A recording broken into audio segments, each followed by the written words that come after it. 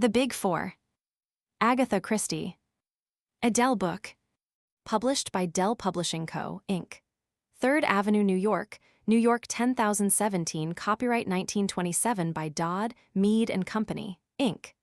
Copyright renewed 1955 by Agatha Christie Mallowan, all rights reserved.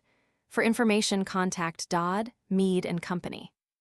Dell registered TM 680 1510, Dell Publishing Co., Inc. Reprinted by arrangement with Dodd, Mead and Company, New York 10016, printed in the United States of America, previous Dell edition 0562, new Dell edition, first printing June 1972. Contents: The Unexpected Guest, The Man from the Asylum, we hear more about Li Chang-yen, The Importance of a Leg of Mutton, Disappearance of a Scientist, The Woman on the Stairs, The Radium Thieves in the House of the Enemy, The Yellow Jasmine Mystery, we investigate at Croftlands, A Chess Problem, The Baited Trap, The Mouse Walks In, The Peroxide Blonde, The Terrible Catastrophe, The Dying Chinaman, Number 4 Wins a Trick, in the Felsen Labyrinth. The Big Four, The Unexpected Guest. I have met people who enjoy a channel crossing, men who can sit calmly in their deck chairs and, on arrival, wait until the boat is moored, then gather their belongings together without fuss and disembark.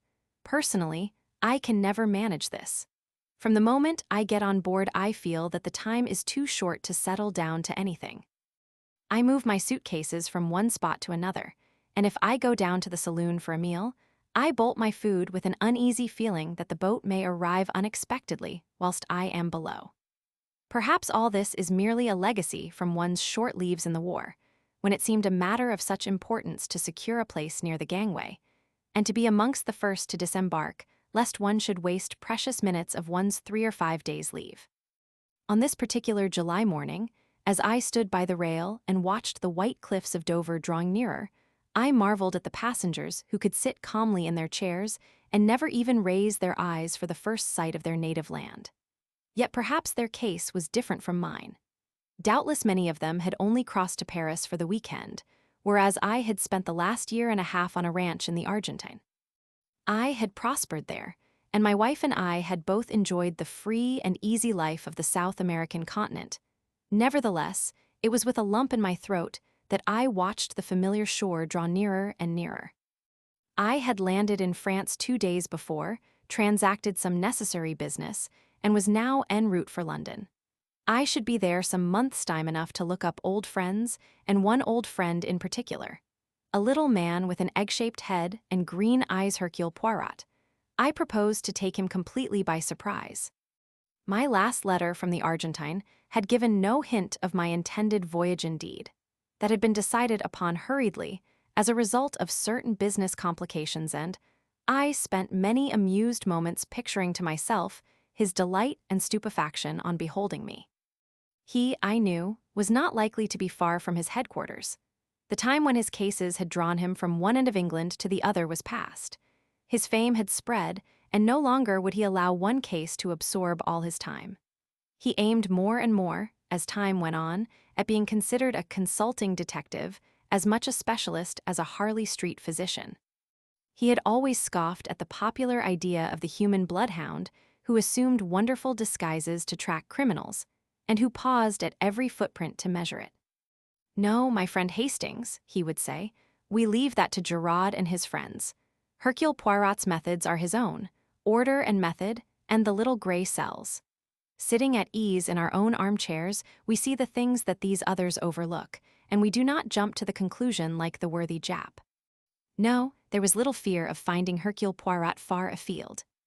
On arrival in London, I deposited my luggage at an hotel and drove straight on to the old address. What poignant memories it brought back to me. I hardly waited to greet my old landlady, but hurried up the stairs 2 at a time and rapped on Poirot's door. "Enter, then," cried a familiar voice from within.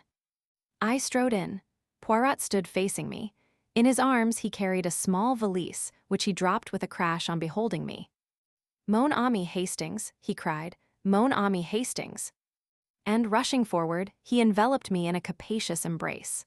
Our conversation was incoherent and inconsequent. Ejaculations, eager questions, Incomplete answers, messages from my wife, explanations as to my journey were all jumbled up together. "I suppose there's someone in my old rooms?" I asked at last, when we had calmed down somewhat. "I'd love to put up here again with you." Poirot's face changed with startling suddenness. "Mon Dieu, but what a chance épouvantable. Regard around you, my friend."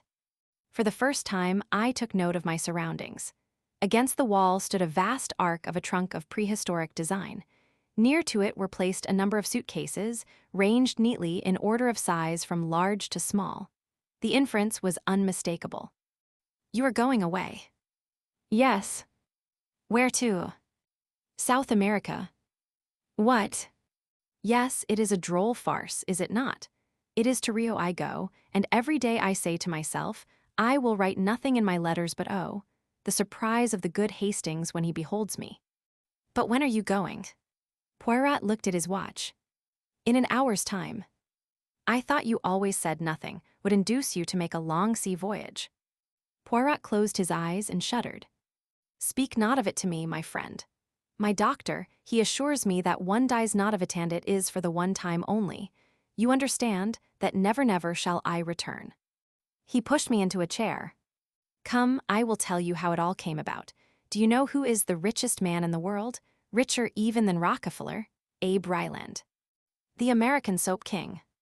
"Precisely. One of his secretaries approached me. There is some very considerable, as you would call it, hocus-pocus going on in connection with a big company in Rio. He wished me to investigate matters on the spot. I refused. I told him that if the facts were laid before me, I would give him my expert opinion, but that he professed himself unable to do. I was to be put in possession of the facts only on my arrival out there. Normally, that would have closed the matter. To dictate to Hercule Poirot is sheer impertinence. But the sum offered was so stupendous that for the first time in my life I was tempted by mere money. It was a competence of fortune, and there was a second attraction, you, my friend. For this last year and a half I have been a very lonely old man. I thought to myself, why not?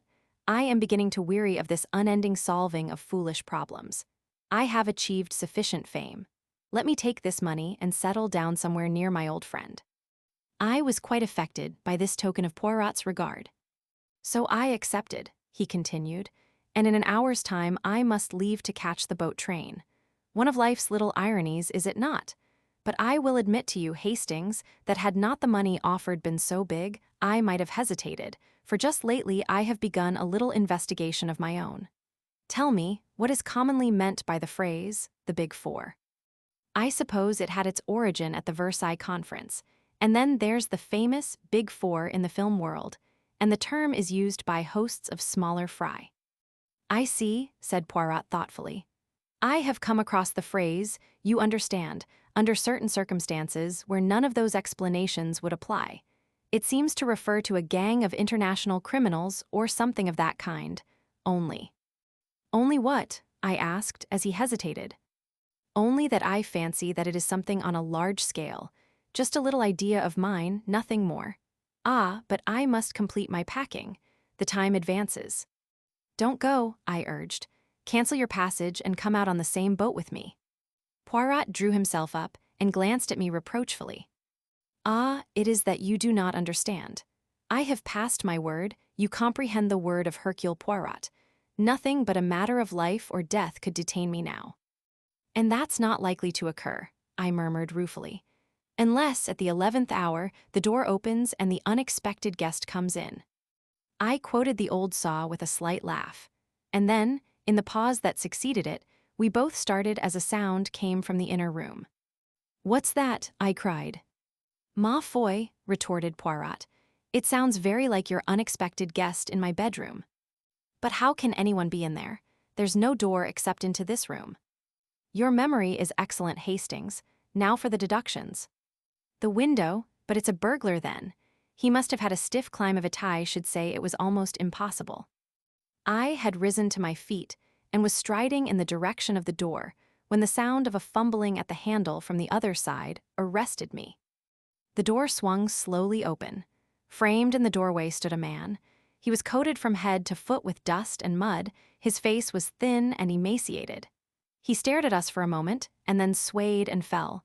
Poirot hurried to his side, then he looked up and spoke to me. Brandy quickly. I dashed some brandy into a glass and brought it. Poirot managed to administer a little, and together we raised him and carried him to the couch. In a few minutes he opened his eyes and looked round him with an almost vacant stare. "What is it you want, monsieur?" said Poirot. The man opened his lips and spoke in a queer mechanical voice. "M. Hercule Poirot, 14 Fairway Street." "Yes, yes, I am he." The man did not seem to understand, and merely repeated in exactly the same tone. "M. Hercule Poirot, 14 Fairway Street." Poirot tried him with several questions. Sometimes the man did not answer at all, sometimes he repeated the same phrase. Poirot made a sign to me to ring up on the telephone. "Get Dr. Ridgway to come round." The doctor was in luckily, and as his house was only just round the corner, few minutes elapsed before he came bustling in. "What's all this, eh?"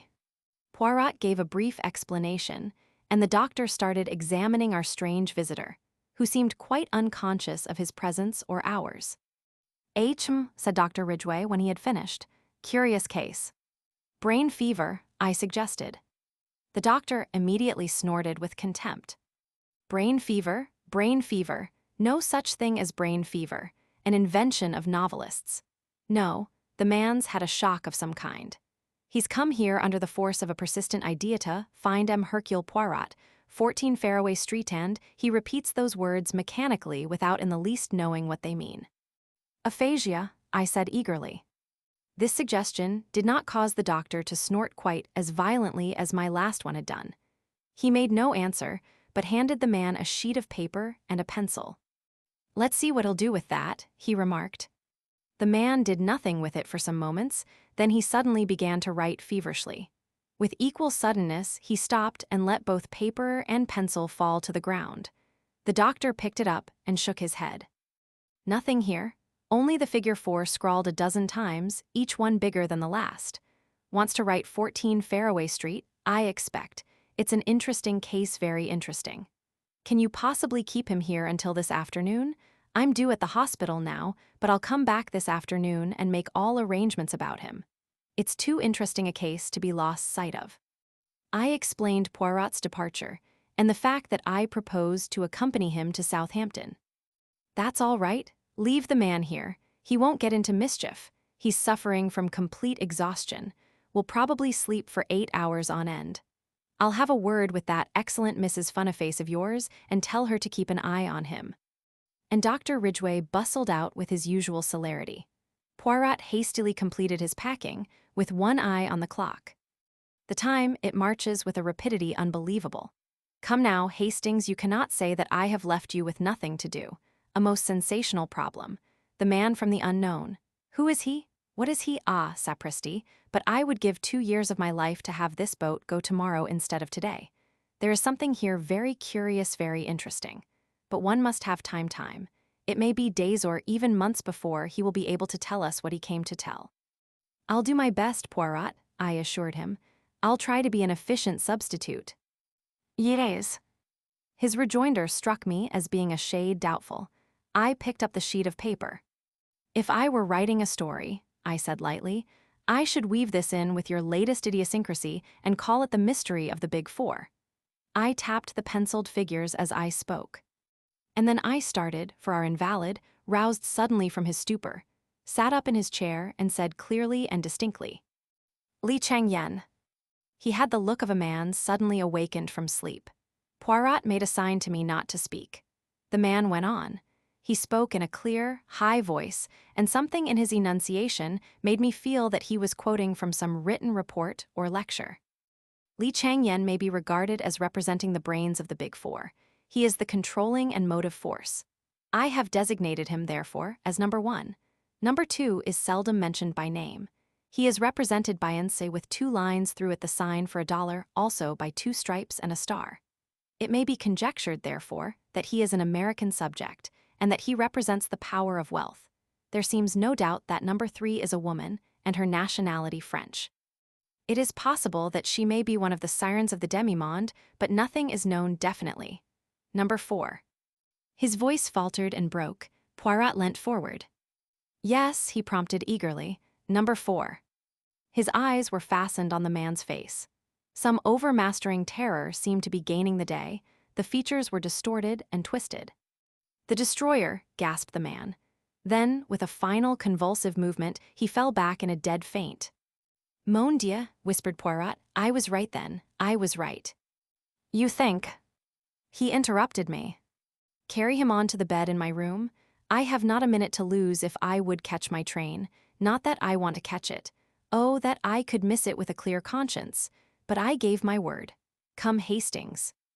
Leaving our mysterious visitor in the charge of Mrs. Pearson, we drove away and duly caught the train by the skin of our teeth. Poirot was alternately silent and loquacious.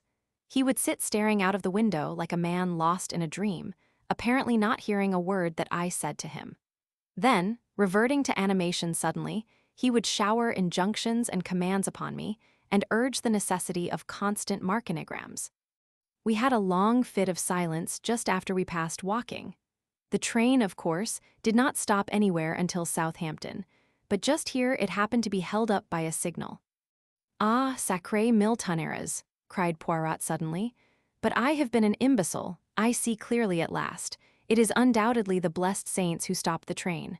Jump, Hastings, but jump, I tell you." In an instant, he had unfastened the carriage door and jumped out on the line. "Throw out the suitcases and jump yourself." I obeyed him, just in time. As I alighted beside him, the train moved on.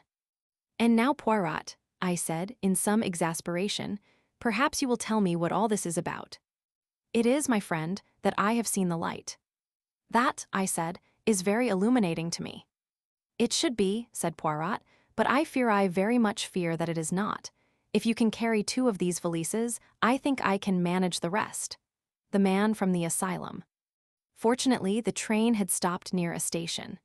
A short walk brought us to a garage where we were able to obtain a car, and half an hour later we were spinning rapidly back to London. Then, and not till then, did Poirot deign to satisfy my curiosity. "You do not see, no more did I, but I see now. Hastings, I was being got out of the way." "What?" "Yes, very cleverly. Both the place and the method were chosen with great knowledge and acumen. They were afraid of me." "Who were?" "Those 4 geniuses who have banded themselves together to work outside the law. A Chinaman, an American, a Frenchwoman, and another. Pray the good God we arrive back in time, Hastings." "You think there is danger to our visitor?" "I am sure of it." Mrs. Pearson greeted us on arrival.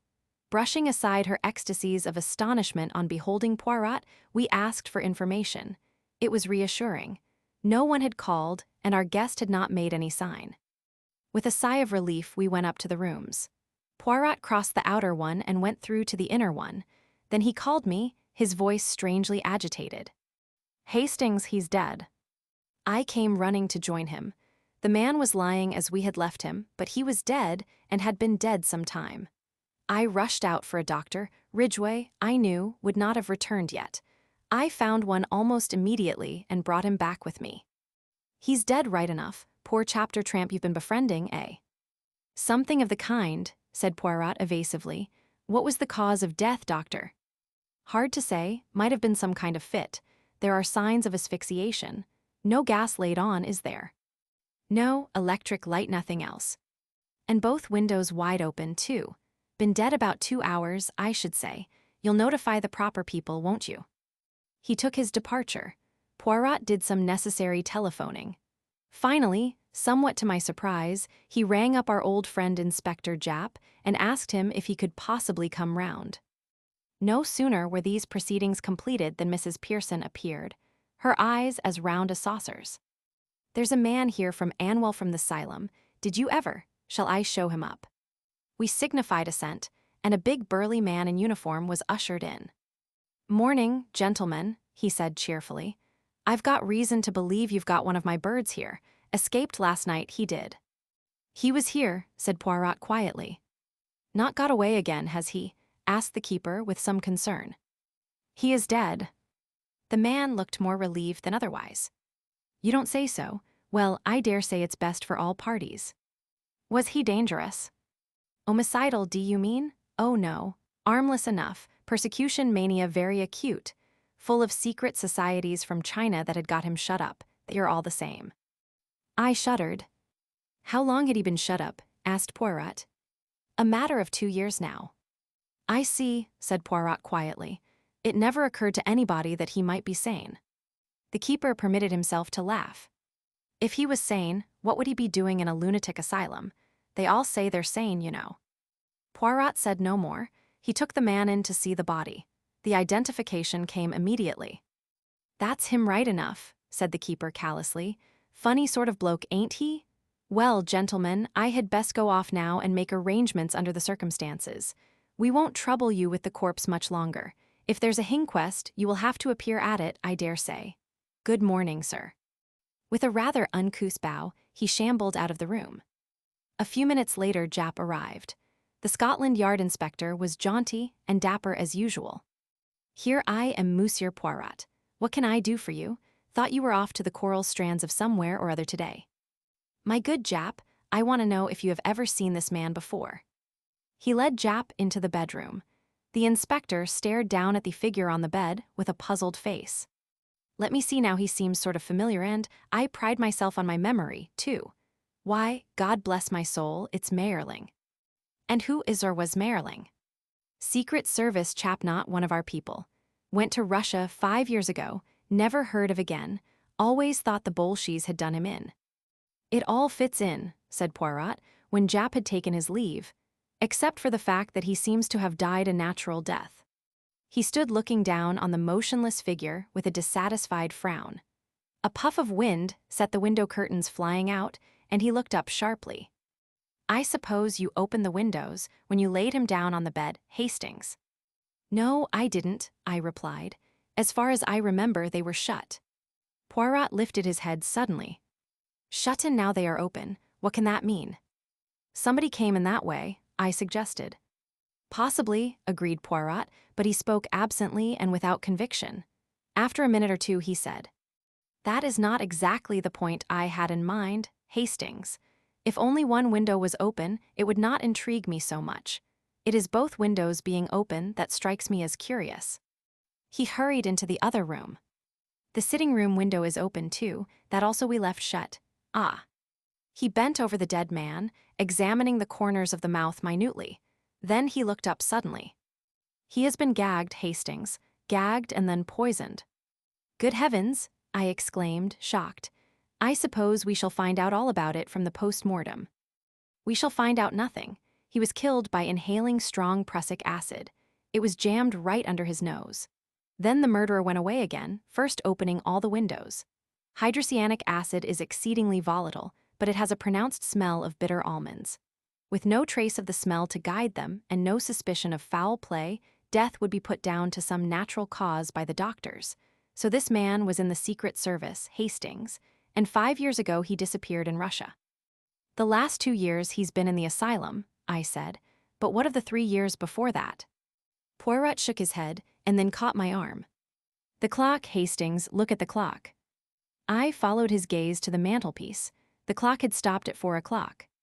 Mon ami, someone has tampered with it. It had still 3 days to run. It is an 8-day clock, you comprehend. But what should they want to do that for? Some idea of a false sent by making the crime appear to have taken place at 4 o'clock. No, rearrange your ideas, mon ami. Exercise your little gray cells. You are Mayerling. You hear something, perhaps, and you know well enough that your doom is sealed. You have just time to leave a sign. 4 o'clock, Hastings. Number 4, the destroyer. Ah, an idea. He rushed into the other room and seized the telephone. He asked for Hanwell. You are the asylum, yes. I understand there has been an escape today. What is that you say? A little moment, if you please. Will you repeat that?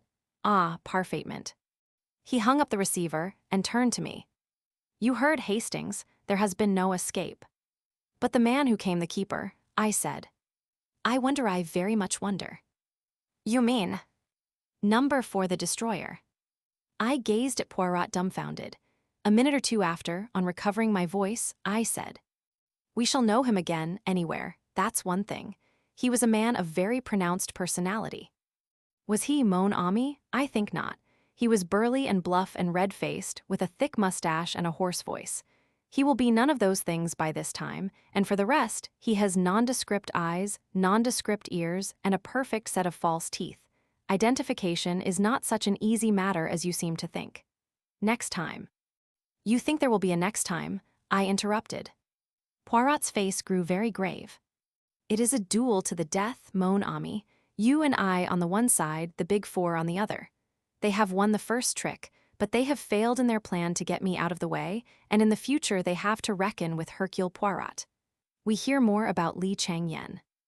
For a day or two after our visit from the fake asylum attendant, I was in some hopes that he might return, and I refused to leave the flat even for a moment.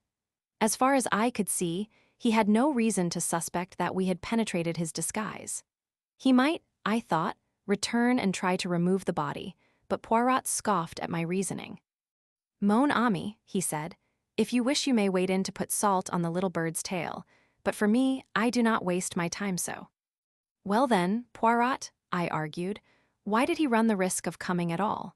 If he intended to return later for the body, I can see some point in his visit.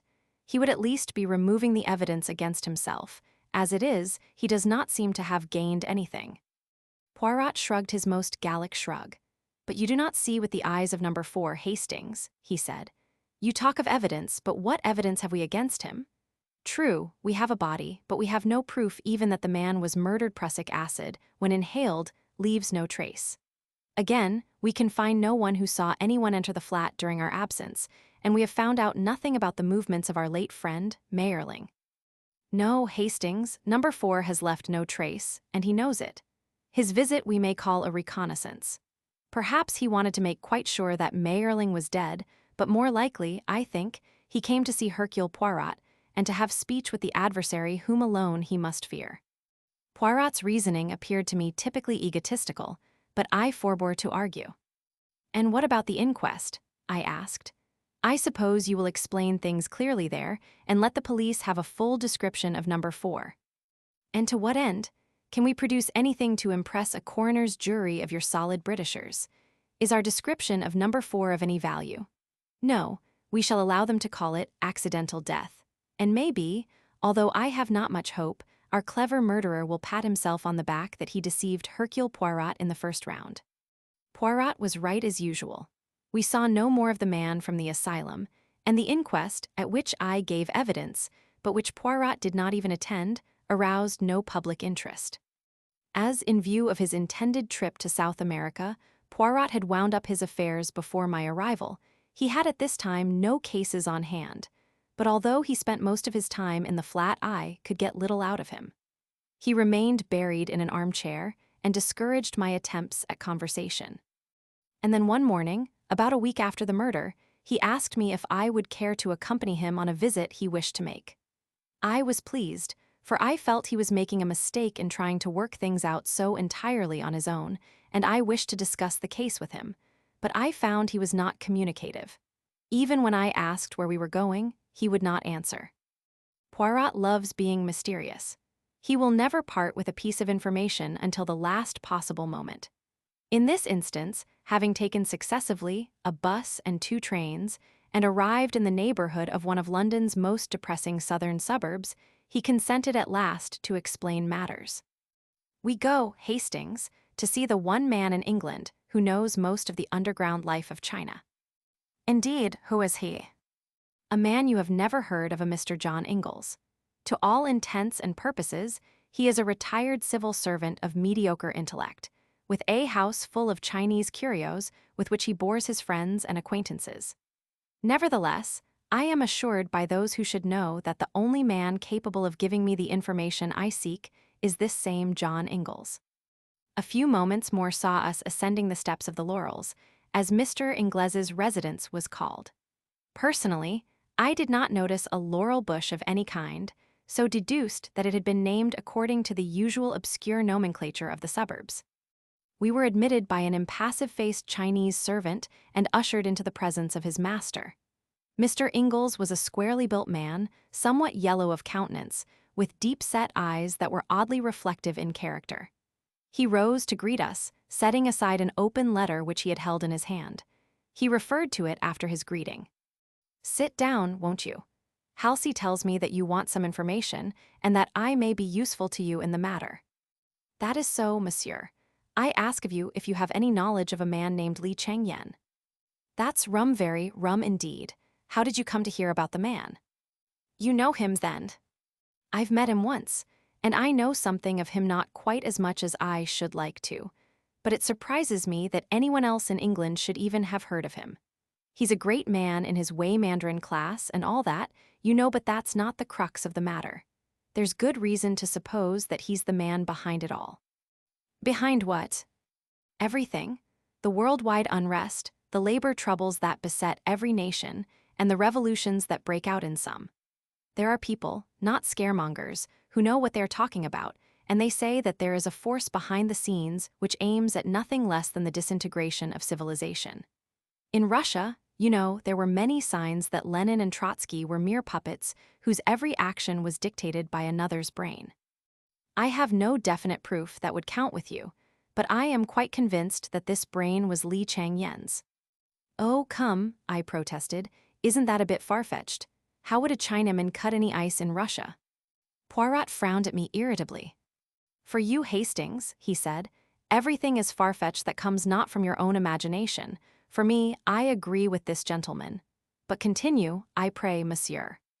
"What exactly he hopes to get out of it all I cannot pretend to say for certain," went on Mr. Ingalls, "but I assume his disease is one that has attacked great brains from the time of Akbar and Alexander to Napoleon, a lust for power and personal supremacy.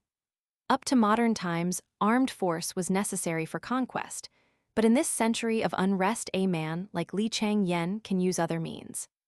I have evidence that he has unlimited money behind him for bribery and propaganda, and there are signs that he controls some scientific force more powerful than the world has dreamed of." Poirot was following Mr. Ingalls' words with the closest attention. "And in China," he asked, "he moves there too?"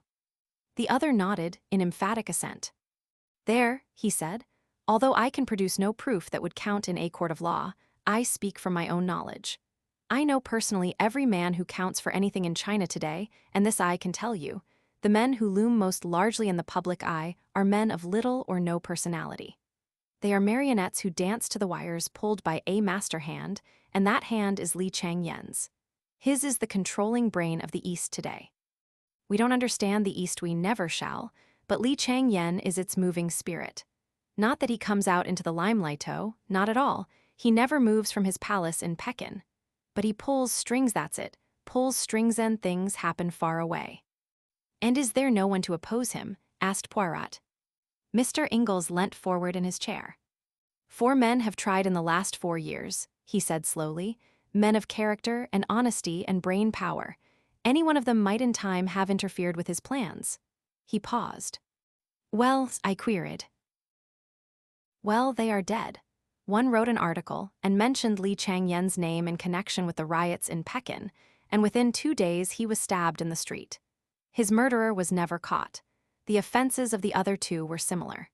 In a speech or an article, or in conversation, each linked Li Changyen's name with rioting or revolution, and within a week of his indiscretion, each was dead. One was poisoned, one died of cholera, an isolated case not part of an epidemic, and one was found dead in his bed. The cause of the last death was never determined, but I was told by a doctor who saw the corpse that it was burnt and shriveled as though a wave of electrical energy of incredible power had passed through it." "And Li Changyen?" inquired Poirot. "Naturally nothing is traced to him, but there are signs, eh?" Mr. Ingalls shrugged. "Oh, signs, yes, certainly. And once I found a man who would talk, a brilliant young Chinese chemist who was a protege of Li Changyen's. He came to me one day, this chemist, and I could see that he was on the verge of a nervous breakdown. He hinted to me of experiments on which he'd been engaged in Li Changyen's palace under the Mandarin's direction, experiments on coolies, in which the most revolting disregard for human life and suffering had been shown. His nerve had completely broken, and he was in the most pitiable state of terror. I put him to bed in a top room of my own house, intending to question him the next day, and that, of course, was stupid of me." "How did they get him?" demanded Poirot. "That I shall never know. I woke that night to find my house in flames and was lucky to escape with my life. Investigation showed that a fire of amazing intensity had broken out on the top floor, and the remains of my young chemist friend were charred to a cinder. I could see from the earnestness with which he had been speaking that Mr. Ingalls was a man mounted on his hobby horse, and evidently he, too, realized that he had been carried away, for he laughed apologetically. "But of course," he said, "I have no proofs, and you, like the others, will merely tell me that I have a bee in my bonnet." "On the contrary," said Poirot quietly, "we have every reason to believe your story. We ourselves are more than a little interested in Lai Chang Yen. Very odd your knowing about him. Didn't fancy a soul in England had ever heard of him. I'd rather like to know how you did come to hear of him if it's not indiscreet." "Not in the least, monsieur. A man took refuge in my rooms. He was suffering badly from shock, but he managed to tell us enough to interest us in this Li Chang Yen. He described 4 people the big foreign organization hitherto undreamed of. Number 1 is Li Chang Yen, number 2 is an unknown American, number 3 an equally unknown Frenchwoman, number 4 may be called the executive of the organization The Destroyer." My informant died. "Tell me, monsieur, is that phrase known to you at all?" "The Big Four. Not in connection with Li Chang Yen. No, I can't say it is. But I've heard it or read it just lately and in some unusual connection too. Ah, I've got it." He rose and went across to an inlaid lacquer cabinetin exquisite thing, as even I could see. He returned with a letter in his hand. "Here you are. Note from an old seafaring man I ran against once in Shanghai. Hoary old reprobate maudlin with drink by now, I should say. I took this to be the ravings of alcoholism." He read it aloud. "Dear sir, you may not remember me, but you did me a good turn once in Shanghai. Do me another now. I must have money to get out of the country. I'm well hid here, I hope, but any day they may get me. The Big Four, I mean, it's life or death. I've plenty of money, but I daren't get at it for fear of putting them wise. Send me a couple of hundred in notes. I'll repay it faithful, I swear to that. Your servant, sir. Jonathan Whalley. Dated from Granite Bungalow, Hophaton, Dartmoor. I'm afraid I regarded it as rather a crude method of relieving me of a couple of hundred which I can ill spare. If it's any use to you," he held it out. "Je vous remercie, monsieur. I start for Hophaton at El Hura Merm. Dear me, this is very interesting. Supposing I come along too, any objection?" "I should be charmed to have your company, but we must start at once. We shall not reach Dartmoor until close on nightfall, as it is." John Ingalls did not delay us more than a couple of minutes, and soon we were in the train moving out of Paddington bound for the West Country. Hophaton was a small village clustering in a hollow right on the fringe of the moorland. It was reached by a 9-mile drive from Morton Hampstead. It was about 8 o'clock when we arrived, but as the month was July, the daylight was still abundant. We drove into the narrow street of the village, and then stopped to ask our way of an old rustic. "Granite Bungalow," said the old man reflectively. "It be Granite Bungalow you do want, eh?" We assured him that this was what we did want. The old man pointed to a small gray cottage at the end of the street. "There be tea bungalow. Do you want to see tea inspector?" "What inspector?" asked Poirot sharply. "What do you mean?" "Haven't ye heard about tea murder, then? A shocking business tea was, seemingly. Pools of blood, they do say." "Mon Dieu," murmured Poirot. "This inspector of yours, I must see him at once." 5 minutes later, we were closeted with Inspector Meadows. The inspector was inclined to be stiff at first, but at the magic name of Inspector Japp of Scotland Yard, he unbent. "Yes, sir, murdered this morning. A shocking business. They phoned to Morton, and I came out at once. Looked a mysterious thing to begin with. The old man, he was about 70, you know, and fond of his glass. From all I hear was lying on the floor of the living room. There was a bruise on his head, and his throat was cut from ear to ear, blood all over the place, as you can understand. The woman who cooks for him, Betsy Andrews, she told us that her master had several little Chinese jade figures that he'd told her were very valuable, and these had disappeared. That, of course, looked like assault and robbery, but there were all sorts of difficulties in the way of that solution.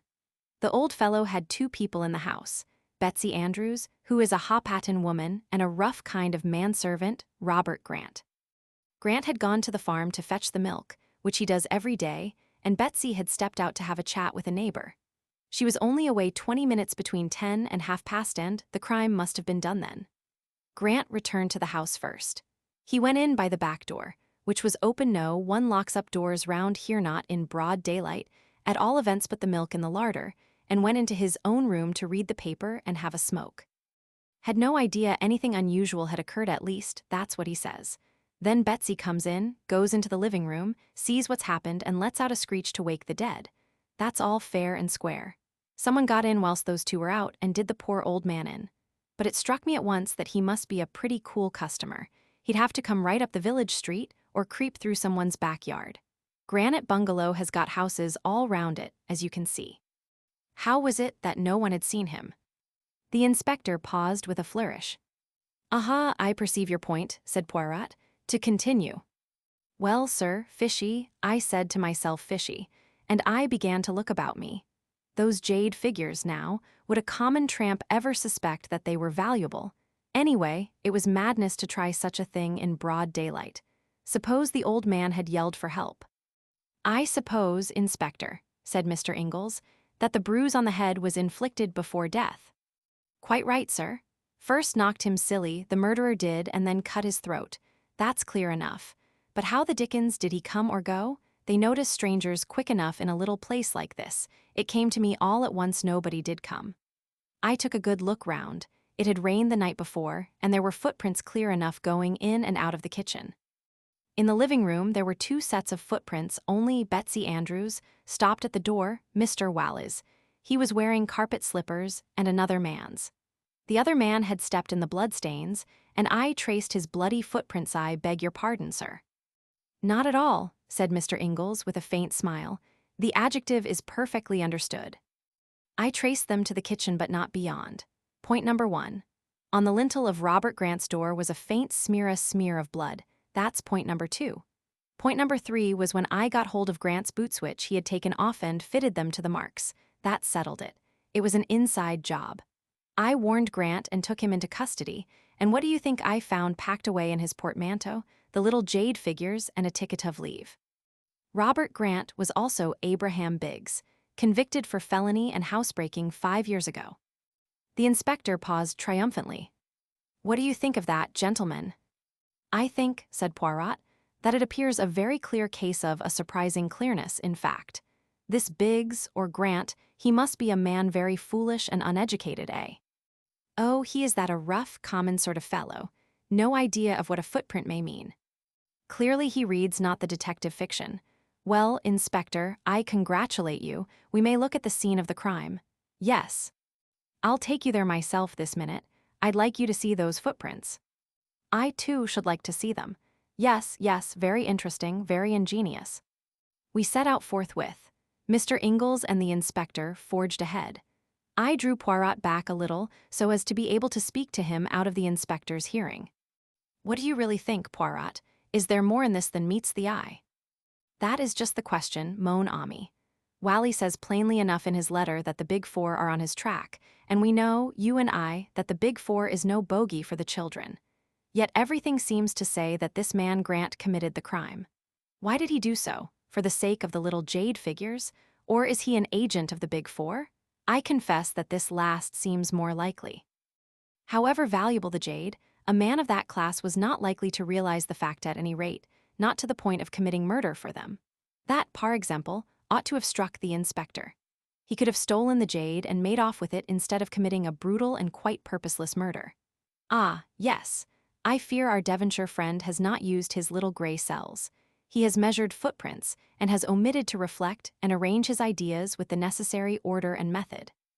The importance of a leg of mutt. The inspector drew a key from his pocket and unlocked the door of Granite Bungalow. The day had been fine and dry, so our feet were not likely to leave any prints. Nevertheless, we wiped them carefully on the mat before entering. A woman came up out of the gloom and spoke to the inspector, and he turned aside. Then he spoke over his shoulder. "Have a good look round, Mr. Poirot, and see all there is to be seen.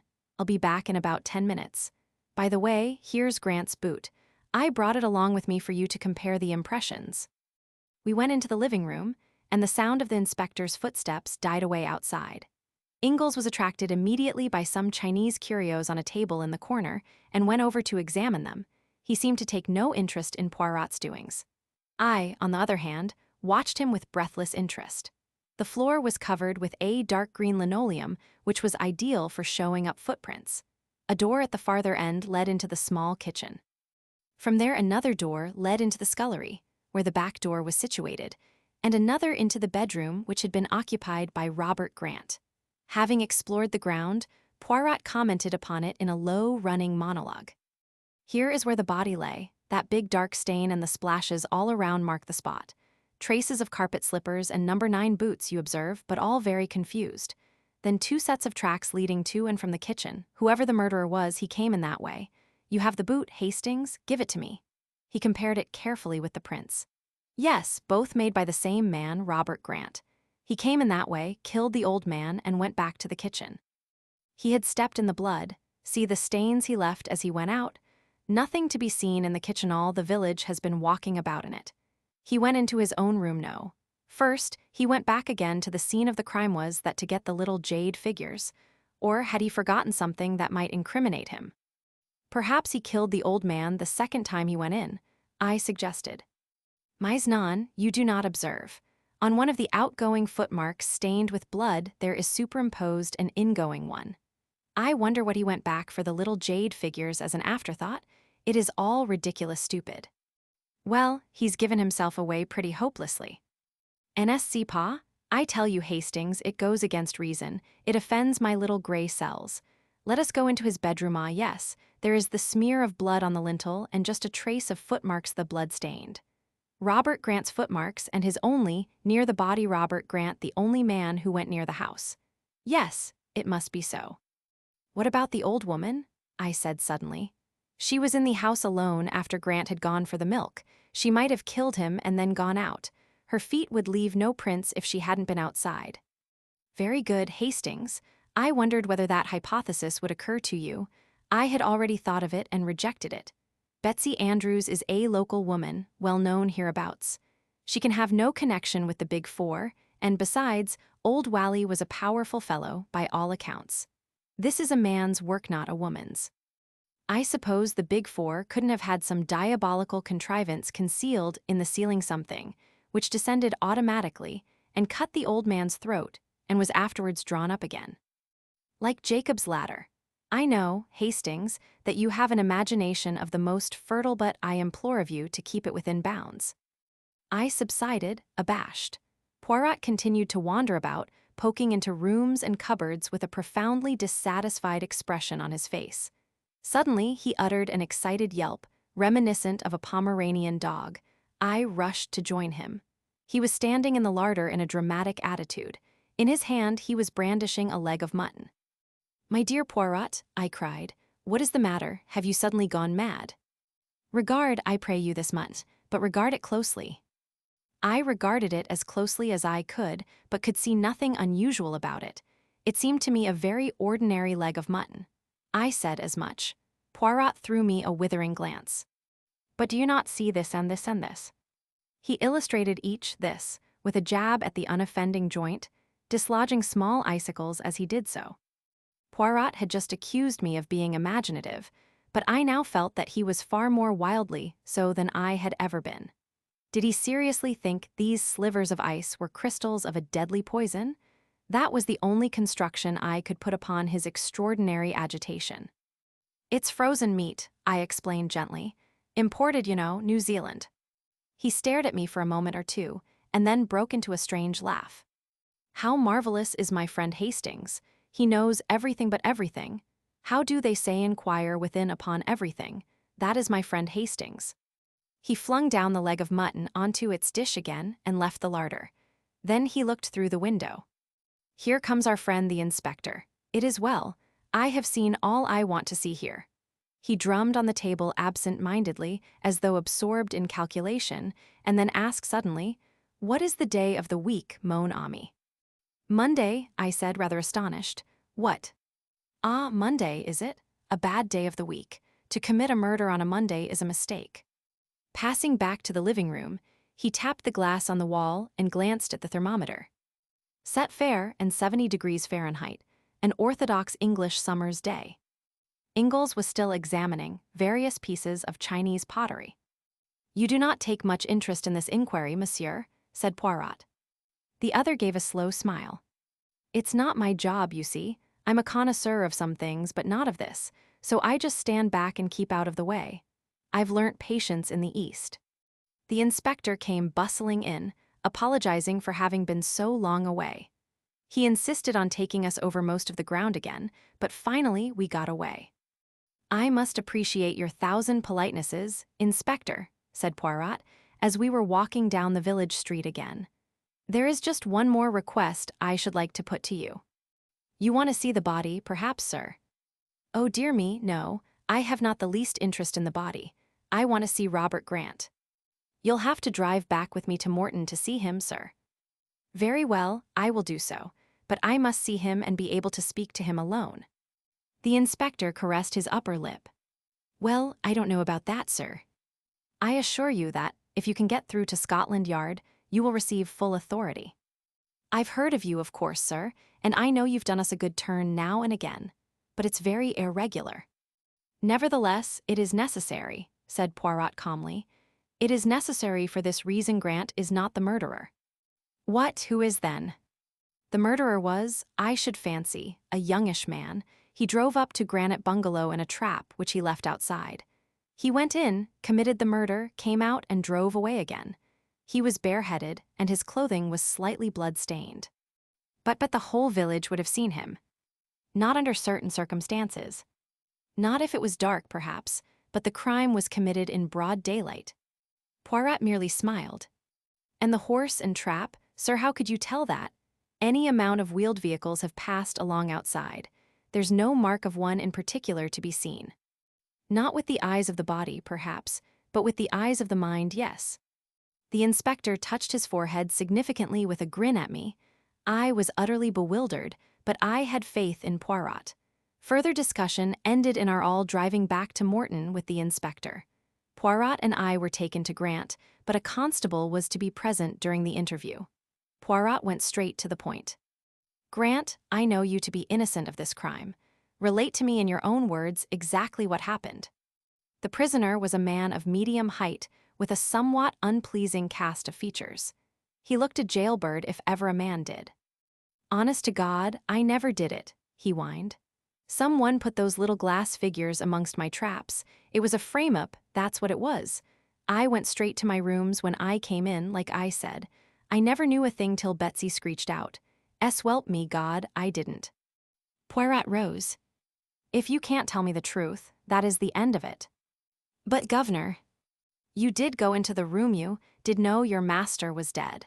And you were just preparing to make a bolt of it when the good Betsy made her terrible discovery. The man stared at Poirot with a dropped jaw. Come now, is it not so? I tell you solemnly on my word of honor that, to be frank now, is your only chance. I'll risk it, said the man suddenly. It was just as you say. I came in and went straight to the master and there he was, dead on the floor and blood all round. Then I got the wind up proper. They'd ferret out my record, and for a certainty they'd say it was me as had done him in. My only thought was to get away at once before he was found. And the jade figures. The man hesitated. You see, you took them by a kind of reversion to instinct, as it were. You had heard your master say that they were valuable, and you felt you might as well go the whole hog. That, I understand. Now, answer me this. Was it the second time that you went into the room that you took the figures? I didn't go in a second time. Once was enough for me. You are sure of that? Absolutely certain. Good. Now, when did you come out of prison? 2 months ago. How did you obtain this job? Through one of them prisoners' help societies. Bloke met me when I came out. What was he like? Not exactly a parson, but looked like one. Soft black hat and mincing way of talking. Got a broken front tooth. Spectacled chapter Saunders his name was. Said he hoped I was repentant and that he'd find me a good post. I went to Old Wally on his recommendation. Poirot rose once more. I thank you, I know all now. Have patience. He paused in the doorway and added, Saunders gave you a pair of boots, didn't he? Grant looked very astonished. Why, yes, he did, but how did you know? It is my business to know things, said Poirot gravely. After a word or two to the inspector, the three of us went to the White Hart and discussed eggs and bacon and Devonshire cider. Any elucidations yet? Asked Ingalls with a smile.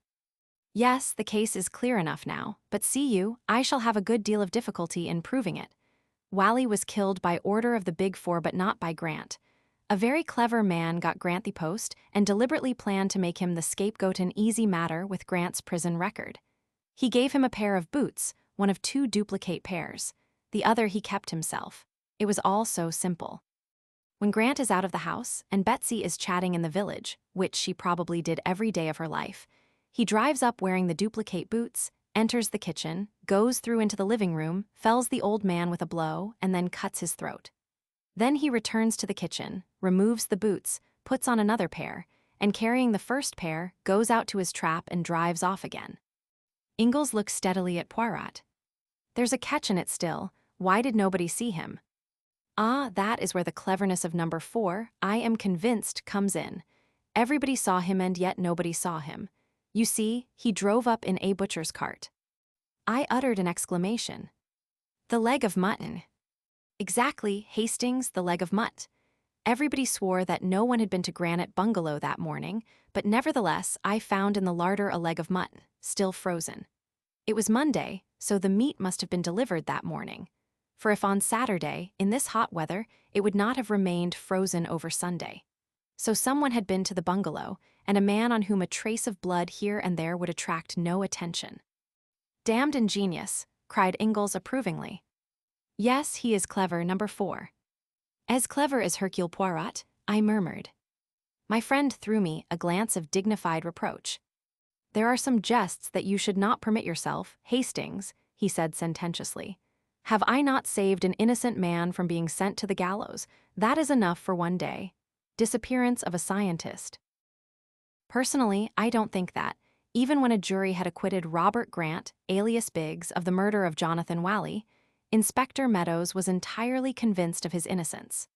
The case which he had built up against Grant, the man's record, the jade which he had stolen, the boots which fitted the footprint so exactly, was, to his matter-of-fact mind, too complete to be easily upset. But Poirot, compelled much against his inclination to give evidence, convinced the jury. 2 witnesses were produced who had seen a butcher's cart drive up to the bungalow on that Monday morning, and the local butcher testified that his cart only called there on Wednesdays and Fridays. A woman was actually found who, when questioned, remembered seeing the butcher's man leaving the bungalow, but she could furnish no useful description of him. The only impression he seemed to have left on her mind was that he was clean-shaven, of medium height, and looked exactly like a butcher's man. At this description, Poirot shrugged his shoulders philosophically. It is as I tell you, Hastings, he said to me after the trial. He is an artist, this one. He disguises himself not with the false beard and the blue spectacles. He alters his features, yes, but that is the least part. For the time being he is the man he would be. He lives in his part.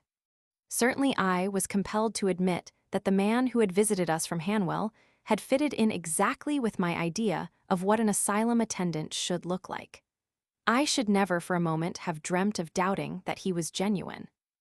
It was all a little discouraging, and our experience on Dartmoor did not seem to have helped us at all. I said as much to Poirot, but he would not admit that we had gained nothing. We progress, he said. We progress. At every contact with this man we learn a little of his mind and his methods. Of us and our plans he knows nothing. And there, Poirot, I protested, he and I seem to be in the same boat. You don't seem to me to have any plans, you seem to sit and wait for him to do something. Poirot smiled.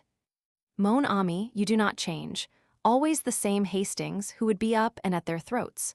Perhaps, he added, as a knock sounded on the door, you have here your chance. It may be our friend who enters. And he laughed at my disappointment when Inspector Japp and another man entered the room. Good evening, monsieur, said the inspector. Allow me to introduce Captain Kent of the United States Secret Service. Captain Kent was a tall, lean American, with a singularly impassive face which looked as though it had been carved out of wood. Pleased to meet you, gentlemen, he murmured, as he shook hands jerkily. Poirot threw an extra log on the fire and brought forward more easy chairs. I brought out glasses and the whiskey and soda. The captain took a deep draught and expressed appreciation. Legislation in your country is still sound, he observed. "And now to business," said Jap. "Monsieur Poirot here made a certain request to me. He was interested in some concern that went by the name of the Big Four, and he asked me to let him know at any time if I came across a mention of it in my official line of business."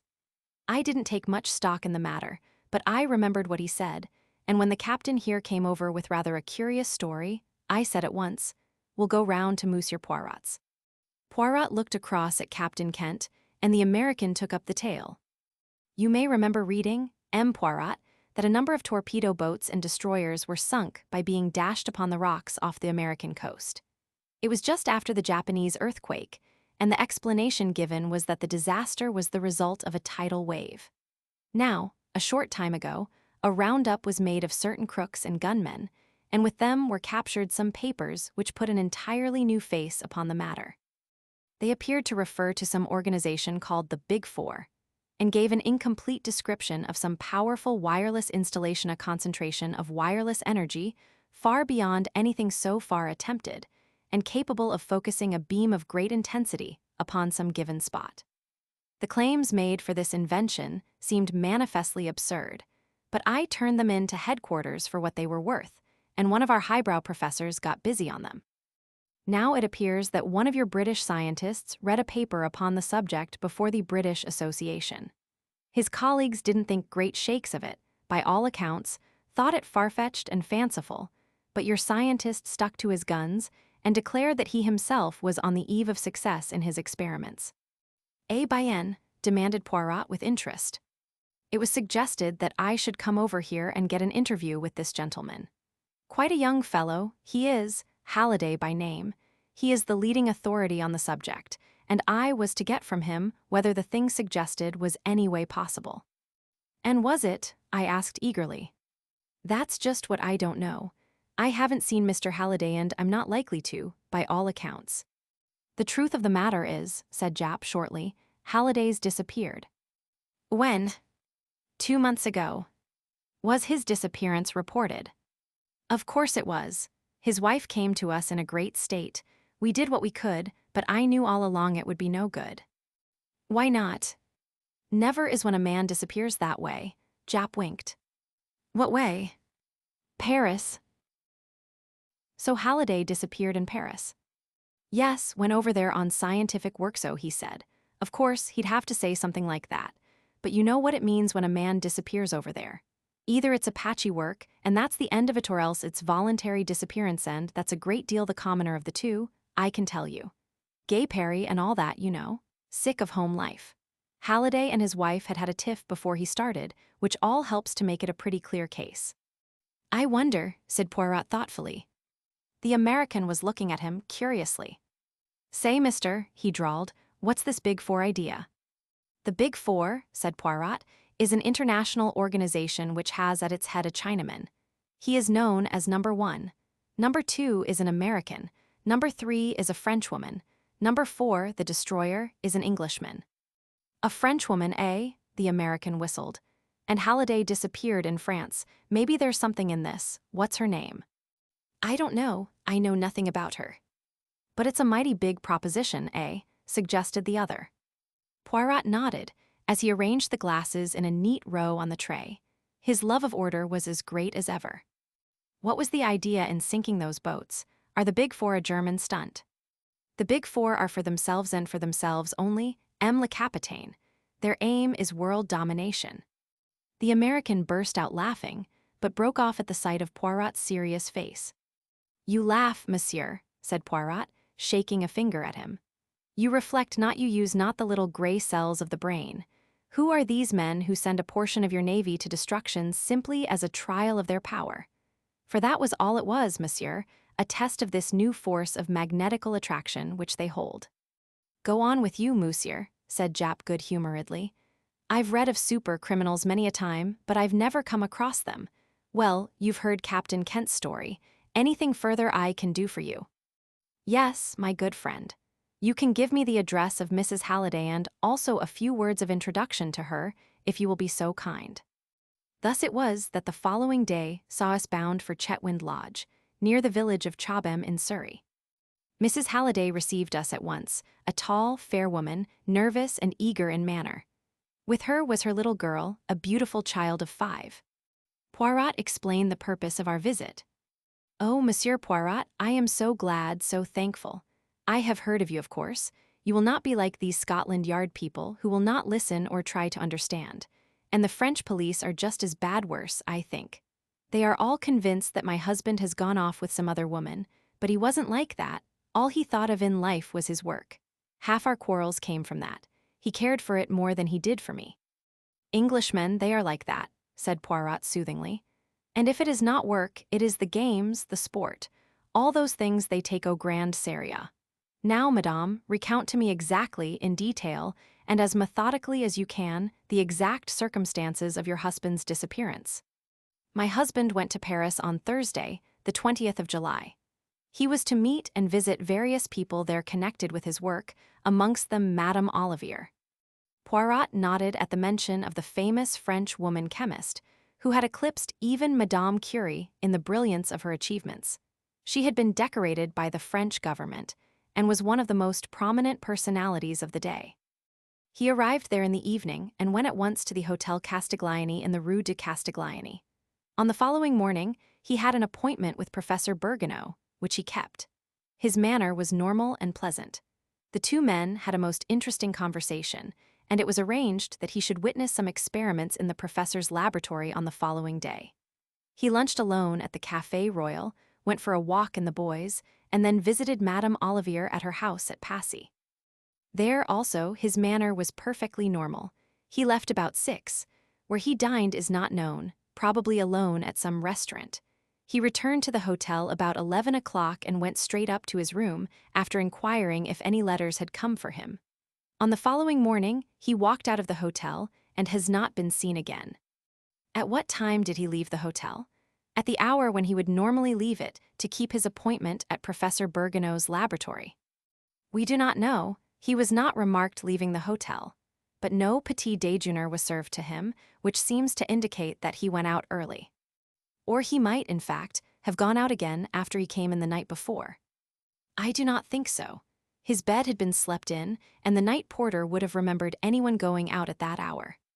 A very just observation, madame. We may take it, then, that he left early on the following morning, and that is reassuring from one point of view. He is not likely to have fallen a victim to any Apache assault at that hour. His baggage, now, was it all left behind? Mrs. Halliday seemed rather reluctant to answer, but at last she said, "No, he must have taken one small suitcase with him." Said Poirot thoughtfully. "I wonder where he was that evening. If we knew that, we should know a great deal. Whom did he meet? There lies the mystery. Madame, myself, I do not of necessity accept the view of the police. With them is it always cherchez la femme. Yet it is clear that something occurred that night to alter your husband's plans. You say he asked for letters on returning to the hotel. Did he receive any?" "One only, and that must have been the one I wrote him on the day he left England." Poirot remained sunk in thought for a full minute, then he rose briskly to his feet. "Well, madame, the solution of the mystery lies in Paris, and to find it I myself journey to Paris on the instant." "It is all a long time ago, monsieur." Yes, nevertheless it is there that we must seek." He turned to leave the room, but paused with his hand on the door. "Tell me, madame, do you ever remember your husband mentioning the phrase, the Big Four?" "The Big Four," she repeated thoughtfully. "No, I can't say I do. The woman on the stairs." That was all that could be elicited from Mrs. Halliday. We hurried back to London, and the following day saw us en route for the Continent. With rather a rueful smile, Poirot observed, "This Big Four, they make me to bestir myself, mon ami. I run up and down, all over the ground like our old friend, the human foxhound." "Perhaps you'll meet him in Paris," I said, knowing that he referred to a certain Giraud, one of the most trusted detectives of the Sûreté, whom he had met on a previous occasion. Poirot made a grimace. "I devoutly hope not. He loved me not, that one." "Won't it be a very difficult task," I asked, "to find out what an unknown Englishman did on an evening 2 months ago?" "Very difficult, mon ami.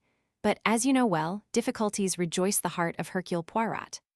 "You think the Big Four kidnapped him?" Poirot nodded. "Our inquiries necessarily went over old ground, and we learnt little to add to what Mrs. Halliday had already told us. Poirot had a lengthy interview with Professor Bergoneau, during which he sought to elicit whether Halliday had mentioned any plan of his own for the evening, but we drew a complete blank. Our next source of information was the famous Madame Olivier. I was quite excited as we mounted the steps of her villa at Passy. It has always seemed to me extraordinary that a woman should go so far in the scientific world. I should have thought a purely masculine brain was needed for such work. The door was opened by a young lad of 17 or thereabouts, who reminded me vaguely of an acolyte, so ritualistic was his manner. Poirot had taken the trouble to arrange our interview beforehand, as he knew Madame Olivier never received anyone without an appointment, being immersed in research work most of the day. We were shown into a small salon, and presently the mistress of the house came to us there. Madame Olivier was a very tall woman, her tallness accentuated by the long white overall she wore and a coif like a nun's that shrouded her head. She had a long, pale face and wonderful dark eyes that burnt with a light almost fanatical. She looked more like a priestess of old than a modern Frenchwoman. One cheek was disfigured by a scar, and I remembered that her husband and co-worker had been killed in an explosion in the laboratory 3 years before, and that she herself had been terribly burned. Ever since then, she had shut herself away from the world and plunged with fiery energy into the work of scientific research. She received us with cold politeness. "I have been interviewed by the police many times, messieurs. I think it hardly likely that I can help you, since I have not been able to help them. Madame, it is possible that I shall not ask you quite the same questions. To begin with, of what did you talk together, you and M. Halliday?" She looked a trifle surprised. "But of his work and also mine. Did he mention to you the theories he had embodied recently in his paper read before the British Association?" "Certainly he did. It was chiefly of those we spoke." "His ideas were somewhat fantastic, were they not?" asked Poirot carelessly. "Some people have thought so. I do not agree." "You considered them practicable?" "Perfectly practicable. My own line of research has been somewhat similar, though not undertaken with the same end in view. I have been investigating the gamma rays emitted by the substance usually known as radium-C, a product of radium emanation, and in doing so I have come across some very interesting magnetical phenomena. Indeed, I have a theory as to the actual nature of the force we call magnetism, but it is not yet time for my discoveries to be given to the world. Mr. Halliday's experiments and views were exceedingly interesting to me." Poirot nodded, then he asked a question which surprised me. "Madame, where did you converse on these topics? In here?" "No, monsieur, in the laboratory."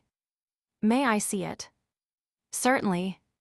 She led the way to the door from which she had entered. It opened on a small passage. We passed through 2 doors and found ourselves in the big laboratory, with its array of beakers and crucibles and 100 appliances of which I did not even know the names. There were 2 occupants, both busy with some experiment. Madame Olivier introduced them. Mademoiselle Claude, one of my assistants, a tall, serious-faced young girl, bowed to us. Monsieur Henry, an old and trusted friend. The young man, short and dark, bowed jerkily. Poirot looked round him. There were 2 other doors besides the one by which we had entered. One, Madame explained, led into the garden, the other into a smaller chamber also devoted to research. Poirot took all this in, then declared himself ready to return to the salon. "Madame, were you alone with M. Halliday during your interview?" "Yes, monsieur. My 2 assistants were in the smaller room next door." "Could your conversation be overheard by them, or anyone else?" Madame reflected, then shook her head. "I do not think so. I am almost sure it could not. The doors were all shut." "Could anyone have been concealed in the room?" "There is the big cupboard in the corner, but the idea is absurd." "Pas tout à fait, madame. One thing more. Did M. Halliday make any mention of his plans for the evening?" "He said nothing whatever, monsieur." "I thank you, madame, and I apologize for disturbing you. Pray do not trouble, we can find our way out." We stepped out into the hall. A lady was just entering the front door as we did so. She ran quickly up the stairs, and I was left with an impression of the heavy mourning that denotes a French widow. "A most unusual type of woman, that," remarked Poirot as we walked away. "Madame Olivier, yes, she Mais non, not Madame Olivier. Celle sans dire, there are not many geniuses of her stamp in the world. No, I referred to the other lady, the lady on the stairs. I didn't see her face, I said, staring. And I hardly see how you could have done, she never looked at us. That is why I said she was an unusual type, said Poirot placidly.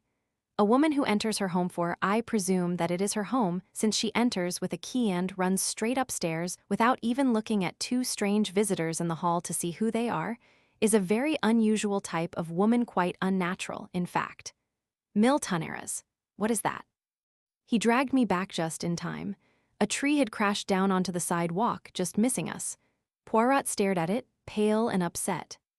It was a near thing that, but clumsy, all the same, for I had no suspicion, at least hardly any suspicion. Yes, but for my quick eyes, the eyes of a cat, Hercule Poirot might now be crushed out of existence, a terrible calamity for the world. And you, too, mon ami, though that would not be such a national catastrophe. Thank you, I said coldly. And what are we going to do now? Do, cried Poirot. We are going to think. Yes, here and now, we are going to exercise our little gray cells. This M. Halliday now, was he really in Paris? Yes, for Professor Bergoneau, who knows him, saw and spoke to him. What on earth are you driving at? I cried. That was Friday morning. He was last seen at 11 Friday night, but was he seen then? The porter. A night porter who had not previously seen Halliday. A man comes in, sufficiently like Halliday we may trust number 4 for that, asks for letters, goes upstairs, packs a small suitcase, and slips out the next morning. Nobody saw Halliday all that evening, no, because he was already in the hands of his enemies. Was it Halliday whom Madame Olivier received?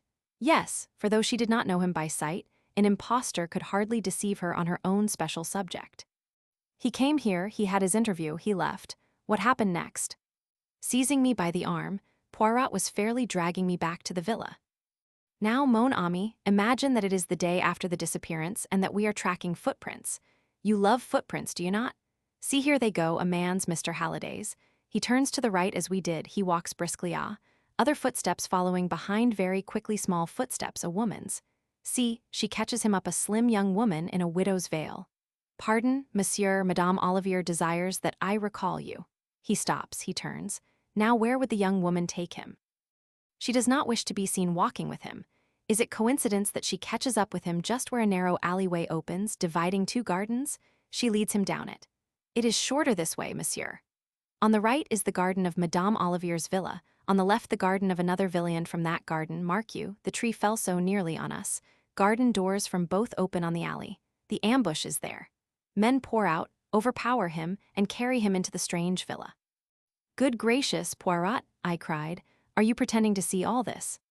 I see it with the eyes of the mind, mon ami. So, and only so, could it have happened.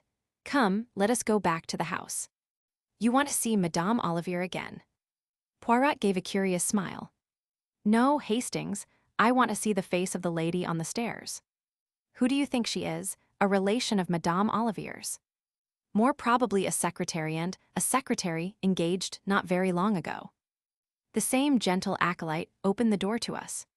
Can you tell me, said Poirot, the name of the lady, the widow lady, who came in just now? Madame Veronneau, Madame's secretary. That is the lady. Would you be so kind as to ask her to speak to us for a moment? The youth disappeared. He soon reappeared. I am sorry, Madame Veronneau must have gone out again. I think not, said Poirot quietly. Will you give her my name, M. Hercule Poirot, and say that it is important I should see her at once, as I am just going to the prefecture. Again our messenger departed. This time the lady descended. She walked into the salon. We followed her. She turned and raised her veil. To my astonishment, I recognized our old antagonist, the Countess Rosikoff, a Russian countess who had engineered a particularly smart jewel robbery in London. As soon as I caught sight of you in the hall, I feared the worst, she observed plaintively. My dear Countess Rosikoff. She shook her head. Inez Veronneau now, she murmured. A Spaniard married to a Frenchman. What do you want of me, M. Poirot? You are a terrible man. You hunted me from London. Now, I suppose, you will tell our wonderful Madame Olivier about me and hunt me from Paris. We poor Russians, we must live, you know. It is more serious than that, madame. said Poirot, watching her. "I propose to enter the villa next door and release M. Halliday if he is still alive.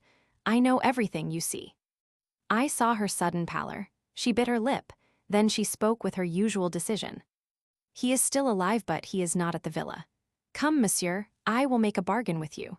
Freedom for me and M. Halliday, alive and well for you." "I accept," said Poirot. "I was about to propose the same bargain myself. By the way, are the Big Four your employers, madame?" Again, I saw that deathly pallor creep over her face, but she left his question unanswered. "Instead, you permit me to telephone?" she asked, and crossing to the instrument she rang up a number. "The number of the villa," she explained, "where our friend is now imprisoned. You may give it to the police. The nest will be empty when they arrive." "Ah, I am through. Is that you, André?" "It is I, Inez. The little Belgian knows all. Send Halliday to the hotel and clear out." She replaced the receiver and came towards us, smiling. "You will accompany us to the hotel, madame?" Naturally, I expected that. I got a taxi and we drove off together. I could see by Poirot's face that he was perplexed. The thing was almost too easy. We arrived at the hotel. The porter came up to us. "A gentleman has arrived. He is in your rooms. He seems very ill. A nurse came with him, but she has left." "That is all right," said Poirot. "He is a friend of mine." We went upstairs together. Sitting in a chair by the window was a haggard young fellow who looked in the last stages of exhaustion. Poirot went over to him. "Are you John Halliday?" The man nodded. "Show me your left arm. John Halliday has a mole just below the left elbow." The man stretched out his arm. The mole was there. Poirot bowed to the Countess. She turned and left the room. A glass of brandy revived Halliday somewhat. "My God," he muttered, "I have been through hell. Those fiends are devils incarnate. My wife, where is she? What does she think? They told me that she would believe." "She does not," said Poirot firmly. "Her faith in you has never wavered. She is waiting for you, she and the child." "Thank God for that. I can hardly believe that I am free once more." "Now that you are a little recovered, monsieur, I should like to hear the whole story from the beginning." Halliday looked at him with an indescribable expression. "I remember nothing," he said. "What? Have you ever heard of the Big Four?" "Something of them," said Poirot dryly. "You do not know what I know. They have unlimited power. If I remain silent, I shall be safe. If I say one word, not only I, but my nearest and dearest will suffer unspeakable things. It is no good arguing with me. I know, I remember nothing."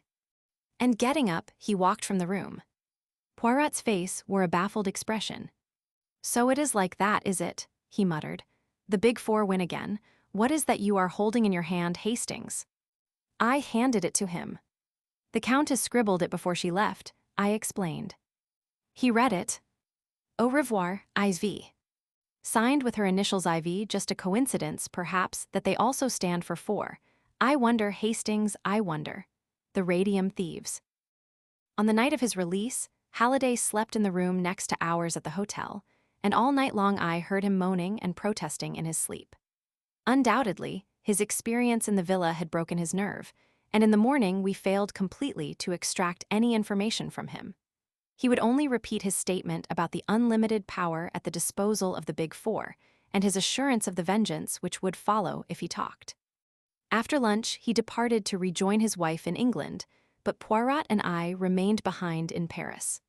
I was all for energetic proceedings of some kind or other, and Poirot's quiescence annoyed me. "For heaven's sake, Poirot," I urged, "let us be up and at them." "Admirable, mon ami, admirable. Up where and at whom? Be precise, I beg of you." "At the Big Four, of course." "Cela sans dire, but how would you set about it?" "The police," I hazarded doubtfully. Poirot smiled. "They would accuse us of romancing. We have nothing to go upon, nothing whatever. We must wait." "Wait for what?" "Wait for them to make a move. See now, in England you all comprehend and adore la boxe. If one man does not make a move, the other must, and by permitting the adversary to make the attack one learns something about him. That is our part, to let the other side make the attack." "You think they will?" I said doubtfully. "I have no doubt whatever of it. To begin with, see, they try to get me out of England. That fails. Then, in the Dartmoor affair, we step in and save their victim from the gallows. And yesterday, once again, we interfere with their plans. Assuredly, they will not leave the matter there. As I reflected on this, there was a knock on the door. Without waiting for a reply, a man stepped into the room and closed the door behind him. He was a tall, thin man with a slightly hooked nose and a sallow complexion. He wore an overcoat buttoned up to his chin and a soft hat well pulled down over his eyes. "Excuse me, gentlemen, for my somewhat unceremonious entry," he said in a soft voice, "but my business is of a rather unorthodox nature." Smiling, he advanced to the table and sat down by it.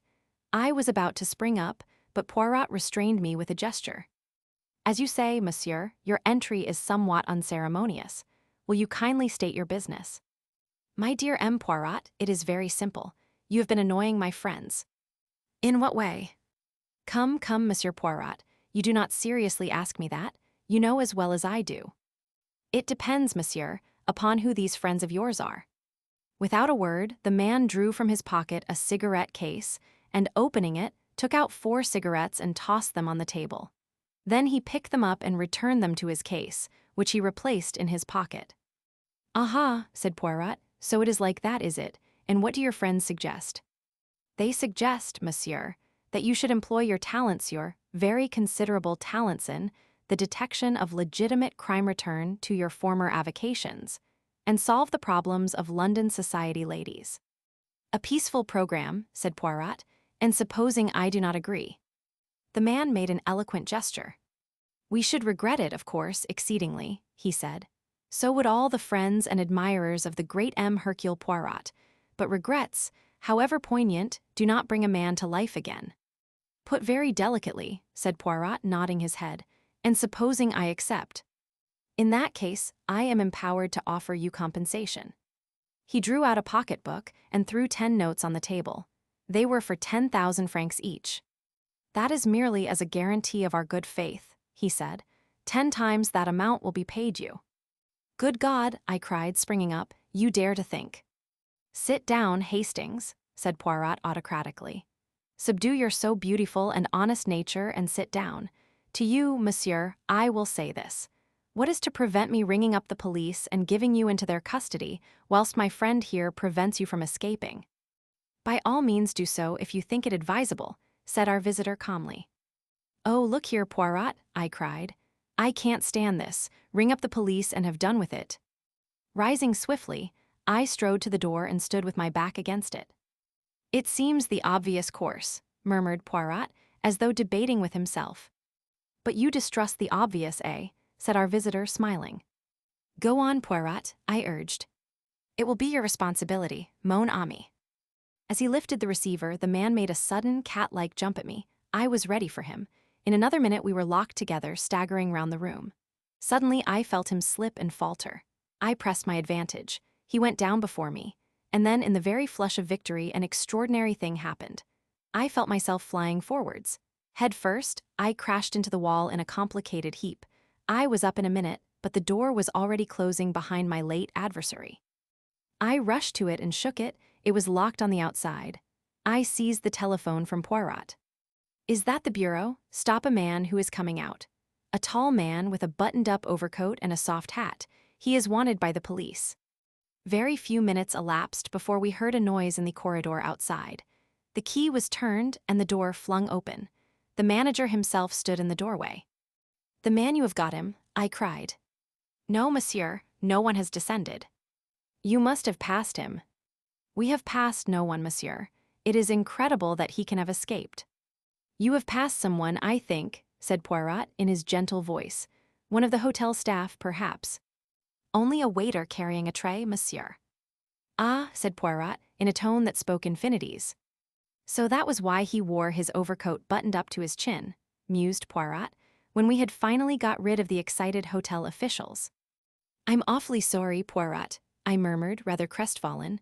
"I thought I'd downed him all right." "Yes, that was a Japanese trick, I fancy. Do not distress yourself, mon ami. All went according to his plan. That is what I wanted." "What's this?" I cried, pouncing on a brown object that lay on the floor. It was a slim pocketbook of brown leather, and had evidently fallen from our visitor's pocket during his struggle with me. It contained 2 receipted bills in the name of M. Felix Léon and a folded-up piece of paper, which made my heart beat faster. It was a half sheet of notepaper on which a few words were scrawled in pencil, but they were words of supreme importance. The next meeting of the council will be on Friday at 34 Rue des Echelles at 11 a.m.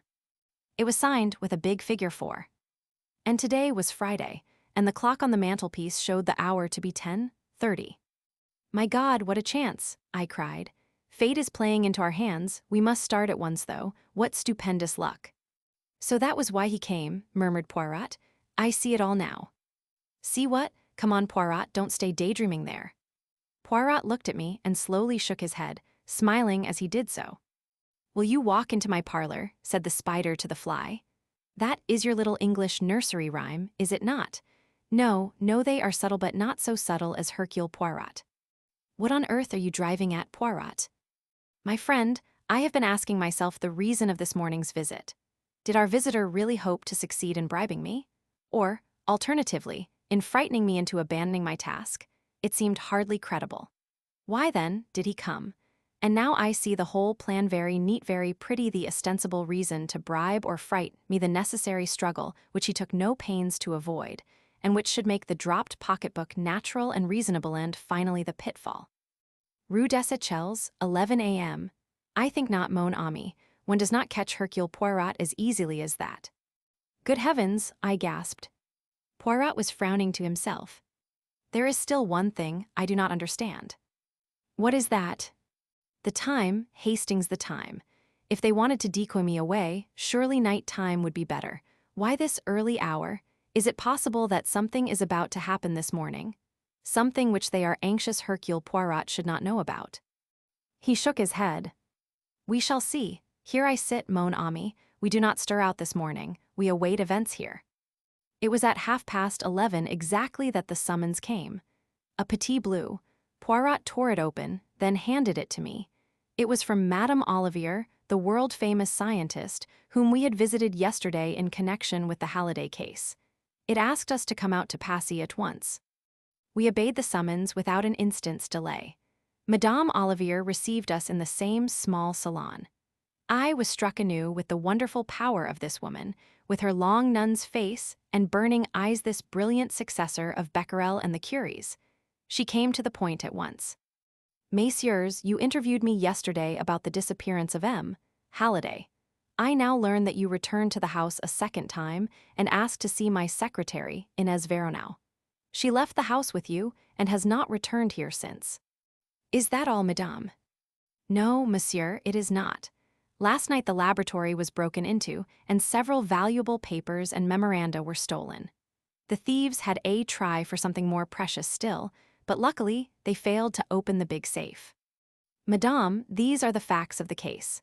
Your late secretary, Madame Veronau, was really the Countess Rossakoff, an expert thief, and it was she who was responsible for the disappearance of M. Halliday. How long had she been with you? 5 months, monsieur. What you say amazes me. It is true, nevertheless. These papers, were they easy to find, or do you think an inside knowledge was shown? It is rather curious that the thieves knew exactly where to look. You think Inez? Yes, I have no doubt that it was upon her information that they acted, but what is this precious thing that the thieves failed to find? Jewels. Madame Olivier shook her head with a faint smile. Something much more precious than that, monsieur. She looked round her, then bent forward, lowering her voice. Radium, monsieur. Radium. Yes, monsieur. I am now at the crux of my experiments. I possess a small portion of radium myself. More has been lent to me for the process I am at work upon.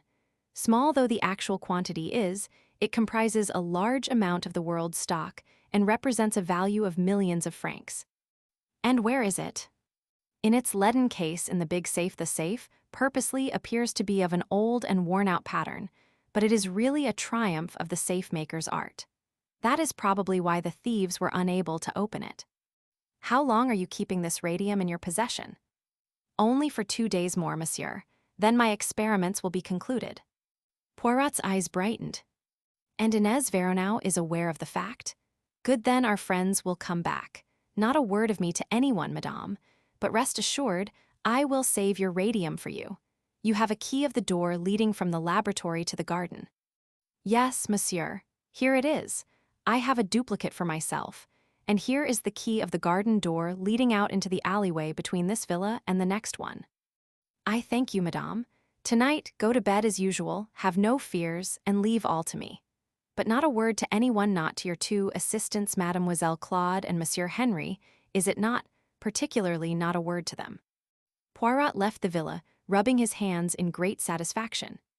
What are we going to do now? I asked. Now, Hastings, we are about to leave Paris for England. What? We will pack our effects, have lunch, and drive to the Gare du Nord. But the radium. I said we were going to leave for England. I did not say we were going to arrive there. Reflect a moment, Hastings. It is quite certain that we are being watched and followed. Our enemies must believe that we are going back to England, and they certainly will not believe that unless they see us get on board the train and start. Do you mean we are to slip off again at the last minute? No, Hastings. Our enemies will be satisfied with nothing less than a bona fide departure. But the train doesn't stop until Calais. It will stop if it is paid to do so. Oh, come now, Poirot, surely you can't pay an express to stop, they'd refuse. My dear friend, have you never remarked the little handle, the signal de rert penalty for improper use? 100 francs, I think. Oh, you're going to pull that. Or rather, a friend of mine, Pierre Comeau, will do so. Then, while he is arguing with the guard and making a big scene, and all the train is agog with interest, you and I will fade quietly away. We duly carried out Poirot's plan. Pierre Comeau, an old crony of Poirot's, and who evidently knew my little friend's methods pretty well, fell in with the arrangements. The communication cord was pulled just as we got to the outskirts of Paris. Comeau made a scene in the most approved French fashion, and Poirot and I were able to leave the train without anyone being interested in our departure. Our first proceeding was to make a considerable change in our appearance. Poirot had brought the materials for this with him in a small case. 2 loafers in dirty blue blouses were the result. We had dinner in an obscure hostelry and started back to Paris afterwards. It was close on 11 o'clock when we found ourselves once more in the neighborhood of Madame Olivier's villa. We looked up and down the road before slipping into the alleyway. The whole place appeared to be perfectly deserted. One thing we could be quite certain of, no one was following us. I do not expect them to be here yet, whispered Poirot to me. Possibly they may not come until tomorrow night, but they know perfectly well that there are only 2 nights on which the radium will be there. Very cautiously, we turned the key in the garden door. It opened noiselessly, and we stepped into the garden. And then, with complete unexpectedness, the blow fell. In a minute we were surrounded, gagged, and bound. At least 10 men must have been waiting for us. Resistance was useless. Like 2 helpless bundles, we were lifted up and carried along. To my intense astonishment, they took us towards the house and not away from it. With a key, they opened the door into the laboratory and carried us into it. One of the men stooped down before the big safe. The door of it swung open. I felt an unpleasant sensation down my spine. Were they going to bundle us into it and leave us there to asphyxiate slowly? However, to my amazement, I saw that from the inside of the safe steps led down beneath the floor. We were thrust down this narrow way and eventually came out into a big subterranean chamber. A woman stood there, tall and imposing, with a black velvet mask covering her face. She was clearly in command of the situation by her gestures of authority. The men slung us down on the floor and left us alone with the mysterious creature in the mask. I had no doubt who she was. This was the unknown Frenchwoman number 3 of the Big Four. She knelt down beside us and removed the gags, but left us bound. Then, rising and facing us, with a sudden swift gesture, she removed her mask. It was Madame Olivier. M. Poirot, she said in a low, mocking tone. The great, the wonderful, the unique M. Poirot, I sent a warning to you yesterday morning. You chose to disregard it. You thought you could pit your wits against us. And now you are here. There was a cold malignity about her that froze me to the marrow. It was so at variance with the burning fire of her eyes. She was mad with the madness of genius. Poirot said nothing. His jaw had dropped and he was staring at her. Well, she said softly, this is the end. We cannot permit our plans to be interfered with. have you any last request to make? Never before or since have I felt so near death. Poirot was magnificent. He neither flinched nor paled, just stared at her with unabated interest. Your psychology interests me enormously, madame, he said quietly. It is a pity that I have so short a time to devote to studying it. Yes, I have a request to make. A condemned man is always allowed a last smoke, I believe. I have my cigarette case on me. If you would permit, he looked down at his bonds. Ah, yes, she laughed. You would like me to untie your hands, would you not? You are clever, Hercule Poirot, I know that. I shall not untie your hands, but I will find you a cigarette. She knelt down by him, extracted his cigarette case, took out a cigarette, and placed it between his lips. And now a match, she said, rising. It is not necessary, madame. Something in his voice startled me. She, too, was arrested. Do not move, I pray of you, madame. You will regret it if you do. Are you acquainted at all with the properties of cuir?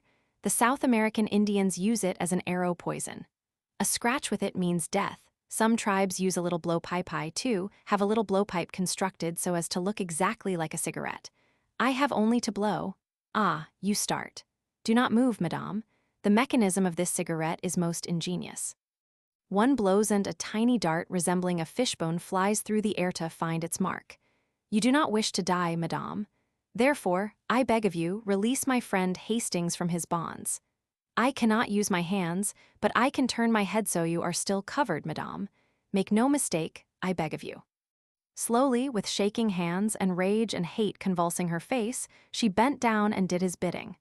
I was free. Poirot's voice gave me instructions. Your bonds will now do for the lady Hastings. That is right. Is she securely fastened? Then release me, I pray of you. It is a fortunate circumstance she sent away her henchmen. With a little luck we may hope to find the way out unobstructed. In another minute, Poirot stood by my side. He bowed to the lady. Hercule Poirot is not killed so easily, madame. I wish you good night. The gag prevented her from replying, but the murderous gleam in her eyes frightened me. I hoped devoutly that we should never fall into her power again. 3 minutes later, we were outside the villa and hurriedly traversing the garden. The road outside was deserted, and we were soon clear of the neighborhood. Then Poirot broke out. I deserve all that woman said to me. I am a triple imbecile, a miserable animal, 36 times an idiot. I was proud of myself for not falling into their trap, and it was not even meant as a trap except exactly in the way in which I fell into it. They knew I would see through it, they counted on my seeing through it. This explains all the ease with which they surrendered Halliday everything. Madame Olivier was the ruling spirit-verer Rossakoff, only her lieutenant. Madame needed Halliday's ideas. She herself had the necessary genius to supply the gaps that perplexed him. Yes, Hastings, we know now who number 3 is, the woman who is probably the greatest scientist in the world. Think of it. The brain of the East, the science of the West End, 2 others whose identities we do not yet know. But we must find out. Tomorrow we will return to London and set about it. You are not going to denounce Madame Olivier to the police. I should not be believed. That woman is one of the idols of France, and we can prove nothing. We are lucky if she does not denounce us. What? Think of it, we are found at night upon the premises with keys in our possession which she will swear she never gave us. She surprises us at the safe, and we gag and bind her and make away. Have no illusions, Hastings. The boot is not upon the right leg, is that how you say it? In the house of the enemy. After our adventure in the villa at Passy, we returned post-haste to London. Several letters were awaiting Poirot. He read one of them with a curious smile and then handed it to me. Read this, mon ami. I turned first to the signature, Abe Ryland, and recalled Poirot's words. The richest man in the world. Mr. Ryland's letter was curt and incisive. He expressed himself as profoundly dissatisfied with the reasons Poirot had given for withdrawing from the South American proposition at the last moment. This gives one furiously to think, does it not? Said Poirot. I suppose it's only natural he should be a bit ratty. No, you comprehend not. Remember the words of Mayerling, the man who took refuge here only to die by the hands of his enemies. Number 2 is represented by an S with 2 lines through it, the sign for $1, also by 2 stripes and a star. It may be conjectured, therefore, that he is an American subject, and that he represents the power of wealth. Add to those words the fact that Ryland offered me a huge sum to tempt me out of England and what about it, Hastings? You mean, I said, staring, that you suspect Abe Ryland, the multimillionaire, of being number 2 of the Big Four. Your bright intellect has grasped the idea, Hastings. Yes, I do. The tone in which you said multimillionaire was eloquent, but let me impress upon you one fact: this thing is being run by men at the top end. Mr. Ryland has the reputation of being no beauty in his business dealings. An able, unscrupulous man, a man who has all the wealth that he needs and is out for unlimited power. There was undoubtedly something to be said for Poirot's view. I asked him when he had made up his mind definitely upon the point. That is just it. I am not sure. I cannot be sure. Mon ami, I would give anything to know. Let me but place number 2 definitely as Abe Ryland, and we draw nearer to our goal. He has just arrived in London, I see by this, I said, tapping the letter. Shall you call upon him and make your apologies in person? I might do so. 2 days later, Poirot returned to our rooms in a state of boundless excitement. He grasped me by both hands in his most impulsive manner. My friend, an occasion stupendous, unprecedented, never to be repeated, has presented itself. But there is danger, grave danger. I should not even ask you to attempt it. If Poirot was trying to frighten me, he was going the wrong way to work, and so I told him. Becoming less incoherent, he unfolded his plan. It seemed that Ryland was looking for an English secretary, one with a good social manner and presence. It was Poirot's suggestion that I should apply for the post. I would do it myself, mon ami, he explained apologetically. But, see you, it is almost impossible for me to disguise myself in the needful manner. I speak the English very well except when I am excited, but hardly so as to deceive the ear. And even though I were to sacrifice my mustaches, I doubt not but that I should still be recognizable as Hercule Poirot. I doubted it also, and declared myself ready and willing to take up the part and penetrate into Ryland's household. 10 to 1 he won't engage me anyway, I remarked. Oh, yes, he will. I will arrange for you such testimonials as shall make him lick his lips. The Home Secretary himself shall recommend you. This seemed to be carrying things a bit far, but Poirot waved aside my remonstrances. Oh, yes, he will do it. I investigated for him a little matter which might have caused a grave scandal. All was solved with discretion and delicacy, and now, as you would say, he perches upon my hand like the little bird and pecks the crumbs. Our first step was to engage the services of an artist in makeup. He was a little man, with a quaint bird-like turn of the head, not unlike Poirot's own. He considered me some time in silence, and then fell to work. When I looked at myself in the glass half an hour afterwards, I was amazed. Special shoes caused me to stand at least 2 inches taller, and the coat I wore was arranged so as to give me a long, lank, weedy look. My eyebrows had been cunningly altered, giving a totally different expression to my face. I wore pads in my cheeks, and the deep tan of my face was a thing of the past. My mustache had gone, and a gold tooth was prominent on one side of my mouth. Your name, said Poirot, is Arthur Neville. God guard you, my friend, for I fear that you go into perilous places. It was with a beating heart that I presented myself at the Savoy, at an hour named by Mr. Ryland, and asked to see the great man. After being kept waiting a minute or two, I was shown upstairs to his suite. Ryland was sitting at a table. Spread out in front of him was a letter which I could see out of the tail of my eye was in the Home Secretary's handwriting. It was my first sight of the American millionaire, and in spite of myself, I was impressed. He was tall and lean, with a jutting-out chin and slightly hooked nose. His eyes glittered cold and gray behind penthouse brows. He had thick grizzled hair and a long black cigar, without which I learned later he was never seen, protruded rakishly from the corner of his mouth. Sit down, he grunted. I sat. He tapped the letter in front of him. According to this piece here, you're the goods all right, and I don't need to look further. Say, are you well up in the social matters? I said that I thought I could satisfy him in that respect. I mean to say, if I have a lot of dukes and earls and viscounts and such like down to the country place I've gotten, you'll be able to sort them out all right and put them where they should be round the dining table. Oh, quite easily, I replied, smiling.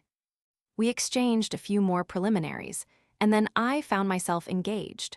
What Mr. Ryland wanted was a secretary conversant with English society, as he already had an American secretary and a stenographer with him. 2 days later, I went down to Hatton Chase, the seat of the Duke of Loamshire, which the American millionaire had rented for a period of 6 months. My duties gave me no difficulty whatever. At one period of my life, I had been private secretary to a busy member of Parliament, so I was not called upon to assume a role unfamiliar to me. Mr. Ryland usually entertained a large party over the weekend, but the middle of the week was comparatively quiet. I saw very little of Mr. Appleby, the American secretary, but he seemed a pleasant, normal young American, very efficient in his work. Of Miss Martin, the stenographer, I saw rather more. She was a pretty girl of about 23 or 4, with auburn hair and brown eyes that could look mischievous enough upon occasion, though they were usually cast demurely down. I had an idea that she both disliked and distrusted her employer, though, of course, she was careful never to hint at anything of the kind. But the time came when I was unexpectedly taken into her confidence. I had, of course, carefully scrutinized all the members of the household. 1 or 2 of the servants had been newly engaged, one of the footmen, I think, and some of the housemaids. The butler, the housekeeper, and the chef were the Duke's own staff, who had consented to remain on in the establishment. The housemaids I dismissed as unimportant. I scrutinized James, the second footman, very carefully, but it was clear that he was an underfootman and an underfootman only. He had indeed been engaged by the butler. A person of whom I was far more suspicious was Deeves, Ryland's valet, whom he had brought over from New York with him. An Englishman by birth, with an irreproachable manner, I yet harbored vague suspicions about him. I had been at Hatton Chase 3 weeks, and not an incident of any kind had arisen which I could lay my finger on in support of our theory. There was no trace of the activities of the Big Four. Mr. Ryland was a man of overpowering force and personality, but I was coming to believe that Poirot had made a mistake when he associated him with that dread organization. I even heard him mention Poirot in a casual way at dinner one night. Wonderful little man, they say, but he's a quitter. How do I know? I put him on a deal, and he turned me down the last minute. I'm not taking any more of your Monsieur Hercule Poirot. It was at moments such as these that I felt my cheek pads most wearisome. And then Miss Martin told me a rather curious story. Ryland had gone to London for the day, taking Appleby with him.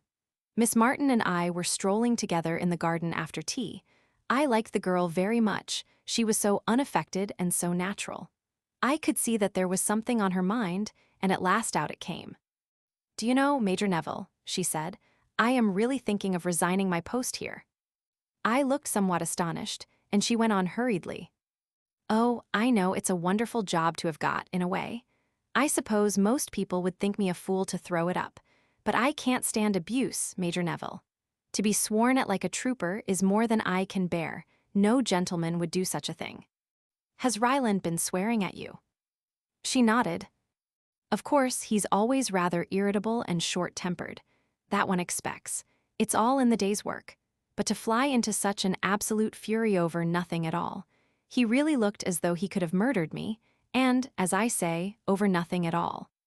"Tell me about it," I said, keenly interested. "As you know, I open all Mr. Ryland's letters. Some I hand on to Mr. Appleby, others I deal with myself, but I do all the preliminary sorting. Now there are certain letters that come, written on blue paper, and with a tiny 4 marked on the corner. I beg your pardon, did you speak?" I had been unable to repress a stifled exclamation, but I hurriedly shook my head and begged her to continue. "Well, as I was saying, these letters come, and there are strict orders that they are never to be opened, but to be handed over to Mr. Ryland intact. And of course, I always do so.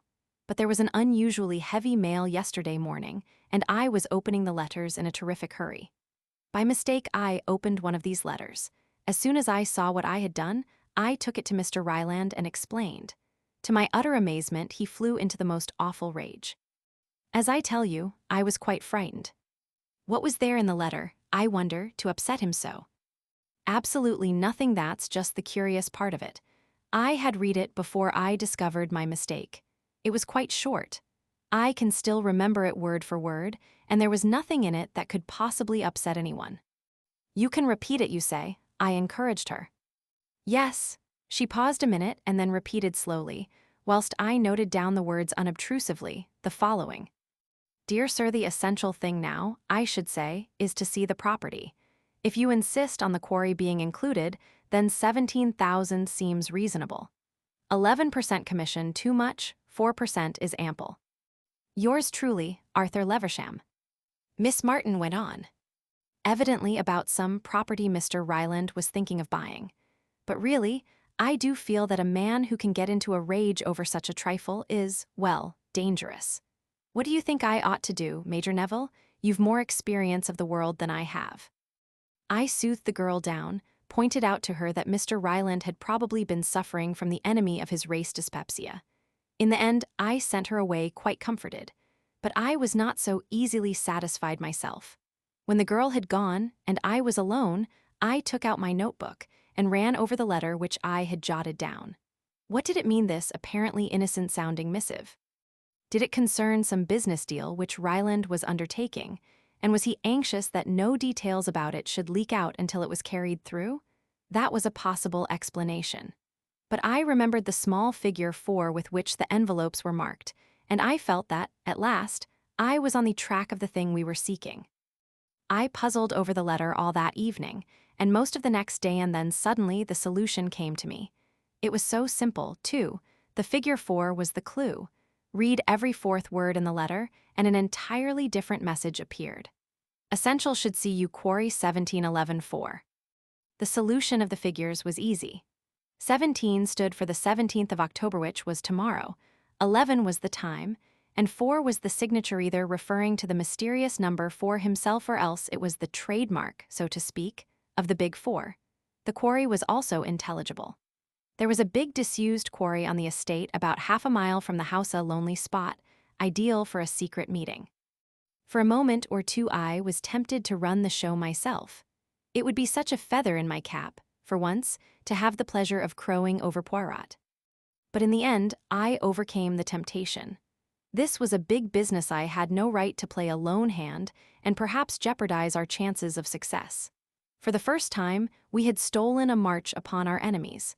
We must make good this time and, disguise the fact as I might, Poirot had the better brain of the two. I wrote off post haste to him, laying the facts before him and explaining how urgent it was that we should overhear what went on at the interview. If he liked to leave it to me, well and good, but I gave him detailed instructions how to reach the quarry from the station in case he should deem it wise to be present himself. I took the letter down to the village and posted it myself. I had been able to communicate with Poirot throughout my stay by the simple expedient of posting my letters myself, but we had agreed that he should not attempt to communicate with me in case my letters should be tampered with. I was in a glow of excitement the following evening. No guests were staying in the house, and I was busy with Mr. Ryland in his study all the evening. I had foreseen that this would be the case, which was why I had had no hope of being able to meet Poirot at the station. I was, however, confident that I would be dismissed well before 11 o'clock. Sure enough, just after 10:30, Mr. Ryland glanced at the clock and announced that he was through. I took the hint and retired discreetly. I went upstairs as though going to bed, but slipped quietly down a side staircase and let myself out into the garden, having taken the precaution to don a dark overcoat to hide my white shirt front.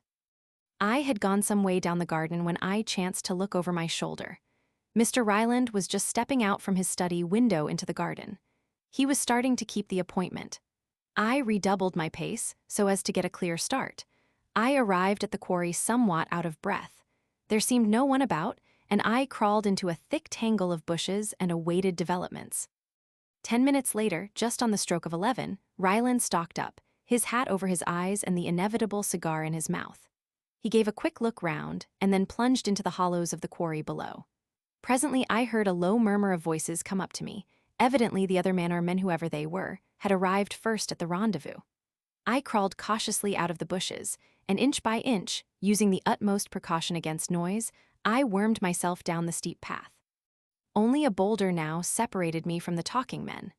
Secure in the blackness, I peeped round the edge of it and found myself facing the muzzle of a black, murderous-looking automatic. "Hands up," said Mr. Ryland succinctly. "I've been waiting for you." He was seated in the shadow of the rock, so that I could not see his face, but the menace in his voice was unpleasant. Then I felt a ring of cold steel on the back of my neck, and Ryland lowered his own automatic. "That's right, George," he drawled. "March him around here." Raging inwardly, I was conducted to a spot in the shadows, where the unseen George, whom I suspected of being the impeccable Deeves, gagged and bound me securely. Ryland spoke again in a tone which I had difficulty in recognizing, so cold and menacing was it. "This is going to be the end of you two. You've got in the way of the Big Four once too often. Ever heard of landslides? There was one about here 2 years ago. There's going to be another tonight. I fixed that good and square. Say, that friend of yours doesn't keep his dates very punctually." A wave of horror swept over me. Poirot? In another minute he would walk straight into the trap, and I was powerless to warn him. I could only pray that he had elected to leave the matter in my hands and had remained in London. Surely, if he had been coming, he would have been here by now. With every minute that passed, my hopes rose. Suddenly they were dashed to pieces. I heard footsteps, cautious footsteps, but footsteps nevertheless. I writhed in impotent agony. They came down the path, paused, and then Poirot himself appeared, his head a little on one side, peering into the shadows. I heard the growl of satisfaction Ryland gave as he raised the big automatic and shouted, "Hands up." Deeves sprang forward as he did so and took Poirot in the rear. The ambush was complete. "Pleased to meet you, Mr. Hercule Poirot," said the American grimly. Poirot's self-possession was marvelous. He did not turn a hair, but I saw his eyes searching in the shadows. "My friend, he is here." "Yes, you are both in the trap of the Big Four." He laughed. "A trap?" queried Poirot. "Say, haven't you tumbled to it yet?" "I comprehend that there is a trap, yes," said Poirot gently. "But you are in error, monsieur. It is you who are in it, not I and my friend." "What?" Ryland raised the big automatic, but I saw his gaze falter. "If you fire, you commit murder watched by 10 pairs of eyes, and you will be hanged for it.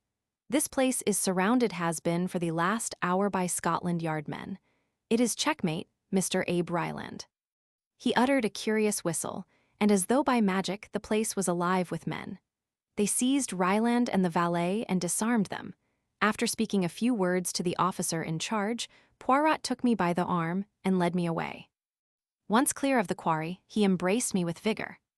"You are alive, you are unhurt. It is magnificent. Often have I blamed myself for letting you go." "I'm perfectly all right," I said, disengaging myself, "but I'm just a bit fogged. You tumbled to their little scheme, did you?" "But I was waiting for it. For what else did I permit you to go there? Your false name, your disguise, not for a moment was it intended to deceive." "What?" I cried. "You never told me." "As I have frequently told you, Hastings, you have a nature so beautiful and so honest that unless you are yourself deceived, it is impossible for you to deceive others." "Good, then. You are spotted from the first, and they do what I had counted on their doing, a mathematical certainty to anyone who uses his gray cells properly, use you as a decoy.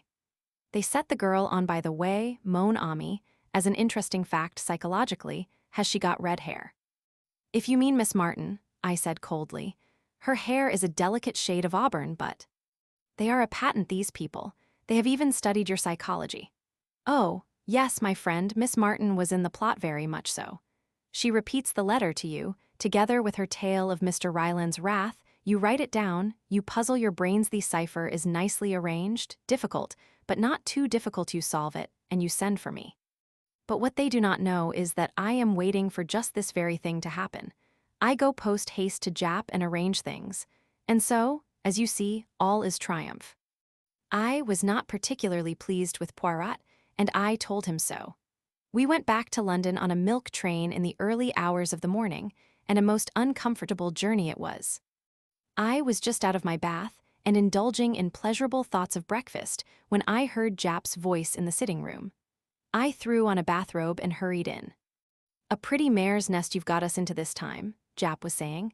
"It's too bad of you, M. Poirot. First time I've ever known you take a toss." Poirot's face was a study. Jap went on.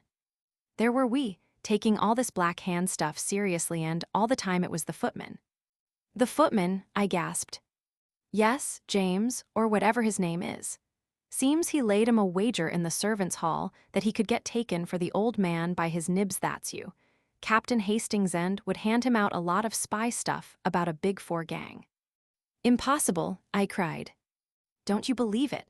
I marched our gentlemen straight to Hatton Chase, and there was the real Ryland in bed and asleep, and the butler and the cook and God knows how many of them to swear to the wager.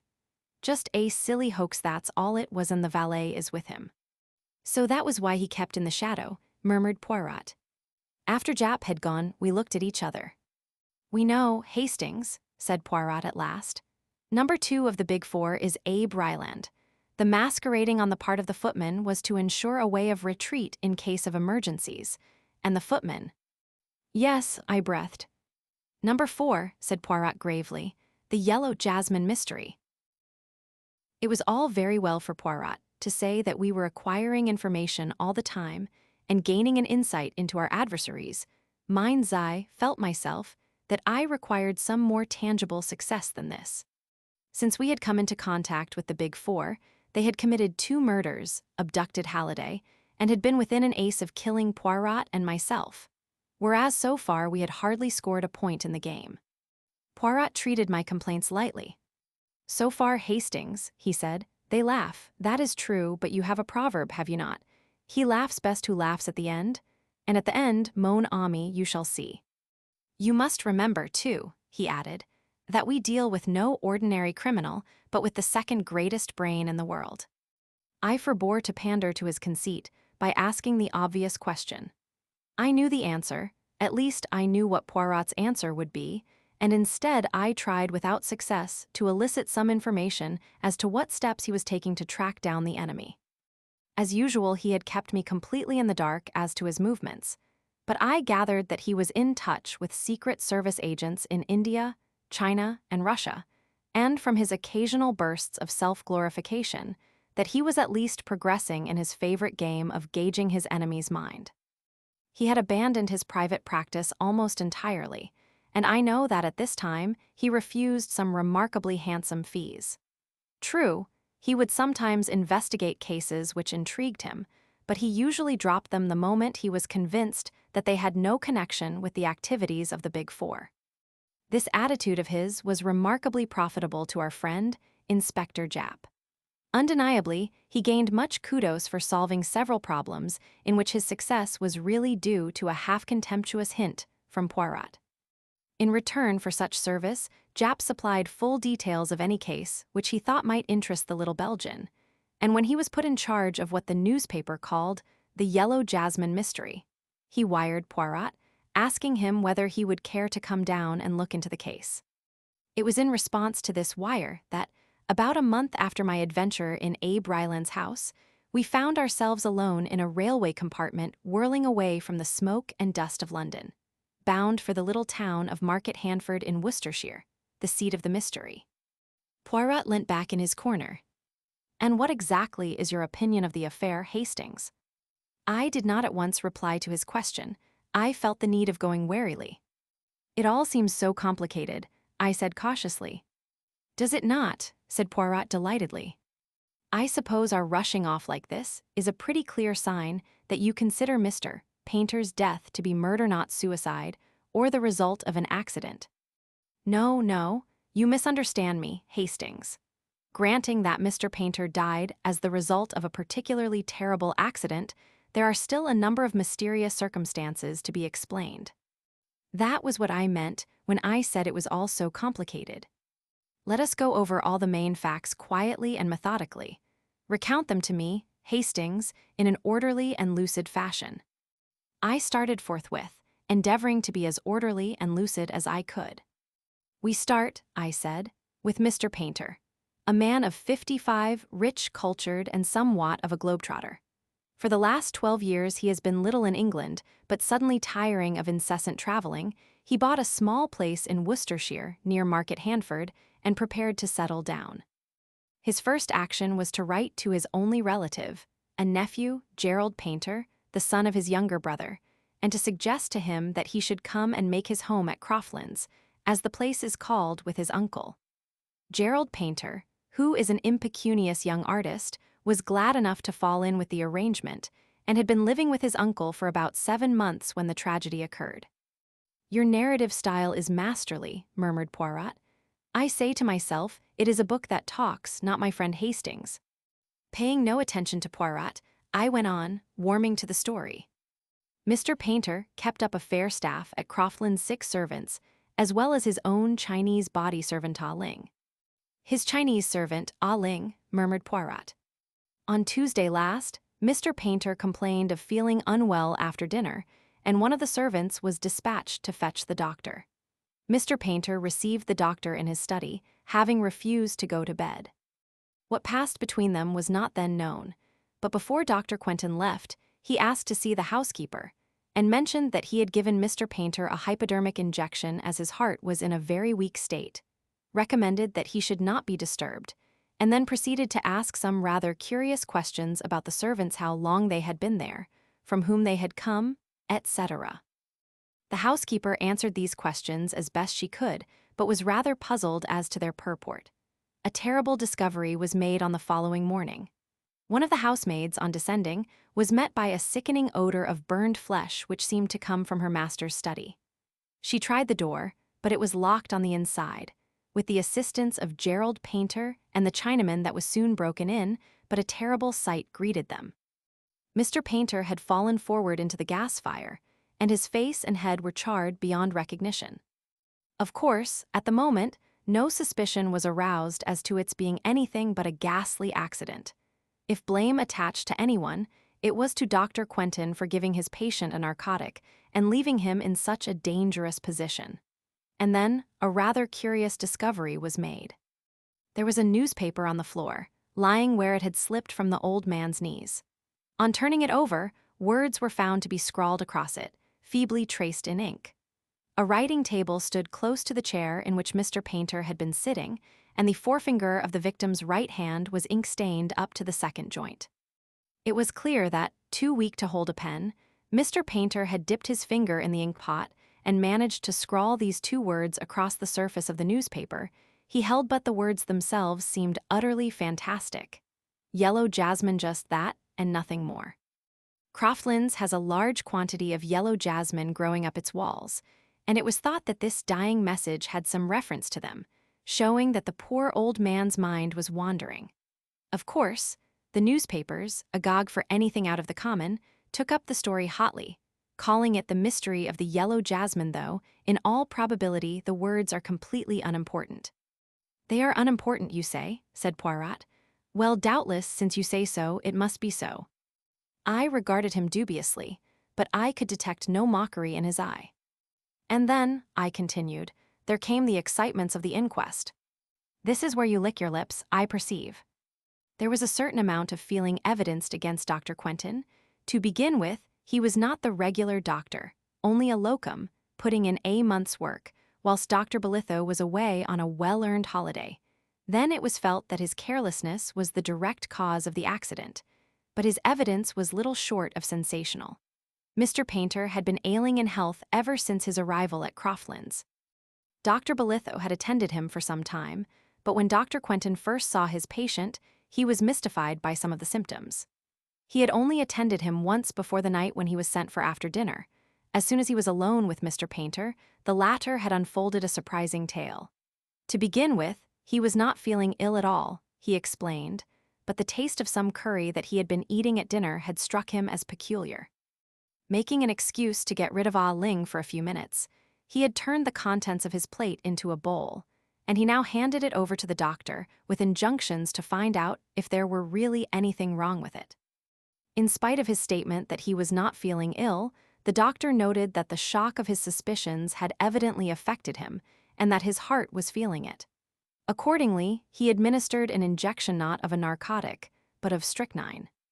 That, I think, completes the case except for the crux of the whole thing, the fact that the uneaten curry, duly analyzed, was found to contain enough powdered opium to have killed 2 men. I paused. "And your conclusions, Hastings?" asked Poirot quietly. "It's difficult to say. It might be an accident. The fact that someone attempted to poison him the same night might be merely a coincidence. But you don't think so. You prefer to believe it murder. Don't you? Mon ami, you and I do not reason in the same way. I am not trying to make up my mind between two opposite solutions, murder or accident. That will come when we have solved the other problem, the mystery of the yellow jasmine. By the way, you have left out something there. You mean the two lines at right angles to each other faintly indicated under the words. I did not think they could be of any possible importance. What you think is always so important to yourself, Hastings. But let us pass from the mystery of the yellow jasmine to the mystery of the curry. I know who poisoned it. Why, there are 100 questions one can ask. Ah Ling, of course, prepared it. But why should he wish to kill his master? Is he a member of a tong or something like that? One reads of such things. The tong of the yellow jasmine, perhaps. Then there is Gerald Painter. I came to an abrupt pause. Yes, said Poirot, nodding his head. There is Gerald Painter, as you say. He is his uncle's heir. He was dining out that night, though. He might have got at some of the ingredients of the curry, I suggested, and he would take care to be out so as not to have to partake of the dish. I think my reasoning rather impressed Poirot. He looked at me with a more respectful attention than he had given me so far. He returns late, I mused, pursuing a hypothetical case. Sees the light in his uncle's study, enters, and, finding his plan has failed, thrusts the old man down into the fire. Mr. Painter, who was a fairly hardy man of 55, would not permit himself to be burnt to death without a struggle, Hastings. Such a reconstruction is not feasible. Well, Poirot, I cried, we're nearly there, I fancy. Let us hear what you think. Poirot threw me a smile, swelled out his chest, and began in a pompous manner. Assuming murder, the question at once arises, why choose that particular method? I can think of only one reason to confuse identity, the face being charred beyond recognition. What, I cried, you think? A moment's patience, Hastings. I was going on to say that I examine that theory. Is there any ground for believing that the body is not that of Mr. Painter? Is there anyone else whose body it possibly could be? I examine these two questions, and finally I answer them both in the negative. Oh, I said, rather disappointed, and then? Poirot's eyes twinkled a little. And then I say to myself, since there is here something that I do not understand, it would be well that I should investigate the matter. I must not permit myself to be wholly engrossed by the big four. Ah, we are just arriving. My little clothes brush, where does it hide itself? Here it is, brush me down, I pray you, my friend, and then I will perform the same service for you. Yes, said Poirot thoughtfully, as he put away the brush, one must not permit oneself to be obsessed by one idea. I have been in danger of that. Figure to yourself, my friend, that even here, in this case, I am in danger of it.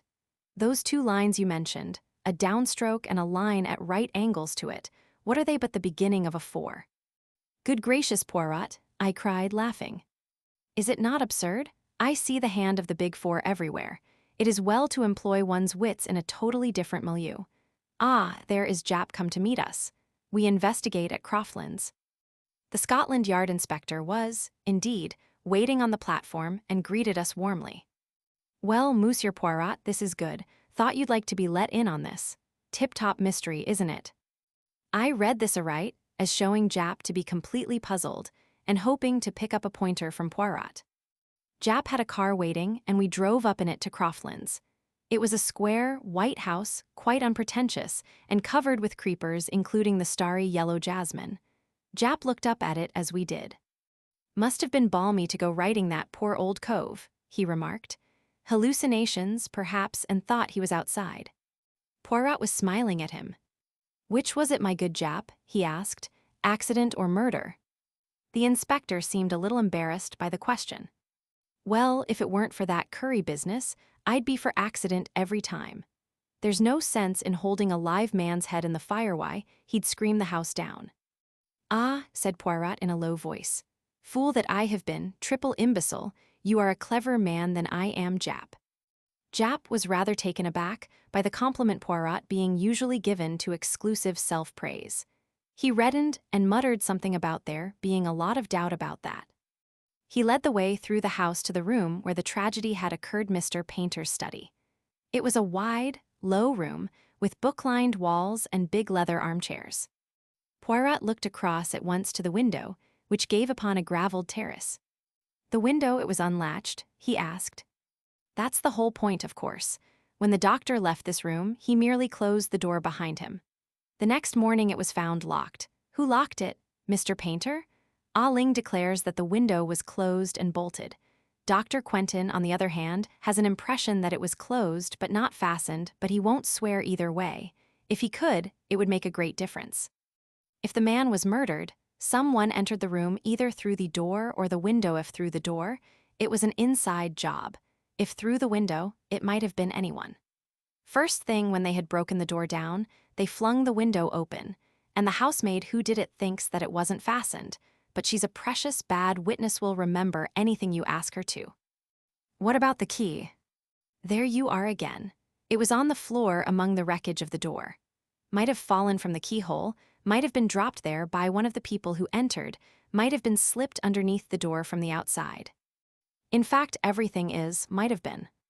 You've hit it, Monsieur Poirot. That's just what it is. Poirot was looking round him, frowning unhappily. I cannot see light, he murmured. Just now, yes, I got a gleam, but now all is darkness once more. I have not the clue, the motive. Young Gerald Painter had a pretty good motive, remarked Jap grimly. He's been wild enough in his time, I can tell you, and extravagant. You know what artists are, to no morals at all. Poirot did not pay much attention to Jap's sweeping strictures on the artistic temperament. Instead, he smiled knowingly. My good Jap, is it possible that you throw the mud in my eyes? I know well enough that it is the Chinaman you suspect. But you are so artful. You want me to help you, and yet you drag the red kipper across the trail. Jap burst out laughing. That's you all over, Mr. Poirot. Yes, I'd bet on the chink, I'll admit it now. It stands to reason that it was he who doctored the curry, and if he'd try once in an evening to get his master out of the way, he'd try twice. I wonder if he would, said Poirot softly. But it's the motive that beats me. Some heathen revenge or other, I suppose. I wonder, said Poirot again. There has been no robbery, nothing has disappeared, no jewelry or money or papers. No, that is, not exactly. I pricked up my ears, so did Poirot. There's been no robbery, I mean, explained Jap. But the old boy was writing a book of some sort. We only knew about it this morning when there was a letter from the publishers asking about the manuscript. It was just completed, it seems. Young Painter and I have searched high and low, but can't find a trace of it. He must have hidden it away somewhere. Poirot's eyes were shining with the green light I knew so well. How was it called, this book? He asked. The Hidden Hand in China, I think it was called. Aha, said Poirot with almost a gasp. Then he said quickly, let me see the Chinaman Ah Ling. The Chinaman was sent for and appeared, shuffling along with his eyes cast down and his pigtail swinging. His impassive face showed no trace of any kind of emotion. Ah Ling, said Poirot, are you sorry your master is dead? I welly sorry, he good master. You know who kill him. I not know, I tell policeman if I know. The questions and answers went on. With the same impassive face, Ah Ling described how he had made the curry. The cook had had nothing to do with it, he declared. No hand had touched it but his own. I wondered if he saw where his admission was leading him. He stuck to it, too, that the window to the garden was bolted that evening. If it was open in the morning, his master must have opened it himself. At last, Poirot dismissed him. That will do, Ah Ling. Just as the Chinaman had got to the door, Poirot recalled him. And you know nothing, you say, of the yellow jasmine. No, what should I know? Nor yet of the sign that was written underneath it. Poirot leant forward as he spoke and quickly traced something on the dust of a little table. I was near enough to see it before he rubbed it out. A downstroke, a line at right angles, and then a second line down which completed a big 4. The effect on the Chinaman was electrical. For one moment his face was a mask of terror. Then, as suddenly, it was impassive again, and repeating his grave disclaimer, he withdrew. Jap departed in search of young Painter, and Poirot and I were left alone together. The Big Four, Hastings, cried Poirot. Once again, the Big Four, Painter was a great traveler. In his book, there was doubtless some vital information concerning the doings of number 1, Li Chang-yen, the head and brains of the Big Four. But who how? Hush, here they come. Gerald Painter was an amiable, rather weak-looking young man. He had a soft brown beard and a peculiar flowing tie. He answered Poirot's questions readily enough. I dined out with some neighbors of ours, the Wycherleys, he explained. What time did I get home? Oh, about 11. I had a latch-key, you know. All the servants had gone to bed, and I naturally thought my uncle had done the same. As a matter of fact, I did think I caught sight of that soft-footed Chinese beggar Ah Ling just whisking round the corner of the hall, but I fancy I was mistaken. When did you last see your uncle, Mr. Painter? I mean, before you came to live with him. Oh, not since I was a kid of 10. He and his brother, my father, quarreled, you know. But he found you again with very little trouble, did he not? In spite of all the years that had passed. Yes, it was quite a bit of luck, my seeing the lawyer's advertisement. Poirot asked no more questions. Our next move was to visit Dr. Quentin. His story was substantially the same as he had told at the inquest, and he had little to add to it. He received us in his surgery, having just come to the end of his consulting patients. He seemed an intelligent man. A certain primness of manner went well with his pince-nez, but I fancied that he would be thoroughly modern in his methods. I wish I could remember about the window, he said frankly. But it's dangerous to think back. One becomes quite positive about something that never existed. That's psychology, isn't it, M. Poirot? You see, I've read all about your methods, and I may say I'm an enormous admirer of yours. No, I suppose it's pretty certain that the Chinaman put the powdered opium in the curry, but he'll never admit it, and we shall never know why. But holding a man down in a fire, that's not in keeping with our Chinese friend's character, it seems to me. I commented on this last point to Poirot as we walked down the main street of Market Hanford. Do you think he let a Confederate in? I asked. By the way, I suppose Jap can be trusted to keep an eye on him. The inspector had passed into the police station on some business or other. The emissaries of the Big Four are pretty spry. Jap is keeping an eye on both of them, said Poirot grimly. They have been closely shadowed ever since the body was discovered. Well, at any rate, we know that Gerald Painter had nothing to do with it. You always know so much more than I do, Hastings, that it becomes quite fatiguing. You old fox, I laughed, you never will commit yourself. To be honest, Hastings, the case is now quite clear to me all, but the words, yellow jasmine, and I am coming to agree with you that they have no bearing on the crime. In a case of this kind, you have got to make up your mind who is lying. I have done that. And yet. He suddenly darted from my side and entered an adjacent bookshop. He emerged a few minutes later, hugging a parcel. Then Jap rejoined us, and we all sought quarters at the inn. I slept late the next morning. When I descended to the sitting room reserved for us, I found Poirot already there, pacing up and down, his face contorted with agony. Do not converse with me, he cried, waving an agitated hand. Not until I know that all is well, that the arrest is made. Ah, but my psychology has been weak. Hastings, if a man writes a dying message, it is because it is important. Everyone has said yellow jasmine. There is yellow jasmine growing up the house. It means nothing. Well, what does it mean? Just what it says. Listen. He held up a little book he was holding. My friend, it struck me that it would be well to inquire into the subject. What exactly is yellow jasmine? This little book has told me. Listen.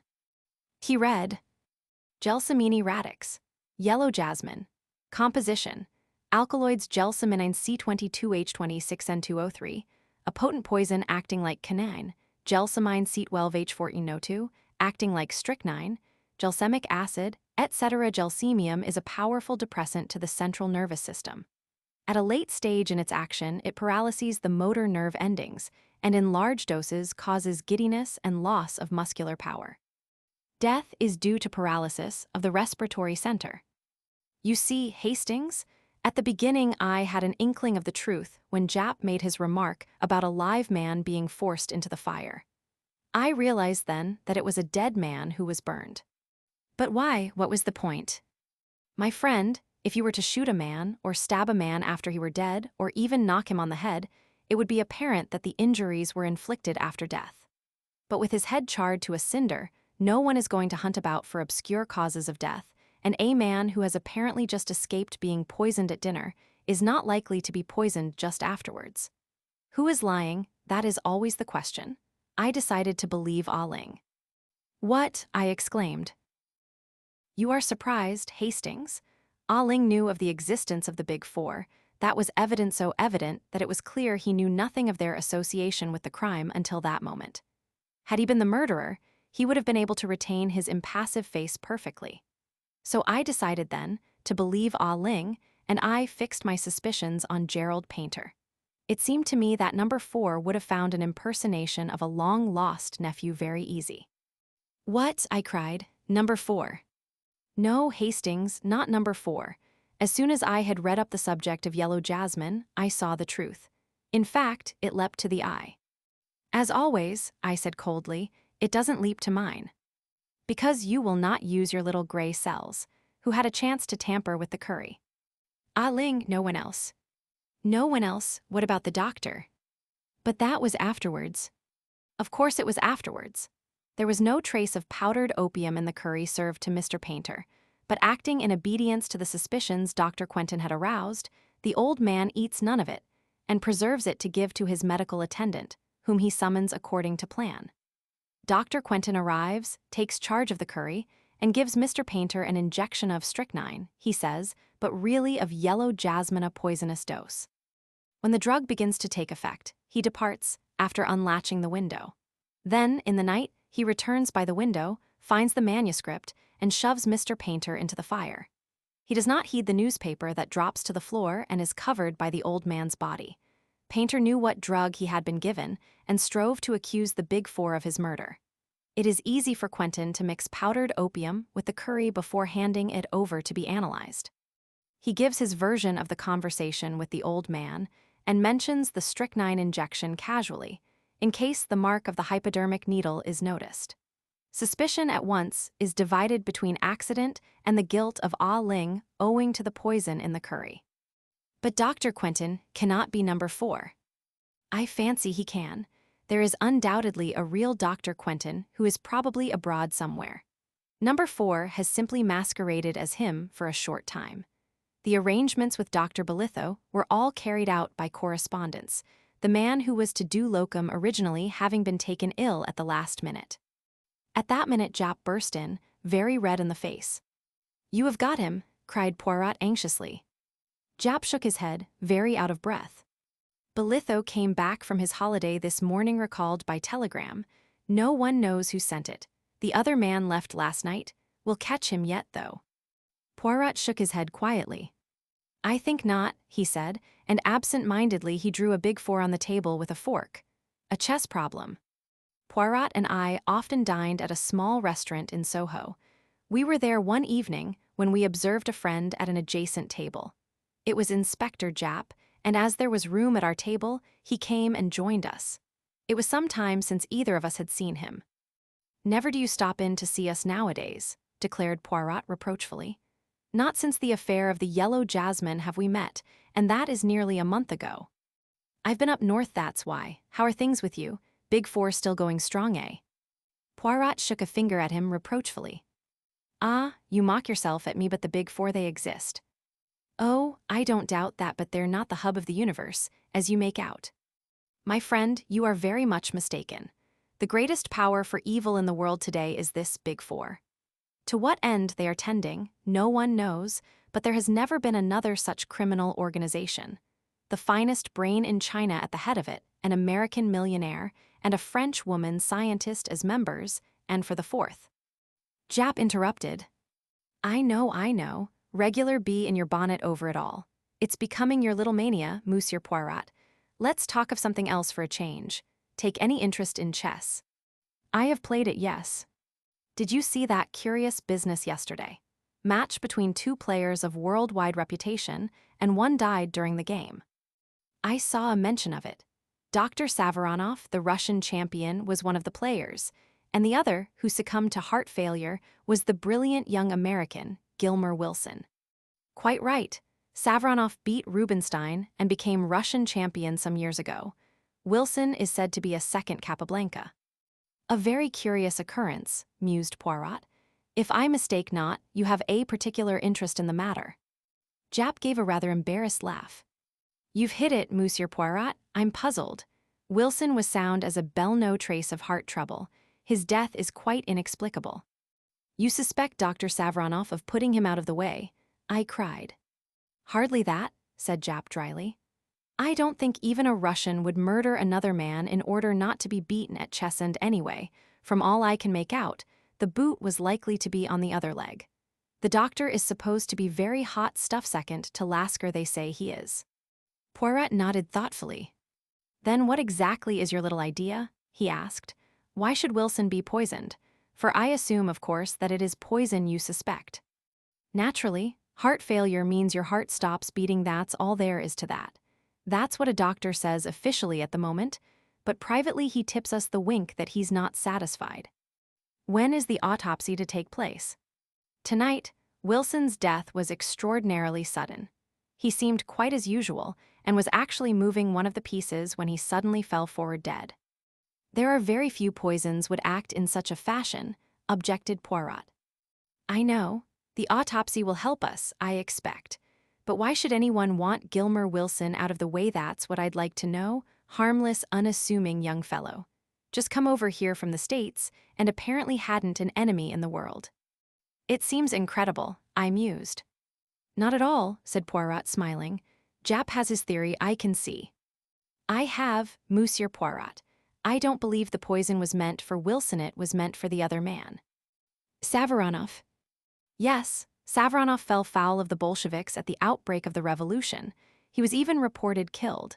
In reality, he escaped, and for 3 years endured incredible hardships in the wilds of Siberia. His sufferings were so great that he is now a changed man. His friends and acquaintances declare they would hardly have recognized him. His hair is white, and his whole aspect that of a man terribly aged. He is a semi-invalid, and seldom goes out, living alone with a niece, Sonia Daviloff, and a Russian manservant in a flat-down Westminster way.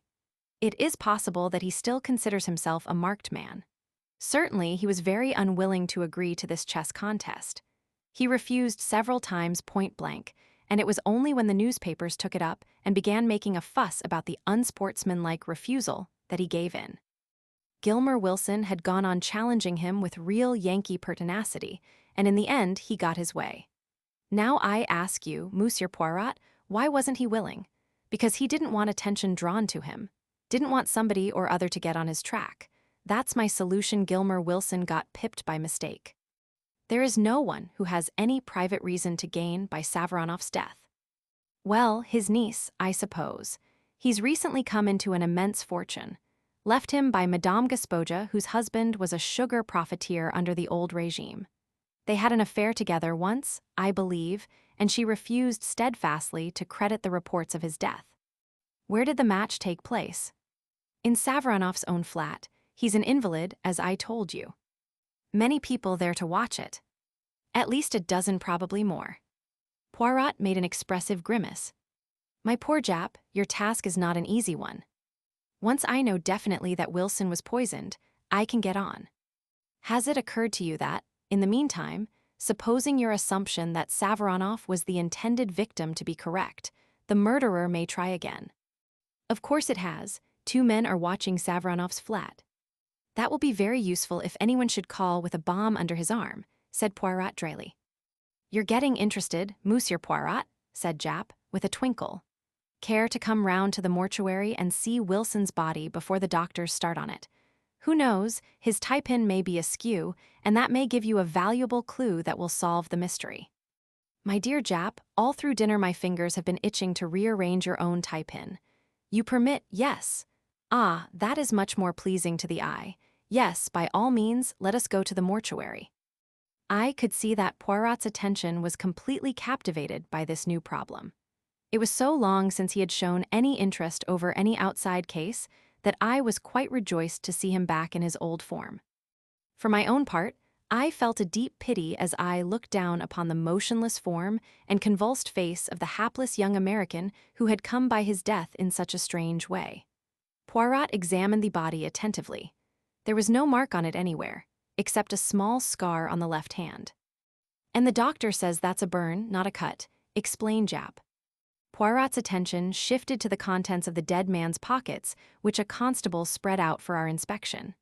There was nothing much: a handkerchief, keys, note case filled with notes, and some unimportant letters.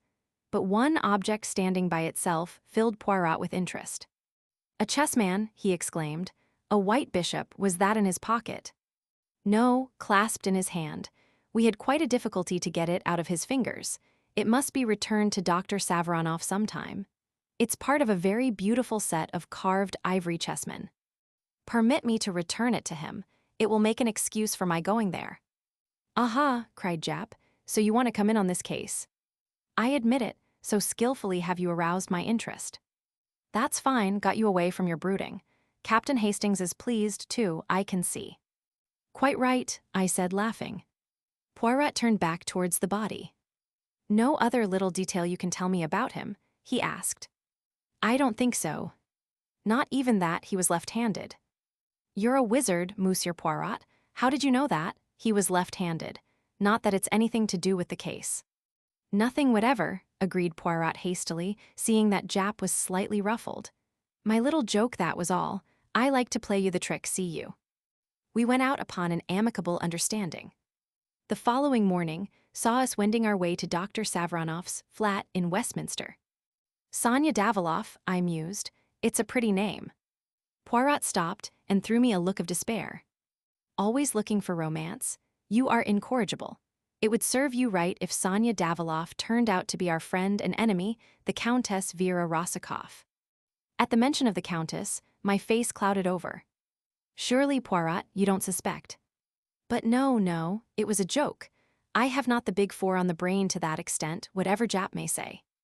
The door of the flat was opened to us by a manservant with a peculiarly wooden face.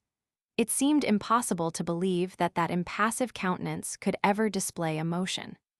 Poirot presented a card on which Jap had scribbled a few words of introduction, and we were shown into a low, long room furnished with rich hangings and curios. One or two wonderful icons hung upon the walls, and exquisite Persian rugs lay upon the floor. A samovar stood upon a table. I was examining one of the icons which I judged to be of considerable value, and turned to see Poirot prone upon the floor. Beautiful as the rug was, it hardly seemed to me to necessitate such close attention. Is it such a very wonderful specimen? I asked. Oh, the rug? But no, it was not the rug I was remarking. But it is a beautiful specimen, far too beautiful to have a large nail wantonly driven through the middle of it. No, Hastings, as I came forward, the nail is not there now, but the hole remains. A sudden sound behind us made me spin round, and Poirot sprang nimbly to his feet. A girl was standing in the doorway. Her eyes, full upon us, were dark with suspicion. She was of medium height, with a beautiful, rather sullen face, dark blue eyes, and very black hair which was cut short. Her voice, when she spoke, was rich and sonorous, and completely un-English. I fear my uncle will be unable to see you. He is a great invalid. That is a pity, but perhaps you will kindly help me instead. You are Mademoiselle Daviloff, are you not? Yes, I am Sonia Daviloff. What is it you want to know? I am making some inquiries about that sad affair the night before last, the death of M. Gilmer Wilson. What can you tell me about it? The girl's eyes opened wide. He died of heart failure as he was playing chess. The police are not so sure that it was heart failure, mademoiselle. The girl gave a terrified gesture. It was true then, she cried. Ivan was right. Who is Ivan, and why do you say he was right? It was Ivan who opened the door to you, and he has already said to me that, in his opinion, Gilmer Wilson did not die a natural death, that he was poisoned by mistake. By mistake? Yes, the poison was meant for my uncle. She had quite forgotten her first distrust now, and was speaking eagerly. Why do you say that, mademoiselle? Who should wish to poison Dr. Savaronoff? She shook her head. I do not know, I am all in the dark, and my uncle, he will not trust me. It is natural, perhaps. You see, he hardly knows me. He saw me as a child, and not since till I came to live with him here in London. But this much I do know, he is in fear of something. We have many secret societies in Russia, and one day I overheard something which made me think it was of just such a society he went in fear.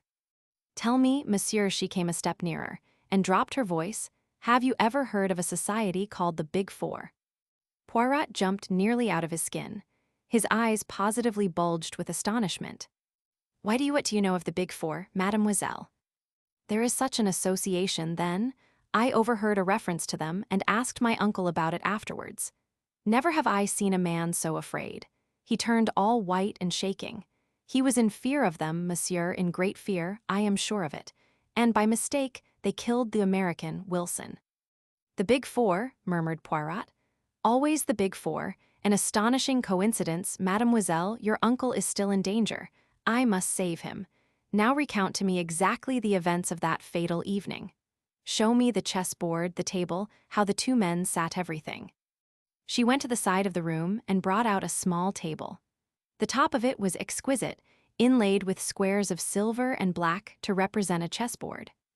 This was sent to my uncle a few weeks ago as a present, with the request that he would use it in the next match he played. It was in the middle of the room so. Poirot examined the table with what seemed to me quite unnecessary attention. He was not conducting the inquiry at all as I would have done. Many of his questions seemed to me pointless, and upon really vital matters he seemed to have no questions to ask. I concluded that the unexpected mention of the Big Four had thrown him completely off his balance. After a minute examination of the table and the exact position it had occupied, he asked to see the chessmen. Sonia Daviloff brought them to him in a box. He examined one or two of them in a perfunctory manner. An exquisite set, he murmured absent-mindedly. Still not a question as to what refreshments there had been, or what people had been present. I cleared my throat significantly. Don't you think, Poirot, that? He interrupted me peremptorily. Do not think, my friend. Leave all to me. Mademoiselle, is it quite impossible that I should see your uncle? A faint smile showed itself on her face. He will see you, yes. You understand, it is my part to interview all strangers first. She disappeared. I heard a murmur of voices in the next room, and a minute later she came back and motioned us to pass into the adjoining room. The man who lay there on a couch was an imposing figure. Tall, gaunt, with huge bushy eyebrows and white beard, and a face haggard as the result of starvation and hardships. Dr. Savaronoff was a distinct personality. I noted the peculiar formation of his head, its unusual height. A great chess player must have a great brain, I knew. I could easily understand Dr. Savaronoff being the second greatest player in the world. Poirot bowed. Le docteur, may I speak to you alone? Savaronoff turned to his niece. Leave us, Sonia. She disappeared obediently. Now, sir, what is it? Dr. Savaronoff, you have recently come into an enormous fortune. If you should die unexpectedly, who inherits it? I have made a will leaving everything to my niece, Sonia Daviloff. You do not suggest. I suggest nothing, but you have not seen your niece since she was a child. It would have been easy for anyone to impersonate her. Savaronoff seemed thunderstruck by the suggestion. Poirot went on easily. Enough as to that. I give you the word of warning, that is all. What I want you to do now is to describe to me the game of chess the other evening. How do you mean describe it? Well, I do not play the chess myself, but I understand that there are various regular ways of beginning the gambit. Do they not call it? Dr. Savaronoff smiled a little. Ah, I comprehend you now. Wilson opened Ruy Lopez, one of the soundest openings there is, and one frequently adopted in tournaments and matches. And how long had you been playing when the tragedy happened? It must have been about the third or fourth move, when Wilson suddenly fell forward over the table, stone dead. Poirot rose to depart. He flung out his last question as though it was of absolutely no importance, but I knew better. Had he had anything to eat or drink? A whiskey and soda, I think. Thank you, Dr. Savaronoff. I will disturb you no longer. Ivan was in the hall to show us out. Poirot lingered on the threshold. The flat below this, do you know who lives there? Sir Charles Kingwell, a member of Parliament, sir. It has been let furnished lately, though. Thank you. We went out into the bright winter sunlight. Well, really, Poirot, I burst out.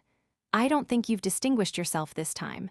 Surely your questions were very inadequate. You think so, Hastings? Poirot looked at me appealingly. I was bouleversé, yes. What would you have asked? I considered the question carefully and then outlined my scheme to Poirot. He listened with what seemed to be close interest. My monologue lasted until we had nearly reached home. "Very excellent, very searching, Hastings," said Poirot, as he inserted his key in the door and preceded me up the stairs. "But quite unnecessary." "Unnecessary?" I cried, amazed. "If the man was poisoned." "Aha!" cried Poirot, pouncing upon a note which lay on the table. "From Jap, just as I thought." He flung it over to me. It was brief and to the point.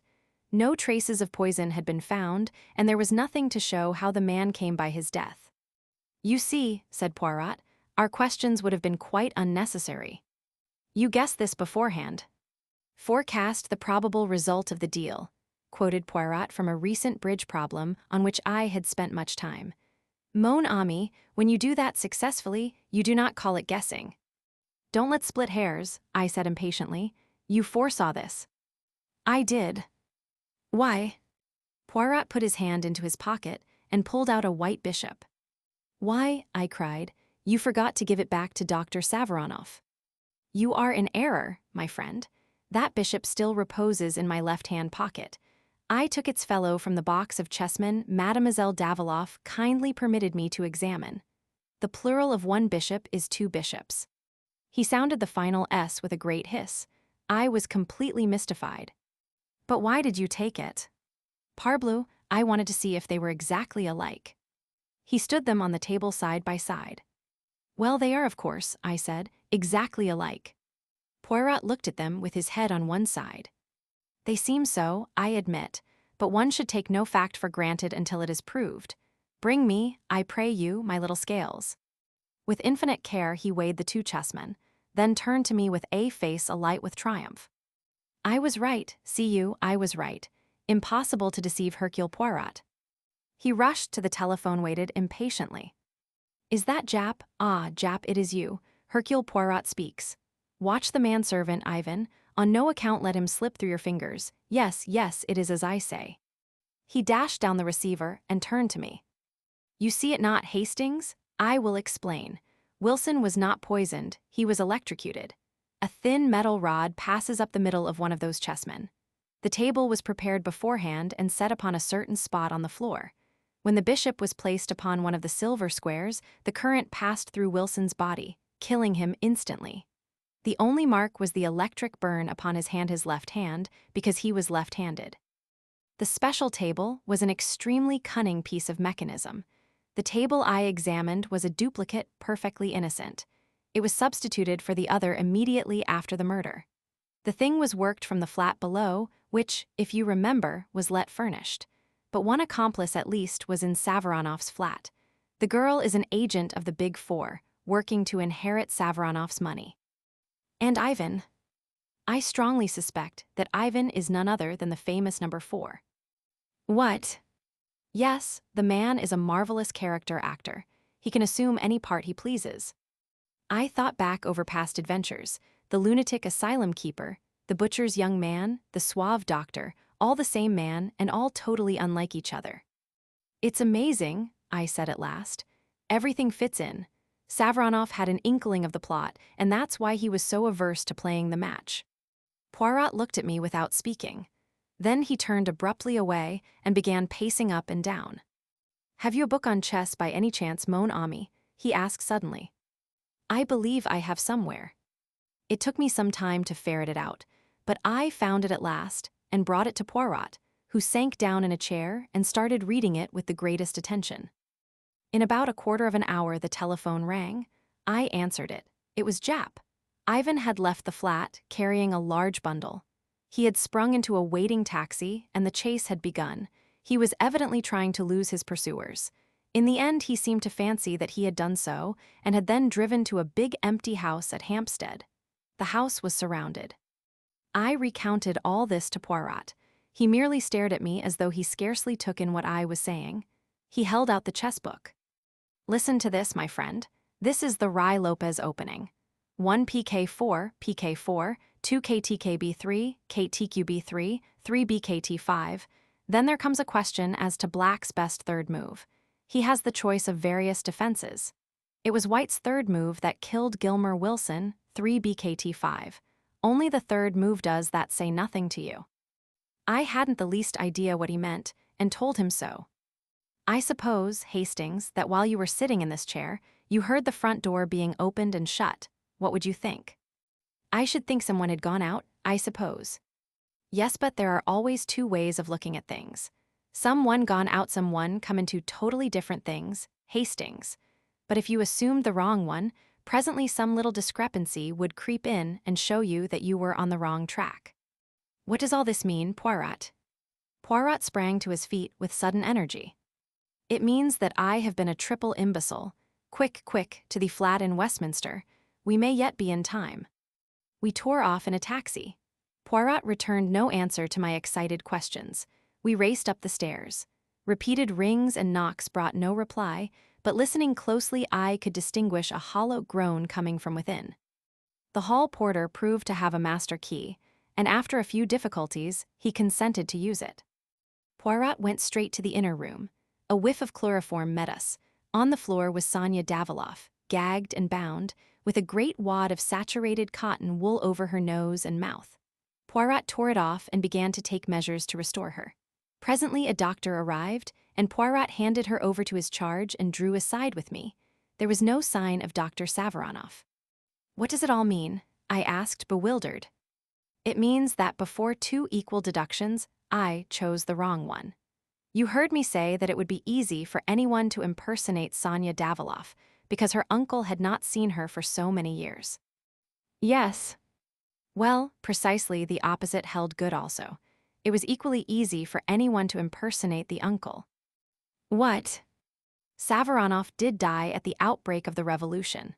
The man who pretended to have escaped with such terrible hardships, the man so changed that his own friends could hardly recognize him. The man who successfully laid claim to an enormous fortune. Yes, who was he? Number 4. No wonder he was frightened when Sonia let him know she had overheard one of his private conversations about the Big Four. Again, he has slipped through my fingers.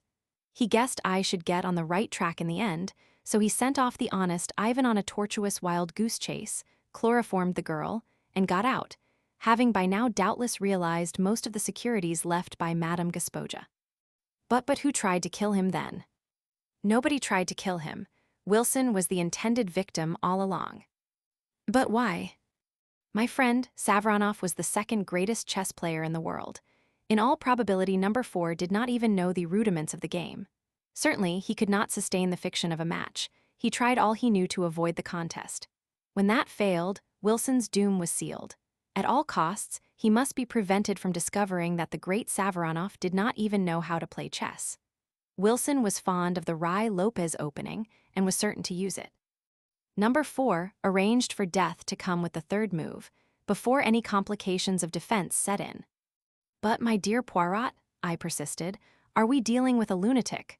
I quite follow your reasoning and admit that you must be right, but to kill a man just to sustain his role. Surely there were simpler ways out of the difficulty than that. He could have said that his doctor forbade the strain of a match. Poirot wrinkled his forehead. Certainment, Hastings, he said, there were other ways, but none so convincing. Besides, you are assuming that to kill a man is a thing to avoid, are you not? Number 4's mind, it does not act that way. I put myself in his place, a thing impossible for you. I picture his thoughts. He enjoys himself as the professor at that match. I doubt not he has visited the chess tourneys to study his part. He sits and frowns in thought. He gives the impression that he is thinking great plans, and all the time he laughs in himself. He is aware that 2 moves are all that he knows and all that he need know. Again, it would appeal to his mind to foresee the events and to make the man his own executioner at the exact time that suits number 4. Oh, yes, Hastings, I begin to understand our friend and his psychology. I shrugged. Well, I suppose you're right, but I can't understand anyone running a risk he could so easily avoid. Risk, Poirot snorted. Where then lay the risk? Would Jap have solved the problem? No, if number 4 had not made one small mistake, he would have run no risk. And his mistake? I asked, although I suspected the answer. Mon ami, he overlooked the little gray cells of Hercule Poirot. Poirot has his virtues, but modesty is not one of them. The baited trap. It was mid-January, a typical English winter day in London, damp and dirty. Poirot and I were sitting in two chairs well drawn up to the fire. I was aware of my friend looking at me with a quizzical smile, the meaning of which I could not fathom. "A penny for your thoughts," I said lightly. "I was thinking, my friend, that at midsummer, when you first arrived, you told me that you proposed to be in this country for a couple of months only." "Did I say that?" I asked rather awkwardly. "I don't remember." Poirot's smile broadened. "You did, mon ami. Since then you have changed your plan, is it not so?" Yes, I have." "And why is that?" "Dash it all, Poirot, you don't think I'm going to leave you all alone when you're up against a thing like the Big Four, do you?" Poirot nodded gently.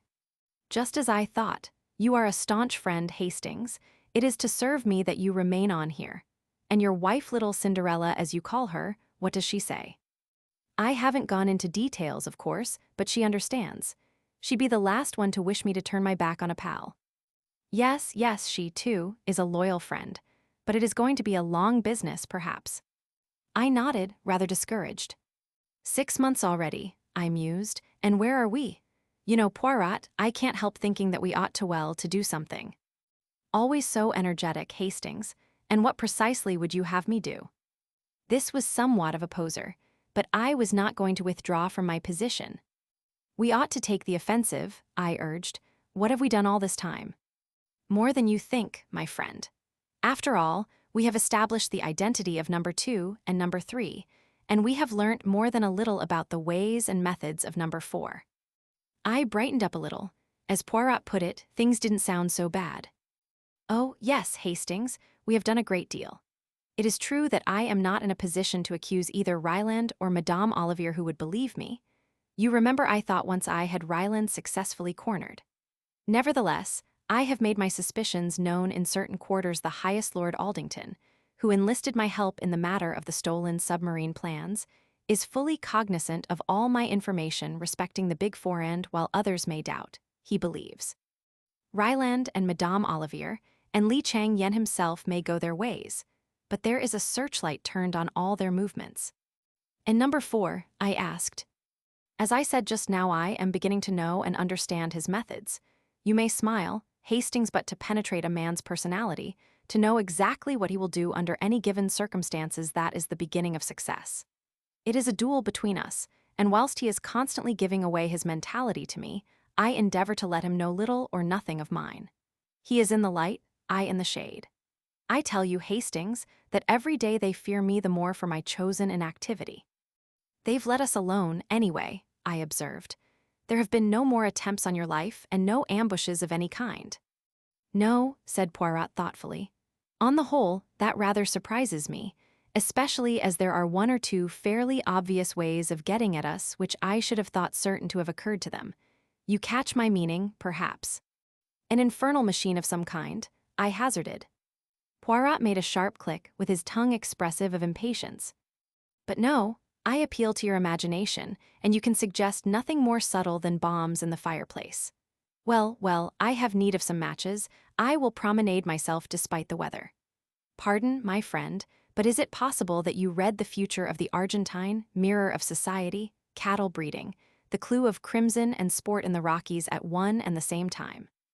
I laughed and admitted that the clue of crimson was at present engaging my sole attention.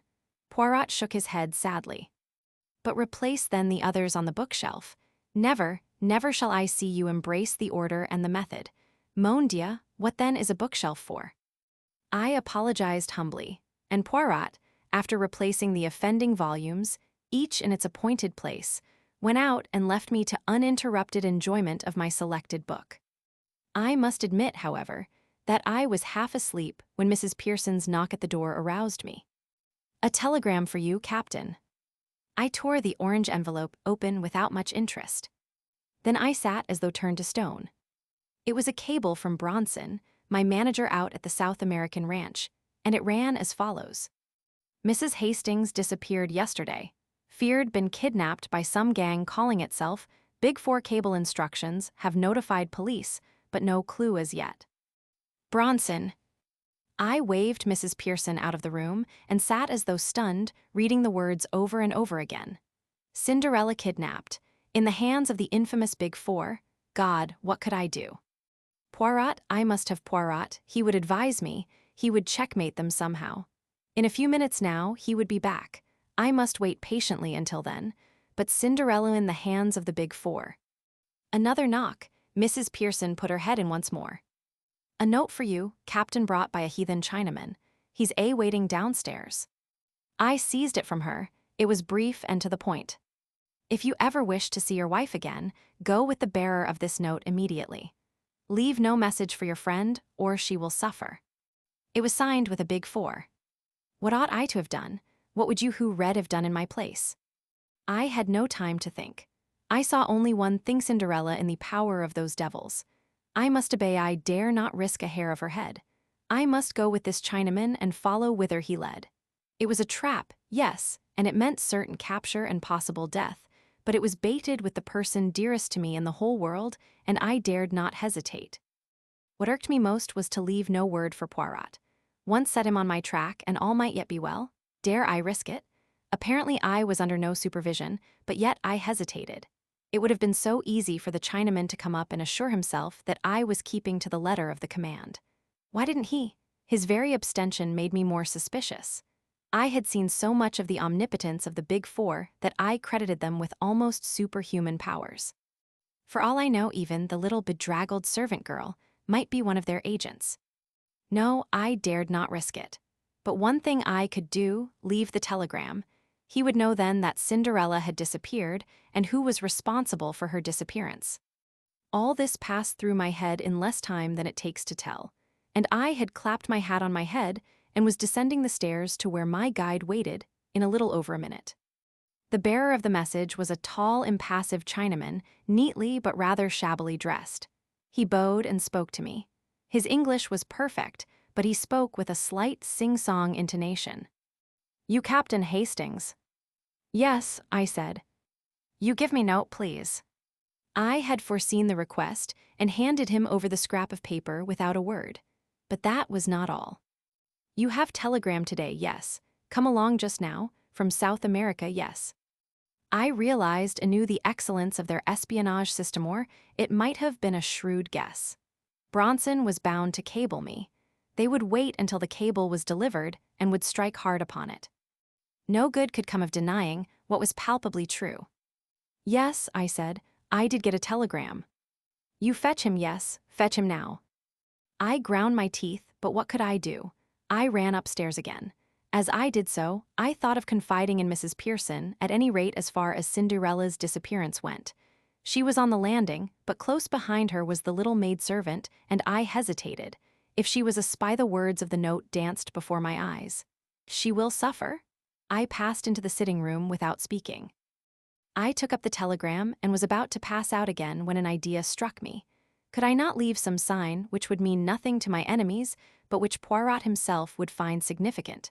I hurried across to the bookcase and tumbled out 4 books onto the floor. No fear of Poirot's not seeing them.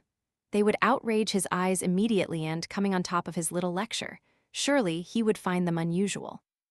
Next I put a shovelful of coal on the fire and managed to spill 4 knobs into the grate. I had done all I could. Pray heaven Poirot would read the sign aright. I hurried down again. The Chinaman took the telegram from me, read it, then placed it in his pocket, and with a nod beckoned me to follow him.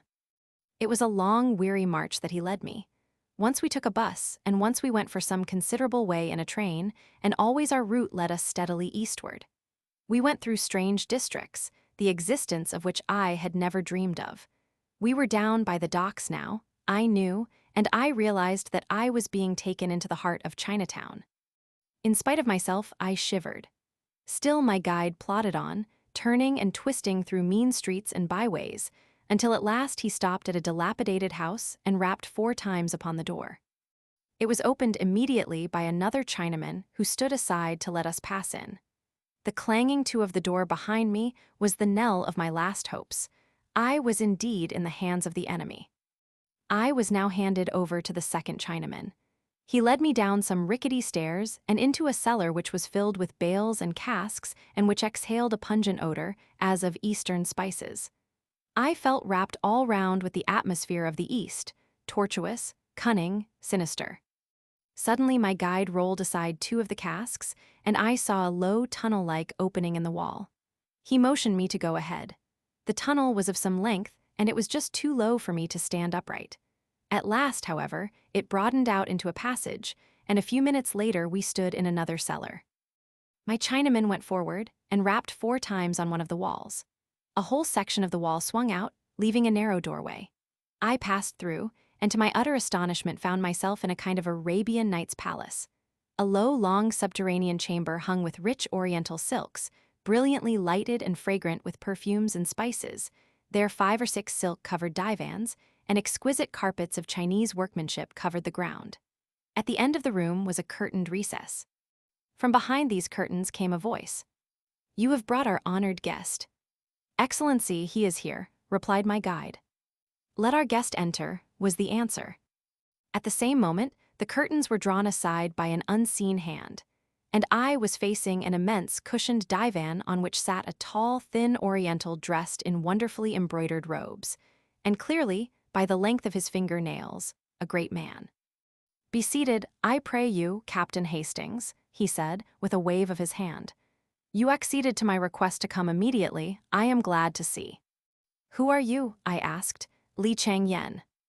"Indeed no, I am but the humblest of the master's servants. I carry out his behests, that is all as do other of his servants in other countries in South America, for instance." I advanced a step. "Where is she? What have you done with her out there?" "She is in a place of safety where none will find her. As yet, she is unharmed. You observe that I say as yet." Cold shivers ran down my spine as I confronted this smiling devil. "What do you want?" I cried. "Money." "My dear Captain Hastings, we have no designs on your small savings, I can assure you. Not, pardon me, a very intelligent suggestion on your part. Your colleague would not have made it, I fancy." "I suppose," I said heavily, "you wanted to get me into your toils. Well, you have succeeded. I have come here with my eyes open. Do what you like with me and let her go. She knows nothing, and she can be no possible use to you. You've used her to get hold of me, you've got me all right, and that settles it." The smiling Oriental caressed his smooth cheek, watching me obliquely out of his narrow eyes. "You go too fast," he said purringly. "That does not quite settle it. In fact, to get hold of you, as you express it, is not really our objective, but through you, we hope to get hold of your friend Hercule Poirot." "I'm afraid you won't do that," I said with a short laugh. "What I suggest is this," continued the other, his words running on as though he had not heard me. "You will write Hercule Poirot a letter, such a letter as will induce him to hasten hither and join you." "I shall do no such thing," I said angrily. "The consequences of refusal will be disagreeable." "Damn your consequences. The alternative might be death." A nasty shiver ran down my spine, but I endeavored to put a bold face upon it. "It's no good threatening me and bullying me. Keep your threats for Chinese cowards." "My threats are very real ones, Captain Hastings. I ask you again, will you write this letter?" "I will not, and what's more, you daren't kill me. You'd have the police on your tracks in no time." My interlocutor clapped his hands swiftly. 2 Chinese attendants appeared as it were out of the blue, and pinioned me by both arms. Their master said something rapidly to them in Chinese, and they dragged me across the floor to a spot in one corner of the big chamber. One of them stooped, and suddenly, without the least warning, the flooring gave beneath my feet. But for the restraining hand of the other man, I should have gone down the yawning gap beneath me. It was inky black, and I could hear the rushing of water. "The river," said my questioner from his place on the divan. "Think well, Captain Hastings. If you refuse again, you go headlong to eternity to meet your death in the dark waters below. For the last time, will you write that letter?" I'm not braver than most men. I admit frankly that I was scared to death and in a blue funk. That Chinese devil meant business, I was sure of that. It was goodbye to the good old world. In spite of myself, my voice wobbled a little as I answered. "For the last time, no, to hell with your letter." Then involuntarily I closed my eyes and breathed a short prayer. The mouse walks in. Not often in a lifetime does a man stand on the edge of eternity, but when I spoke those words in that East End cellar, I was perfectly certain that they were my last words on earth. I braced myself for the shock of those black, rushing waters beneath, and experienced in advance the horror of that breath-choking fall. But to my surprise, a low laugh fell on my ears. I opened my eyes. Obeying a sign from the man on the divan, my two jailers brought me back to my old seat facing him. "You are a brave man, Captain Hastings," he said. "We of the East appreciate bravery. I may say that I expected you to act as you have done. That brings us to the appointed second act of our little drama. Death for yourself you have faced will you face death for another." "What do you mean?" I asked hoarsely, a horrible fear creeping over me. "Surely you have not forgotten the lady, who is in our powerthy rose of the garden." I stared at him in dumb agony. "I think, Captain Hastings, that you will write that letter. See, I have a cable form here. The message I shall write on it depends on you and means life or death for your wife." The sweat broke out on my brow. My tormentor continued, smiling amiably and speaking with perfect sang-froid. "There, Captain, the pen is ready to your hand. You have only to write, if not." "If not," I echoed. "If not, that lady that you love dies and dies slowly. My master, Lai Chang Yen, amuses himself in his spare hours by devising new and ingenious methods of tortures." "My God," I cried, "you fiend, not that you wouldn't do that." "Shall I recount to you some of his devices?" Without heeding my cry of protest, his speech flowed unevenly, serenely till, with a cry of horror, I clapped my hands to my ears. "It is enough, I see. Take up the pen and write." "You would not dare." "Your speech is foolishness, and you know it. Take up the pen and write." "If I do." "Your wife goes free. The cable shall be dispatched immediately." "How do I know that you will keep faith with me?" "I swear it to you on the sacred tombs of my ancestors. Moreover, judge for yourself. Why should I wish to do her harm? Her detention will have answered its purpose." "And in Poirot?" "We will keep him in safe custody until we have concluded our operations. Then we will let him go." "Will you swear that also on the tombs of your ancestors?" "I have sworn one oath to you. That should be sufficient." My heart sank. I was betraying my friend to what? For a moment I hesitated, then the terrible alternative rose like a nightmare before my eyes. Cinderella in the hands of these Chinese devils, dying by slow torture. A groan rose to my lips. I seized the pen. Perhaps by careful wording of the letter, I could convey a warning, and Poirot would be enabled to avoid the trap. It was the only hope. But even that hope was not to remain. The Chinaman's voice rose, suave and courteous. "Permit me to dictate to you." He paused, consulted a sheaf of notes that lay by his side, and then dictated as follows. "Dear Poirot, I think I'm on the track of number 4. A Chinaman came this afternoon and lured me down here with a bogus message. Luckily, I saw through his little game in time and gave him the slip. Then I turned the tables on him and managed to do a bit of shadowing on my own account rather neatly too, I flatter myself. I'm getting a bright young lad to carry this to you. Give him a half-a-crown, will you? That's what I promised him if it was delivered safely. I'm watching the house and daren't leave. I shall wait for you until 6 o'clock, and if you haven't come then, I'll have a try at getting into the house on my own. It's too good a chance to miss, and of course, the boy mightn't find you. But if he does, get him to bring you down here right away. And cover up those precious mustaches of yours in case anyone's watching out from the house and might recognize you. Yours in haste, A.H. Every word that I wrote plunged me deeper in despair. The thing was diabolically clever. I realized how closely every detail of our life must be known. It was just such an epistle as I might have penned myself. The acknowledgement that the Chinaman who had called that afternoon had endeavored to lure me away discounted any good I might have done by leaving my sign of 4 books. It had been a trap, and I had seen through it. That was what Poirot would think. The time, too, was cleverly planned. Poirot, on receiving the note, would have just time to rush off with his innocent-looking guide, and that he would do so, I knew. My determination to make my way into the house would bring him post-haste. He always displayed a ridiculous distrust of my capacities. He would be convinced that I was running into danger without being equal to the situation, and would rush down to take command of the situation. But there was nothing to be done. I wrote as bidden. My captor took the note from me, read it, then nodded his head approvingly and handed it to one of the silent attendants who disappeared with it behind one of the silken hangings on the wall which masked a doorway. With a smile, the man opposite to me picked up a cable form and wrote. He handed it to me. It read, "Release the white bird with all dispatch." I gave a sigh of relief. "You will send it at once," I urged. He smiled and shook his head. "When Hercule Poirot is in my hands it shall be sent, not until then." "But you promised." "If this device fails, I may have need of our white bird to persuade you to further efforts." I grew white with anger. "My God, if you—" He waved a long, slim yellow hand. "Be reassured, I do not think it will fail. And the moment Poirot is in our hands, I will keep my oath. If you play me false, I have sworn it by my honored ancestors. Have no fear, rest here a while. My servants will see to your needs whilst I am absent." I was left alone in this strange underground nest of luxury. The second Chinese attendant had reappeared. One of them brought food and drink and offered it to me, but I waved them aside. I was sick at heart.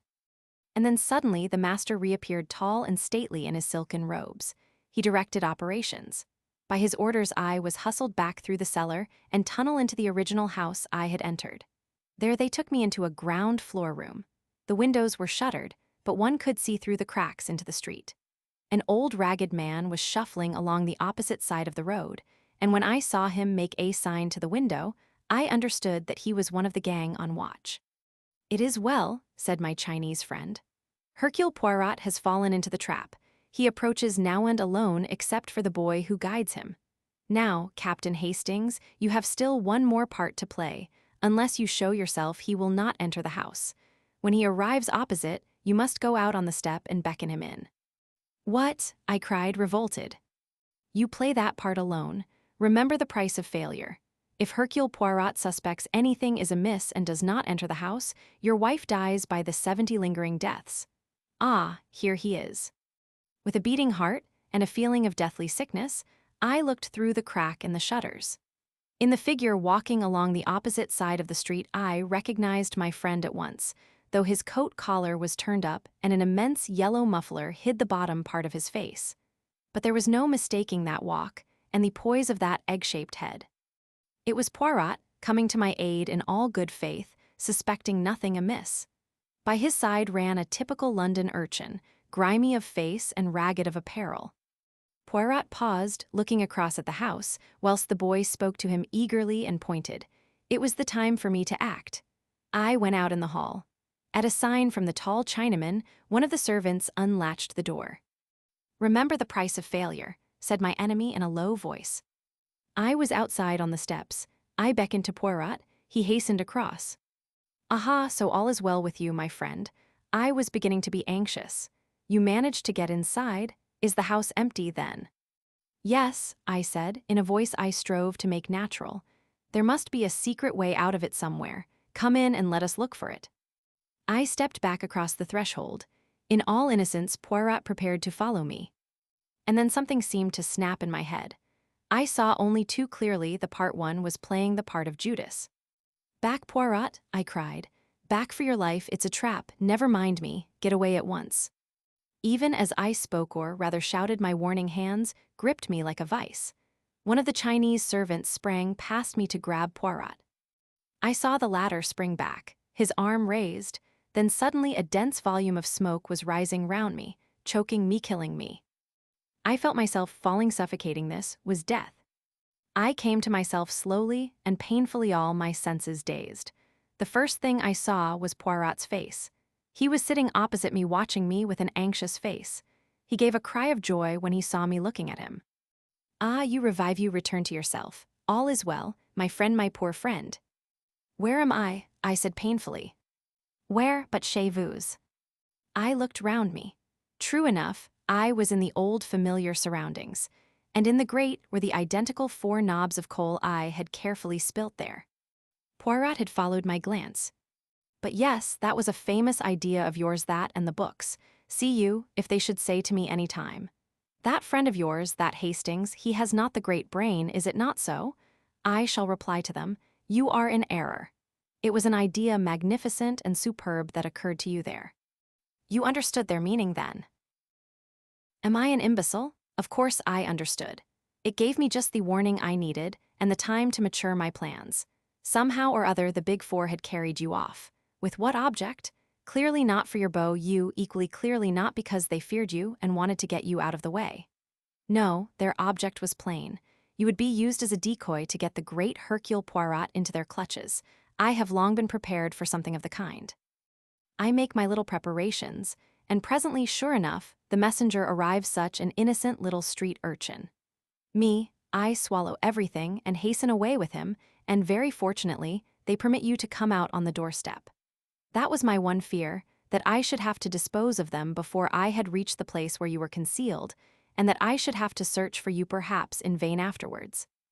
Dispose of them, did you say? I asked feebly. Single-handed. Oh, there is nothing very clever about that. If one is prepared in advance, all is simple, the motto of the Boy Scout, is it not? And a very fine one. Me, I was prepared. Not so long ago, I rendered a service to a very famous chemist who did a lot of work in connection with poison gas during the war. He devised for me a little bomb, simple and easy to carry about, one has but to throw it and poof, the smoke end, then the unconsciousness. Immediately I blow a little whistle and straightway some of Jap's clever fellows who were watching the house here long before the boy arrived, and who managed to follow us all the way to Limehouse, came flying up and took charge of the situation. But how was it you weren't unconscious too? Another piece of luck. Our friend number 4, who certainly composed that ingenious letter, permitted himself a little jest at my mustaches, which rendered it extremely easy for me to adjust my respirator under the guise of a yellow muffler. I remember, I cried eagerly, and then with the word remember, all the ghastly horror that I had temporarily forgotten came back to me, Cinderella. I fell back with a groan. I must have lost consciousness again for a minute or two. I awoke to find Poirot forcing some brandy between my lips.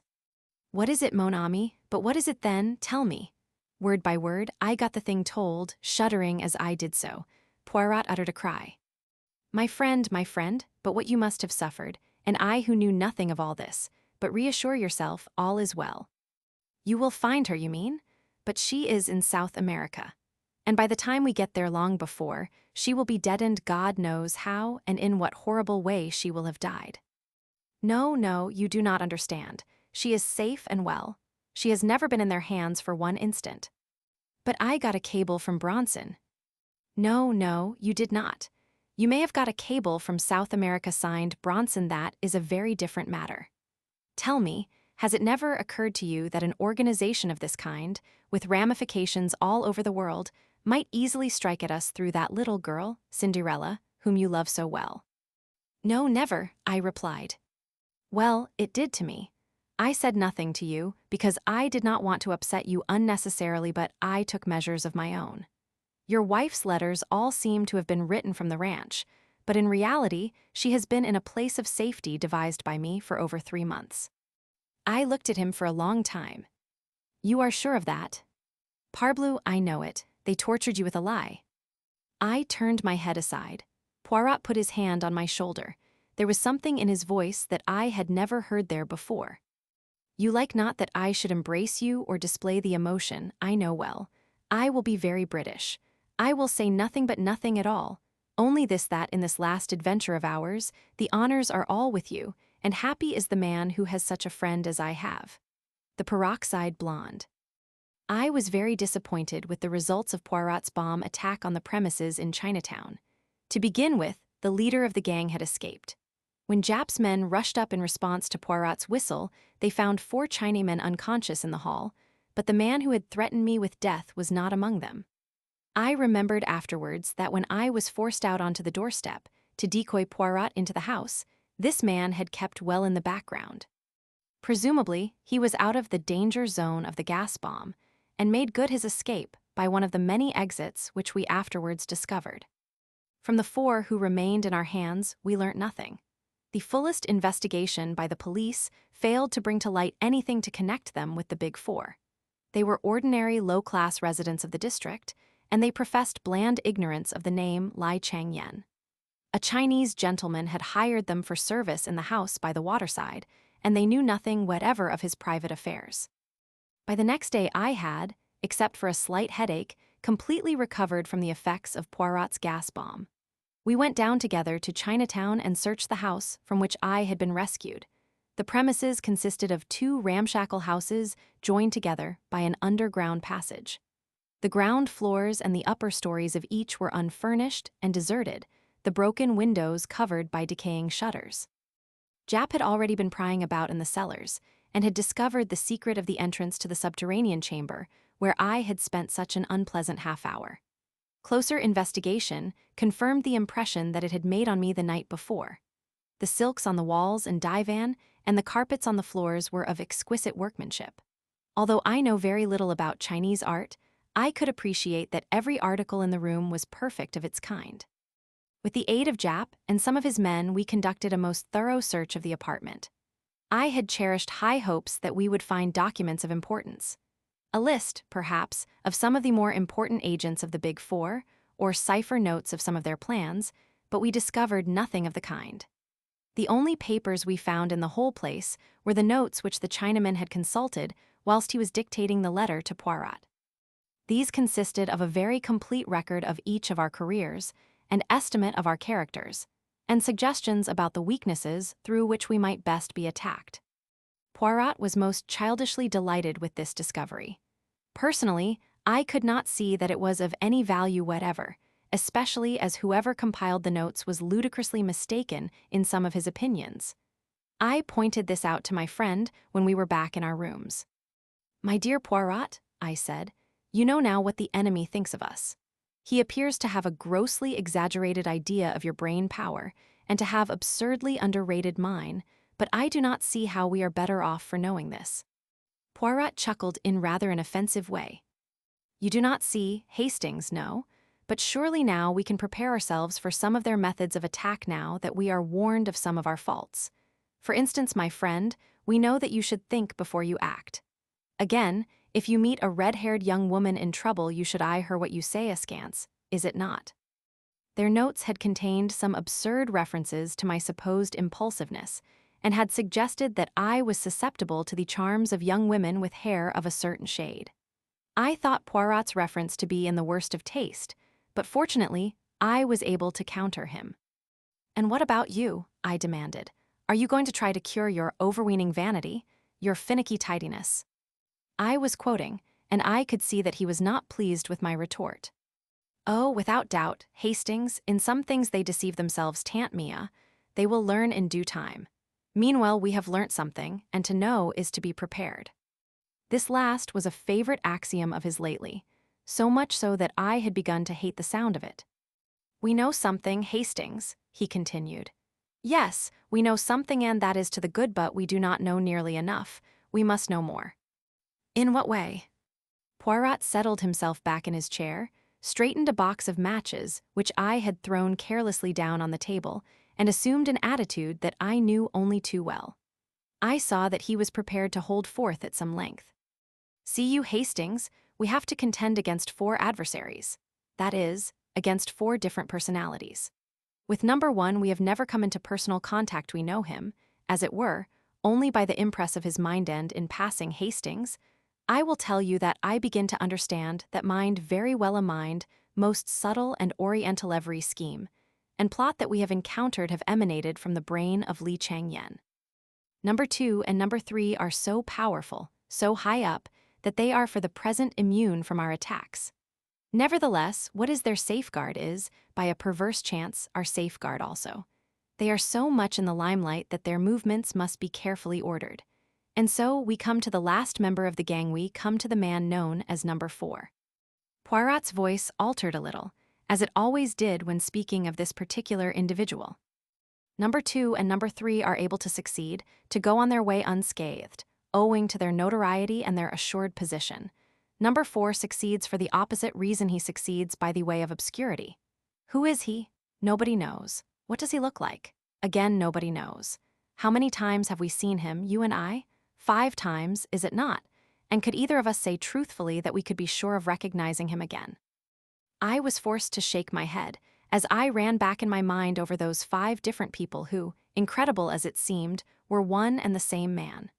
The burly lunatic asylum keeper, the man in the buttoned-up overcoat in Paris, James, the footman, the quiet young medical man in the yellow jasmine case, and the Russian professor. In no way did any 2 of these people resemble each other. "No," I said hopelessly, "we've nothing to go by whatsoever." Poirot smiled. "Do not, I pray of you, give way to such enthusiastic despair. We know 1 or 2 things." "What kind of things?" I asked skeptically. "We know that he is a man of medium height and of medium or fair coloring. If he were a tall man of swarthy complexion, he could never have passed himself off as the fair, stocky doctor. It is child's play, of course, to put on an additional inch or so for the part of James or the professor. In the same way, he must have a short, straight nose. Additions can be built onto a nose by skillful makeup, but a large nose cannot be successfully reduced at a moment's notice. Then again, he must be a fairly young man, certainly not over 35. You see, we are getting somewhere. A man between 30 and 35, of medium height and coloring, an adept in the art of makeup, and with very few or any teeth of his own." "What?" "Surely Hastings. As the keeper, his teeth were broken and discolored. In Paris they were even and white, as the doctor they protruded slightly, and as Savaronoff they had unusually long canines. Nothing alters the face so completely as a different set of teeth. You see where all this is leading us." "Not exactly," I said cautiously. "A man carries his profession written in his face, they say." "He's a criminal," I cried. "He is an adept in the art of making up." "It's the same thing." Rather a sweeping statement, Hastings, and one which would hardly be appreciated by the theatrical world. Do you not see that the man is, or has been, at one time or another, an actor? An actor. But certainly, he has the whole technique at his fingertips. Now there are 2 classes of actors, the one who sinks himself in his part, and the one who manages to impress his personality upon it. It is from the latter class that actor-managers usually spring. They seize a part and mold it to their own personality. The former class is quite likely to spend its days doing Mr. Lloyd George at different music halls or impersonating old men with beards in repertory plays. It is among that former class that we must look for our number 4. He is a supreme artist in the way he sinks himself in each part he plays. I was growing interested. "So you fancy you may be able to trace his identity through his connection with the stage?" "Your reasoning is always brilliant, Hastings." "It might have been better," I said coldly, "if the idea had come to you sooner. We have wasted a lot of time." "You are in error, mon ami. No more time has been wasted than was unavoidable. For some months now, my agents have been engaged on the task. Joseph Aarons is one of them. You remember him. They have compiled a list for me of men fulfilling the necessary qualifications, young men round about the age of 30, of more or less nondescript appearance, and with a gift for playing character partsmen, moreover, who have definitely left the stage within the last 3 years. "Well," I said, deeply interested. The list was, necessarily, rather a long one.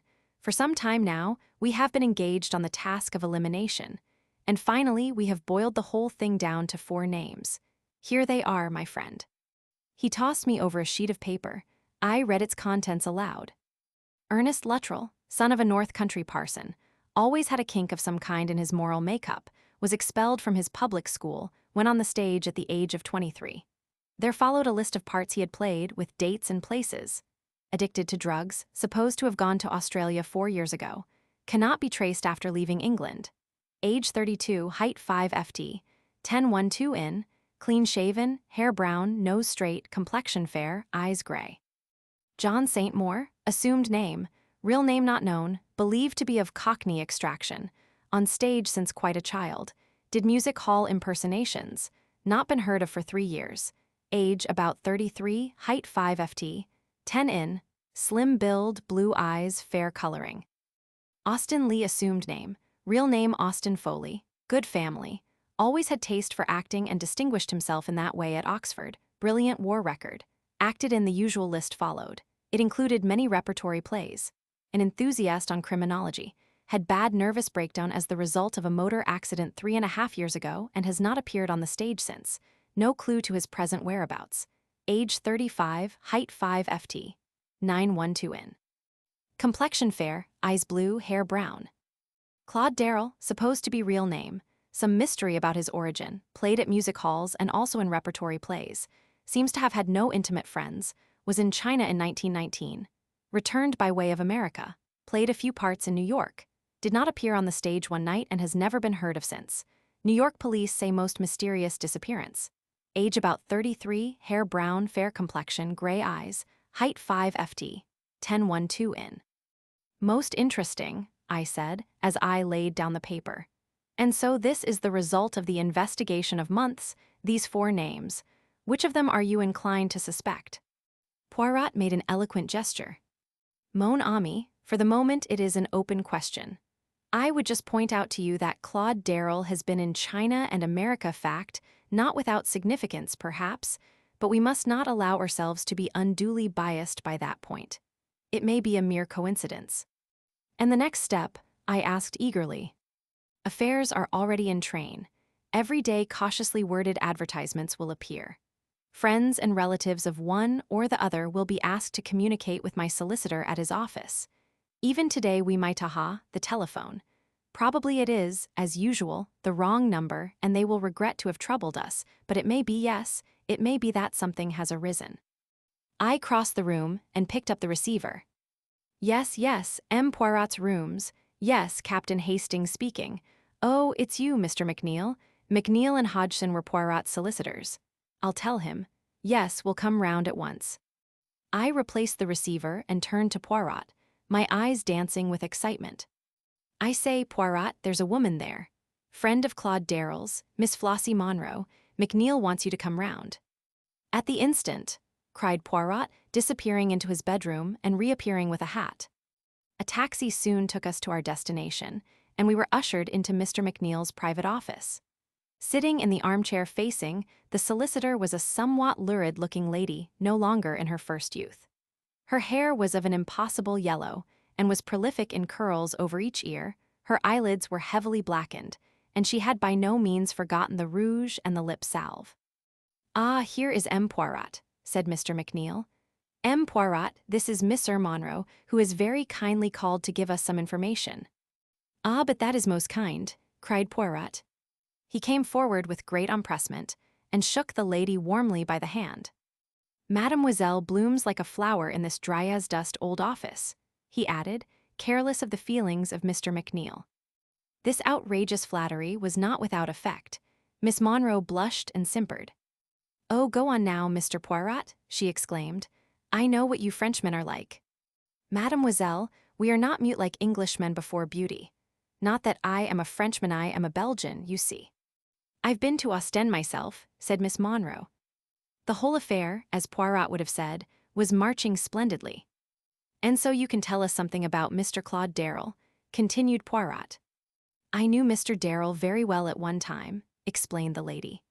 And I saw your advertisement, being out of a shop for the moment, and my time being my own, I said to myself, there, they want to know about poor old Claudie lawyers, too maybe it's a fortune looking for the rightful heir, I'd better go round at once. Mr. McNeil rose. Well, Monsieur Poirot, shall I leave you for a little conversation with Miss Monroe? You are too amiable, but stay a little idea presents itself to me, the hour of the déjeuner approaches. Mademoiselle will perhaps honor me by coming out to luncheon with me.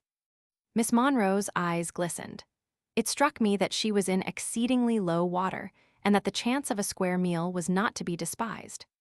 A few minutes later saw us all in a taxi, bound for one of London's most expensive restaurants. Once arrived there, Poirot ordered a most delectable lunch, and then turned to his guest. And for wine, mademoiselle, what do you say to champagne? Miss Monroe said nothing or everything. The meal started pleasantly. Poirot replenished the lady's glass with thoughtful assiduity, and gradually slid on to the topic nearest his heart. The poor Mr. Darrell, what a pity he is not with us.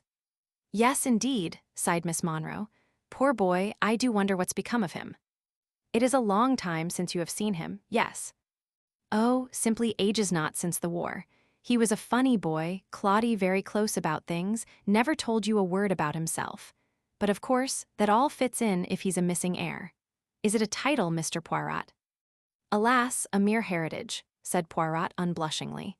But you see, it may be a question of identification. That is why it is necessary for us to find someone who knew him very well indeed. You knew him very well, did you not, mademoiselle? I don't mind telling you, Mr. Poirot. You're a gentleman. You know how to order a lunch for a lady, which is more than some of these young whippersnappers do nowadays. Downright mean, I call it. As I was saying, you being a Frenchman won't be shocked. Ah, you Frenchmen, naughty naughty. She wagged her finger at him in an excess of archness. Well, there it was, me and Claudie, two young things, what else could you expect? And I've still a kindly feeling for him. Though mind you, he didn't treat me well, no, he didn't treat me well at all. Not as a lady should be treated. They're all the same when it comes to a question of money. No, no, mademoiselle, do not say that, protested Poirot, filling up her glass once more. Could you now describe this Mr. Darrell to me? He wasn't anything so very much to look at, said Flossie Monroe dreamily. Neither tall nor short, you know, but quite well set up, spruce-looking, eyes a sort of blue-gray, and more or less fair-haired, I suppose. But oh, what an artist. I never saw anyone to touch him in the profession. He'd have made his name before now if it hadn't been for jealousy. Ah, Mr. Poirot, jealousy, you wouldn't believe it, you really wouldn't, what we artists have to suffer through jealousy. Why, I remember once at Manchester. We displayed what patience we could in listening to a long, complicated story about a pantomime and the infamous conduct of the principal boy. Then Poirot led her gently back to the subject of Claude Darrell. It is very interesting, all this that you are able to tell us, mademoiselle, about Mr. Darrell. Women are such wonderful observers, see everything. They notice the little detail that escapes the mere man.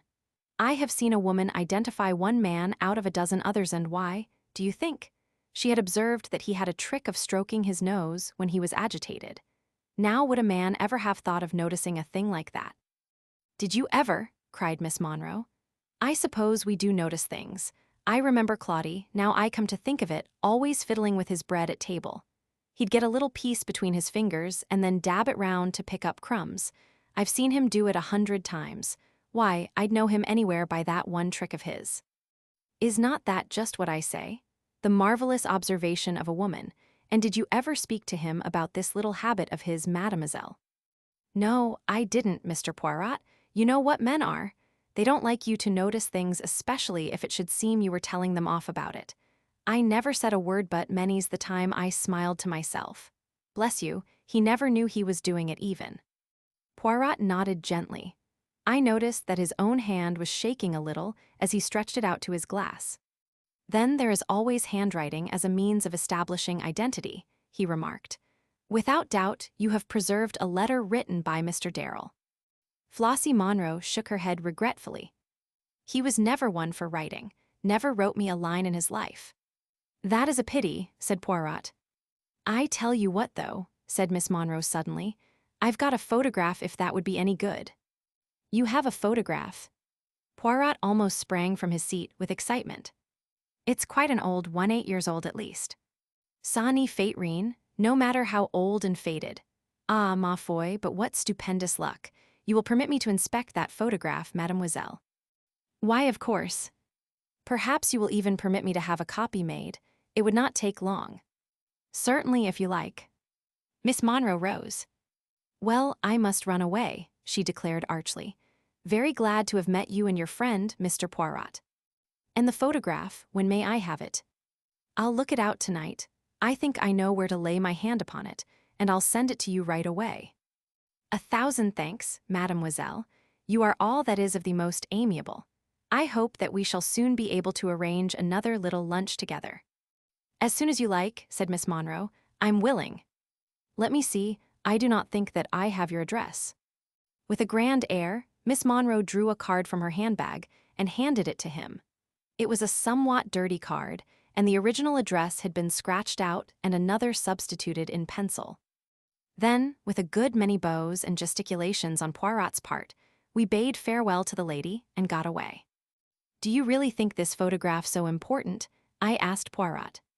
Yes, mon ami. The camera does not lie. One can magnify a photograph, seize salient points that otherwise would remain unnoticed, and then there are 1,000 details such as the structure of the ears, which no one could ever describe to you in words. Oh, yes, it is a great chance this which has come our way. That is why I propose to take precautions. He went across to the telephone as he finished speaking and gave a number which I knew to be that of a private detective agency which he sometimes employed. His instructions were clear and definite. 2 men were to go to the address he gave and, in general terms, were to watch over the safety of Miss Monroe. They were to follow her wherever she went. Poirot hung up the receiver and came back to me. "Do you really think that necessary, Poirot?" I asked. "It may be. There is no doubt that we are watched, you and I, and since that is so, they will soon know with whom we were lunching today. And it is possible that number 4 will scent danger." About 20 minutes later, the telephone bell rang. I answered it. A curt voice spoke into the phone. "Is that Mr. Poirot? St. James Hospital speaking. A young woman was brought in 10 minutes ago. Street accident, Miss Flossie Monroe. She is asking very urgently for Mr. Poirot, but he must come at once. She can't possibly last long." I repeated the words to Poirot. His face went white. "Quick, Hastings, we must go like the wind." A taxi took us to the hospital in less than 10 minutes. We asked for Miss Monroe and were taken immediately to the accident ward. But a white-capped sister met us in the doorway. Poirot read the news in her face. "It is over, eh? She died 6 minutes ago." Poirot stood as though stunned. The nurse, mistaking his emotion, began speaking gently. "She did not suffer, and she was unconscious towards the last. She was run over by a motor, and the driver of the car did not even stop. Wicked, isn't it? I hope someone took the number." "The stars fight against us," said Poirot in a low voice. "You would like to see her." The nurse led the way, and we followed. Poor Flossie Monroe, with her rouge and her dyed hair. She lay there very peacefully, with a little smile on her lips. "Yes," murmured Poirot, "the stars fight against us, but is it the stars?" He lifted his head as though struck by a sudden idea. "Is it the stars, Hastings? If it is not, if it is not. Oh, I swear to you, my friend, standing here by this poor woman's body, that I will have no mercy when the time comes." "What do you mean?" I asked. But Poirot had turned to the nurse and was eagerly demanding information. A list of the articles found in her handbag was finally obtained. Poirot gave a suppressed cry as he read it over. "You see, Hastings, you see." "See what?" "There is no mention of a latchkey, but she must have had a latchkey with her. No, she was run down in cold blood, and the first person who bent over her took the key from her bag. But we may yet be in time. He may not have been able to find at once what he sought." Another taxi took us to the address Flossie Monroe had given us, a squalid block of mansions in an unsavory neighborhood. It was some time before we could gain admission to Miss Monroe's flat, but we had at least the satisfaction of knowing that no one could leave it whilst we were on guard outside. Eventually, we got in. It was plain that someone had been before us. The contents of drawers and cupboards were strewn all over the floor, locks had been forced, and small tables had even been overthrown, so violent had been the searchers' haste. Poirot began to hunt through the debris. Suddenly he stood erect with a cry, holding out something. It was an old-fashioned photograph frame empty. He turned it slowly over. Affixed to the back was a small round label, price label. "It cost 4 shillings, I commented. "Mon Dieu, Hastings, use your eyes. That is a new clean label. It was stuck there by the man who took out the photograph, the man who was here before us, but knew that we should come, and so left this for Usclawed Derelalius number 4. The terrible catastrophe." It was after the tragic death of Miss Flossie Monroe that I began to be aware of a change in Poirot. Up to now, his invincible confidence in himself had stood the test. But it seemed as though, at last, the long strain was beginning to tell. His manner was grave and brooding, and his nerves were on edge. In these days, he was as jumpy as a cat. He avoided all discussion of the Big Four as far as possible, and seemed to throw himself into his ordinary work with almost his old ardor. Nevertheless, I knew that he was secretly active in the big matter. Extraordinary-looking Slavs were constantly calling to see him, and though he vouchsafed no explanation as to these mysterious activities, I realized that he was building some new defense or weapon of opposition with the help of these somewhat repulsive-looking foreigners.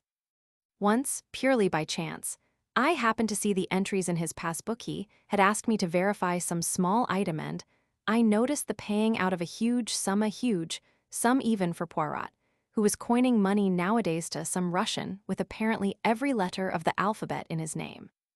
But he gave no clue as to the line on which he proposed to operate. Only over and over again he gave utterance to one phrase. It is the greatest mistake to underestimate your adversary. Remember that, mon ami. And I realized that that was the pitfall he was striving at all costs to avoid. So matters went on until the end of March, and then one morning Poirot made a remark which startled me considerably. "This morning, my friend, I should recommend the best suit. We go to call upon the Home Secretary." "Indeed, that is very exciting. He has called you in to take up a case." "Not exactly. The interview is of my seeking. You may remember my saying that I once did him some small service. He is inclined to be foolishly enthusiastic over my capabilities in consequence, and I am about to trade on this attitude of his. As you know, the French Premier, M. Desjardins, is over in London, and at my request the Home Secretary had arranged for him to be present at our little conference this morning. The Right Honourable Sidney Crowther, His Majesty's Secretary of State for Home Affairs, was a well-known and popular figure. A man of some 50 years of age, with a quizzical expression and shrewd grey eyes, he received us with that delightful bonhomie of manner which was well known to be one of his principal assets. Standing with his back to the fireplace was a tall, thin man with a pointed black beard and a sensitive face. "M. Desjardins," said Crowther. "Allow me to introduce to you M. Hercule Poirot, of whom you may, perhaps, already have heard." The Frenchman bowed and shook hands. "I have indeed heard of M. Hercule Poirot," he said pleasantly. "Who has not?"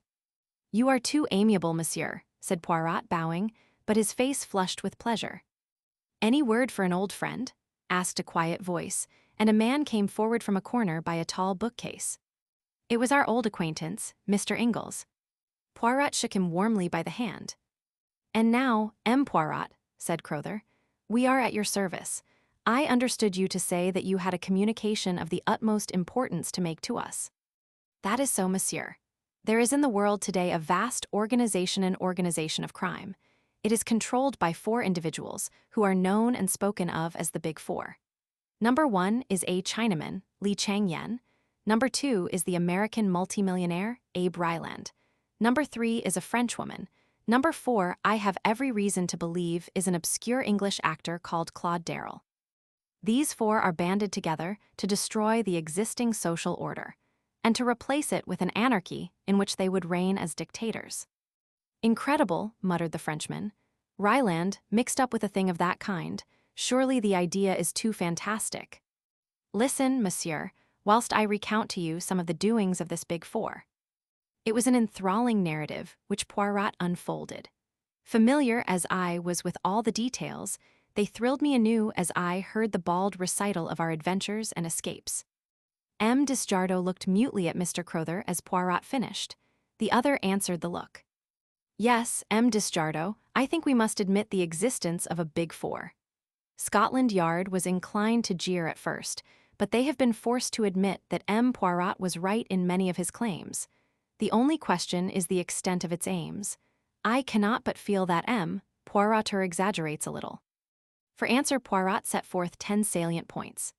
I have been asked not to give them to the public even now, and so I refrain from doing so, but they included the extraordinary disasters to submarines which occurred in a certain month, and also a series of aeroplane accidents and forced landings. According to Poirot, these were all the work of the Big Four, and bore witness to the fact that they were in possession of various scientific secrets unknown to the world at large. This brought us straight to the question, which I had been waiting for the French Premier to ask. You say that the 3rd member of this organization is a Frenchwoman. Have you any idea of her name? It is a well-known name, monsieur, an honored name. Number 3 is no less than the famous Madame Olivier. At the mention of the world-famous scientist, successor to the Curie's M. Desjardins positively bounded from his chair, his face purple with emotion. "Madame Olivier, impossible, absurd. It is an insult what you say there." Poirot shook his head gently, but made no answer. Desjardins looked at him in stupefaction for some moments. Then his face cleared, and he glanced at the Home Secretary and tapped his forehead significantly. M. Poirot is a great man, he observed. But even the great man sometimes he has his little mania, does he not? And seeks in high places for fancied conspiracies. It is well known. You agree with me, do you not, Mr. Crowther? The Home Secretary did not answer for some minutes. Then he spoke slowly and heavily. Upon my soul, I don't know, he said at last. I have always had and still have the utmost belief in M. Poirot, but well, this takes a bit of believing. This Li Chang-yen, too, continued M. Desjardins. Who has ever heard of him? I have, said the unexpected voice of Mr. Ingalls. The Frenchman stared at him, and he stared placidly back again, looking more like a Chinese idol than ever. Mr. Ingalls, explained the Home Secretary, is the greatest authority we have on the interior of China. And you have heard of this Li Chang-yen. Until M. Poirot here came to me, I imagined that I was the only man in England who had. Make no mistake, M. Desjardins, there is only one man in China who counts today Li Chang-yen. He has, perhaps, I only say perhaps, the finest brain in the world at the present time. M. Desjardins sat as though stunned. Presently, however, he rallied. There may be something in what you say, M. Poirot, he said coldly, but as regards Madame Olivier, you are most certainly mistaken. She is a true daughter of France and devoted solely to the cause of science. Poirot shrugged his shoulders and did not answer. There was a minute or two's pause, and then my little friend rose to his feet, with an air of dignity that sat rather oddly upon his quaint personality. That is all I have to say, messieurs, to warn you. I thought it likely that I should not be believed, but at least you will be on your guard. My words will sink in, and each fresh event that comes along will confirm your wavering faith. It was necessary for me to speak now. Later, I might not have been able to do so. You mean, asked Crowther, impressed in spite of himself by the gravity of Poirot's tone. I mean, monsieur, that since I have penetrated the identity of number 4, my life is not worth an hour's purchase. He will seek to destroy me at all costs, and not for nothing is he named the Destroyer. Messieurs, I salute you. To you, M. Crowther, I deliver this key and this sealed envelope. I have got together all my notes on the case and my ideas as to how best to meet the menace that any day may break upon the world, and have placed them in a certain safe deposit. In the event of my death, M. Crowther, I authorize you to take charge of those papers and make what use you can of them. And now, messieurs, I wish you good day. Desjardins merely bowed coldly, but Crowther sprang up and held out his hand. You have converted me, M. Poirot. Fantastic as the whole thing seems, I believe utterly in the truth of what you have told us. Ingalls left at the same time as we did. I am not disappointed with the interview, said Poirot, as we walked along. I did not expect to convince Desjardins, but I have at least ensured that, if I die, my knowledge does not die with me, and I have made 1 or 2 converts. Pas si mal. I'm with you, as you know, said Ingalls. By the way, I'm going out to China as soon as I can get off. Is that wise? No, said Ingalls dryly, but it's necessary. One must do what one can. Ah, you are a brave man, cried Poirot with emotion. If we were not in the street, I would embrace you. I fancied that Ingalls looked rather relieved. I don't suppose that I shall be in any more danger in China than you are in London, he growled. That is possibly true enough, admitted Poirot. I hope that they will not succeed in massacring Hastings also, that is all. That would annoy me greatly. I interrupted this cheerful conversation to remark that I had no intention of letting myself be massacred, and shortly afterwards Ingalls parted from us. For some time we went along in silence, which Poirot at length broke by uttering a totally unexpected remark. I really think that I shall have to bring my brother into this. Your brother, I cried, astonished. I never knew you had a brother. You surprise me, Hastings. Do you not know that all celebrated detectives have brothers who would be even more celebrated than they are were it not for constitutional indolence? Poirot employs a peculiar manner, sometimes, which makes it well-nigh impossible to know whether he is jesting or in earnest. That manner was very evident at the moment. What is your brother's name? I asked, trying to adjust myself to this new idea. Hercule Poirot, replied Poirot gravely. He lives near Spa in Belgium. What does he do? I asked with some curiosity, putting aside a half-formed wonder as to the character and disposition of the late Madame Poirot and her classical taste in Christian names. He does nothing. He is, as I tell, of a singularly indolent disposition, but his abilities are hardly less than my own, which is saying a great deal. Is he like you to look at? Not unlike, but not nearly so handsome, and he wears no mustaches. Is he older than you, or younger? He happens to have been born on the same day. A twin, I cried. Exactly, Hastings. You jump to the right conclusion with unfailing accuracy. But here we are at home again. Let us at once get to work on that little affair of the Duchess's necklace. But the Duchess's necklace was doomed to wait a while. A case of quite another description was waiting for us. Our landlady, Mrs. Pearson, at once informed us that a hospital nurse had called and was waiting to see Poirot. We found her sitting in the big armchair facing the window, a pleasant-faced woman of middle age in a dark blue uniform. She was a little reluctant to come to the point, but Poirot soon put her at her ease, and she embarked upon her story. You see, M. Poirot, I've never come across anything of the kind before. I was sent for, from the Lark Sisterhood, to go down to a case in Hertfordshire. An old gentleman it is, Mr. Templeton. Quite a pleasant house and quite pleasant people. The wife, Mrs. Templeton, is much younger than her husband, and he has a son by his first marriage who lives there. I don't know that the young man and the stepmother always get on together. He's not quite what you'd call normal, not wanting exactly, but decidedly dull in the intellect. Well, this illness of Mr. Templeton's seemed to me from the first to be very mysterious. At times, there seemed really nothing the matter with him, and then he suddenly has one of these gastric attacks with pain and vomiting. But the doctor seemed quite satisfied, and it wasn't for me to say anything. But I couldn't help thinking about it. And then she paused and became rather red. Something happened which aroused your suspicions, suggested Poirot. Yes. But she still seemed to find it difficult to go on. I found the servants were passing remarks too. About Mr. Templeton's illness. Oh no, about this other thing. Mrs. Templeton. Yes. Mrs. Templeton and the doctor, perhaps. Poirot had an uncanny flair in these things. The nurse threw him a grateful glance and went on. They were passing remarks, and then one day I happened to see them together myself in the garden. It was left at that. Our client was in such an agony of outraged propriety that no one could feel it necessary to ask exactly what she had seen in the garden. She had evidently seen quite enough to make up her own mind on the situation. The attacks got worse and worse.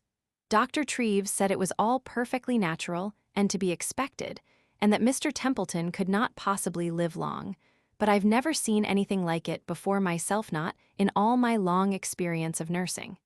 It seemed to me much more like some form of... She paused, hesitating.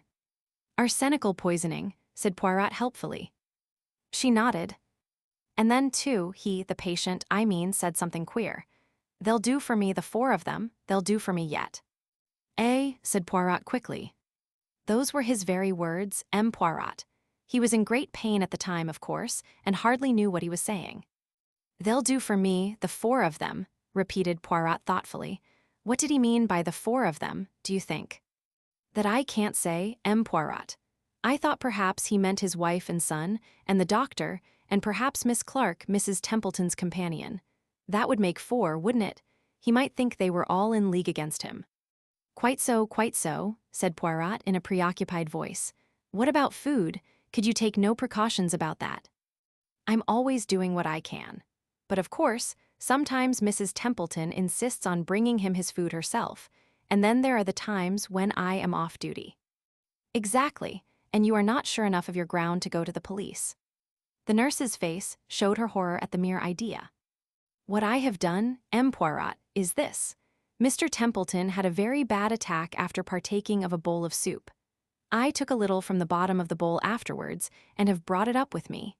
I have been spared for the day to visit a sick mother, as Mr. Templeton was well enough to be left. She drew out a little bottle of dark fluid and handed it to Poirot. Excellent, mademoiselle. We will have this analyzed immediately. If you will return here in, say, An hour's time I think that we shall be able to dispose of your suspicions one way or another." First extracting from our visitor her name and qualifications, he ushered her out. Then he wrote a note and sent it off together with the bottle of soup. Whilst we waited to hear the result, Poirot amused himself by verifying the nurse's credentials, somewhat to my surprise. "No, no, my friend," he declared. "I do well to be careful. Do not forget the Big Four are on our track." However, he soon elicited the information that a nurse of the name of Mabel Palmer was a member of the Lark Institute and had been sent to the case in question. "So far, so good," he said, with a twinkle. "And now here comes Nurse Palmer back again, and here also is our analyst's report." Both the nurse and I waited anxiously, whilst Poirot read the analyst's report. "Is there arsenic in it?" she asked breathlessly. Poirot shook his head, refolding the paper. "No." We were both immeasurably surprised. "There is no arsenic in it," continued Poirot, "but there is antimony, and that being the case, we will start immediately for Hertfordshire. Pray heaven that we are not too late." It was decided that the simplest plan was for Poirot to represent himself truly as a detective, but that the ostensible reason of his visit should be to question Mrs. Templeton about a servant formerly in her employment whose name he obtained from Nurse Palmer, and who he could represent as being concerned in a jewel robbery. It was late when we arrived at Elmstead, as the house was called. We had allowed Nurse Palmer to precede us by about 20 minutes, so that there should be no question of our all arriving together. Mrs. Templeton, a tall dark woman with sinuous movements and uneasy eyes, received us. I noticed that as Poirot announced his profession, she drew in her breath with a sudden hiss, as though badly startled, but she answered his question about the maidservant readily enough.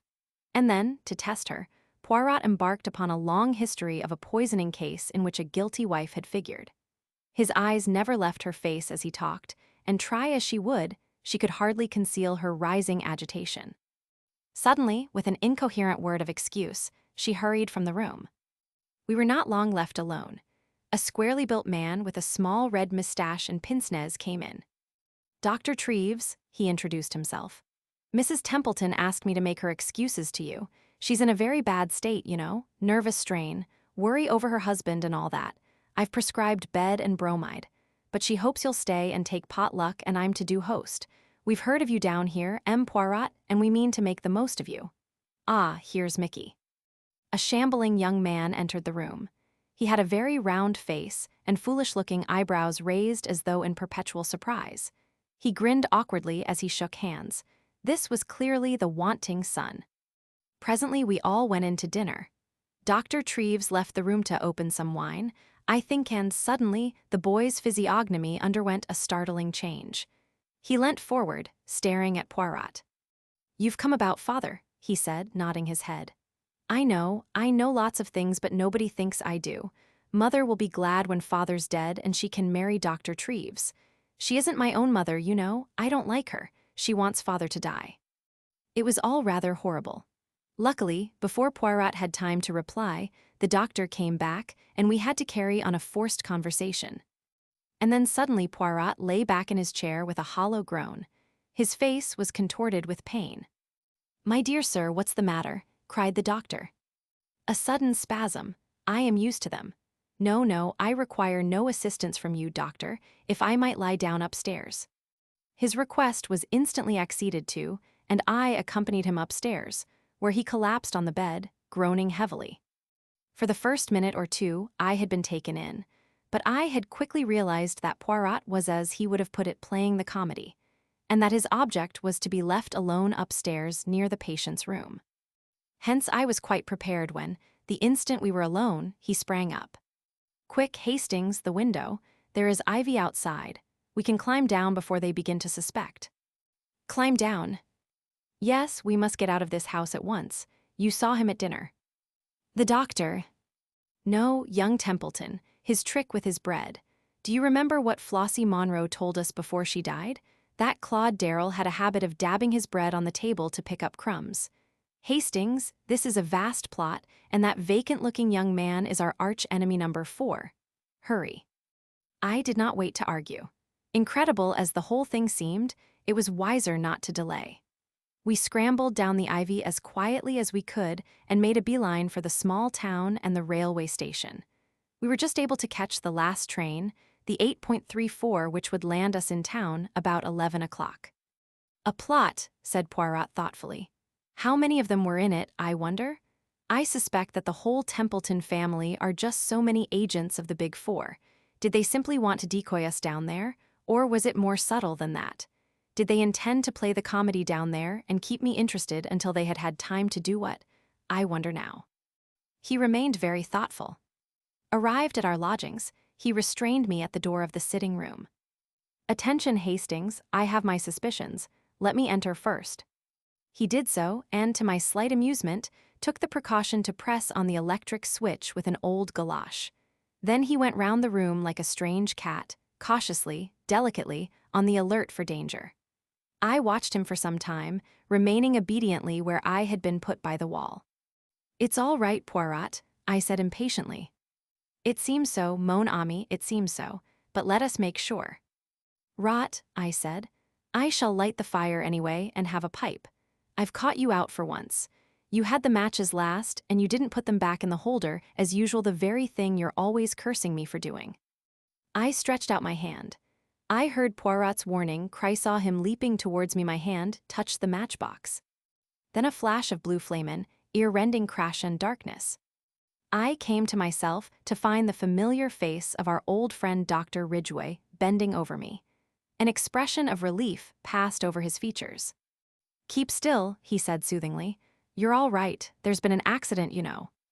Poirot, I murmured. You're in my digs, everything's quite all right. A cold fear clutched at my heart.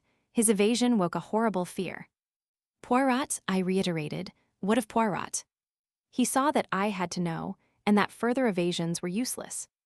By a miracle you escaped, Poirot did not. A cry burst from my lips.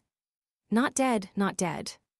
Ridgway bowed his head, his features working with emotion. With desperate energy, I pulled myself to a sitting position. Poirot may be dead, I said weakly, but his spirit lives on. I will carry on his work, death to the Big Four. Then I fell back fainting, the dying Chinaman. Even now I can hardly bear to write of those days in March. Poirot the unique, the inimitable Hercule Poirot dead. There was a particularly diabolical touch in the disarranged matchbox, which was certain to catch his eye, and which he would hasten to rearrange and thereby touch off the explosion.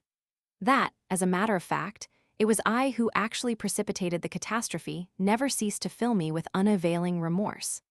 It was, as Dr. Ridgway said, a perfect miracle that I had not been killed, but had escaped with a slight concussion.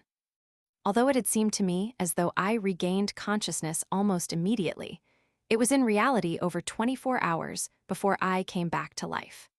It was not until the evening of the day following that I was able to stagger feebly into an adjoining room and view with deep emotion the plain elm coffin which held the remains of one of the most marvelous men this world has ever known.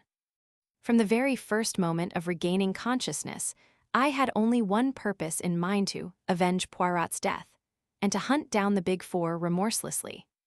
I had thought that Ridgway would have been of one mind with me about this, but to my surprise, the good doctor seemed unaccountably lukewarm. Get back to South America was his advice, tendered on every occasion. Why attempt the impossible? Put as delicately as possible, his opinion amounted to this: if Poirot, the unique Poirot, had failed, was it likely that I should succeed? But I was obstinate, putting aside any question as to whether I had the necessary qualifications for the task, and I may say in passing that I did not entirely agree with his views on this point. I had worked so long with Poirot that I knew his methods by heart, and felt fully capable of taking up the work where he had laid it down. It was, with me, a question of feeling. My friend had been foully murdered. Was I to go tamely back to South America without an effort to bring his murderers to justice? I said all this and more to Ridgway, who listened attentively enough. All the same, he said when I had finished, my advice does not vary. I am earnestly convinced that Poirot himself, if he were here, would urge you to return. In his name, I beg of you, Hastings, abandon these wild ideas and go back to your ranch. To that only one answer was possible, and, shaking his head sadly, he said no more. It was a month before I was fully restored to health. Towards the end of April, I sought and obtained an interview with the Home Secretary. Mr. Crowther's manner was reminiscent of that of Dr. Ridgway. It was soothing and negative. Whilst appreciating the offer of my services, he gently and considerately declined them. The papers referred to by Poirot had passed into his keeping, and he assured me that all possible steps were being taken to deal with the approaching menace. With that cold comfort, I was forced to be satisfied. Mr. Crowther ended the interview by urging me to return to South America. I found the whole thing profoundly unsatisfactory. I should, I suppose, in its proper place, have described Poirot's funeral. It was a solemn and moving ceremony, and the extraordinary number of floral tributes passed belief. They came from high and low alike, and bore striking testimony to the place my friend had made for himself in the country of his adoption. For myself, I was frankly overcome by emotion as I stood by the grave side and thought of all our varied experiences and the happy days we had passed together. By the beginning of May, I had mapped out a plan of campaign. I felt that I could not do better than keep Poirot's scheme of advertising for any information respecting Claude Darrell. I had an advertisement to this effect inserted in a number of morning newspapers, and I was sitting in a small restaurant in Soho, and judging of the effect of the advertisement, when a small paragraph in another part of the paper gave me a nasty shock. Very briefly, it reported the mysterious disappearance of Mr. John Ingles from the SS Shanghai shortly after the latter had left Marseille. Although the weather was perfectly smooth, it was feared that the unfortunate gentleman must have fallen overboard. The paragraph ended with a brief reference to Mr. Ingles' long and distinguished service in China. The news was unpleasant. I read into Ingles' death a sinister motive. Not for one moment did I believe the theory of an accident. Ingles had been murdered, and his death was only too clearly the handiwork of that accursed Big Four. As I sat there, stunned by the blow, and turning the whole matter over in my mind, I was startled by the remarkable behavior of the man sitting opposite me. So far I had not paid much attention to him. He was a thin, dark man of middle age, sallow of complexion, with a small pointed beard. He had sat down opposite me so quietly that I had hardly noticed his arrival. But his actions now were decidedly peculiar, to say the least of them. Leaning forward, he deliberately helped me to salt, putting it in 4 little heaps round the edge of my plate.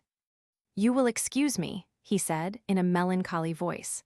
"To help a stranger to salt is to help them to sorrow, they say. That may be an unavoidable necessity. I hope not, though. I hope that you will be reasonable." Then, with a certain significance, he repeated his operations with the salt on his own plate. The symbol 4 was too plain to be missed. I looked at him searchingly. In no way that I could see did he resemble young Templeton or James the footman, or any other of the various personalities we had come across. Nevertheless, I was convinced that I had to do with no less than the redoubtable number 4 himself. In his voice, there was certainly a faint resemblance to the buttoned-up stranger who had called upon us in Paris. I looked round, undecided as to my course of action. Reading my thoughts, he smiled and gently shook his head. "I should not advise it," he remarked. "Remember what came of your hasty action in Paris. Let me assure you that my way of retreat is well assured. Your ideas are inclined to be a little crude, Captain Hastings, if I may say so." "You devil," I said, choking with rage, "you incarnate devil." "Heated just, a trifle heated. Your late lamented friend would have told you that a man who keeps calm has always a great advantage." "You dare to speak of him," I cried. "The man you murdered so foully, and you come here." He interrupted me. "I came here for an excellent and peaceful purpose, to advise you to return at once to South America. If you do so, that is the end of the matter as far as the Big Four are concerned. You and yours will not be molested in any way. I give you my word as to that." I laughed scornfully. "And if I refuse to obey your autocratic command?" "It is hardly a command. Shall we say that it is a warning?" There was a cold menace in his tone. "The first warning," he said softly. "You will be well advised not to disregard it." Then, before I had any hint of his intention, he rose and slipped quickly away towards the door. I sprang to my feet and was after him in a second, but by bad luck I cannoned straight into an enormously fat man who blocked the way between me and the next table. By the time I had disentangled myself, my quarry was just passing through the doorway, and the next delay was from a waiter carrying a huge pile of plates who crashed into me without the least warning. By the time I got to the door, there was no sign of the thin man with the dark beard. The waiter was fulsome in apologies. The fat man was sitting placidly at a table ordering his lunch. There was nothing to show that both occurrences had not been a pure accident. Nevertheless, I had my own opinion as to that. I knew well enough that the agents of the Big Four were everywhere. Needless to say, I paid no heed to the warning given me. I would do or die in the good cause. I received in all only 2 answers to the advertisements. Neither of them gave me any information of value. They were both from actors who had played with Claude Darrell at one time or another. Neither of them knew him at all intimately, and no new light was thrown upon the problem of his identity and present whereabouts. No further sign came from the Big Four until about 10 days later. I was crossing Hyde Park, lost in thought, when a voice, rich with a persuasive foreign inflection, hailed me. "Captain Hastings, is it not?" A big limousine had just drawn up by the pavement. A woman was leaning out. Exquisitely dressed in black with wonderful pearls, I recognized the lady first known to us as Countess Vera Rosikoff, and afterwards under a different alias as an agent of the Big Four. Poirot, for some reason or other, had always had a sneaking fondness for the Countess. Something in her very flamboyance attracted the little man. He was wont to declare in moments of enthusiasm, a woman in 1,000.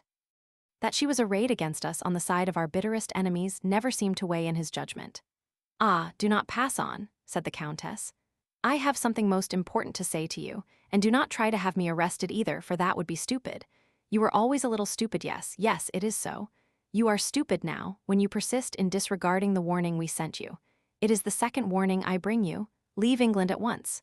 You can do no good here, I tell you that frankly. You will never accomplish anything." "In that case," I said stiffly, "it seems rather extraordinary that you are all so anxious to get me out of the country." The Countess shrugged her magnificent shoulders, and a magnificent gesture. "For my part, I think that too stupid. I would leave you here to play about happily. But the chiefs, you see, are fearful that some word of yours may give great help to those more intelligent than yourself. Hence you are to be banished." The Countess appeared to have a flattering idea of my abilities. I concealed my annoyance. Doubtless, this attitude of hers was assumed expressly to annoy me and to give me the idea that I was unimportant.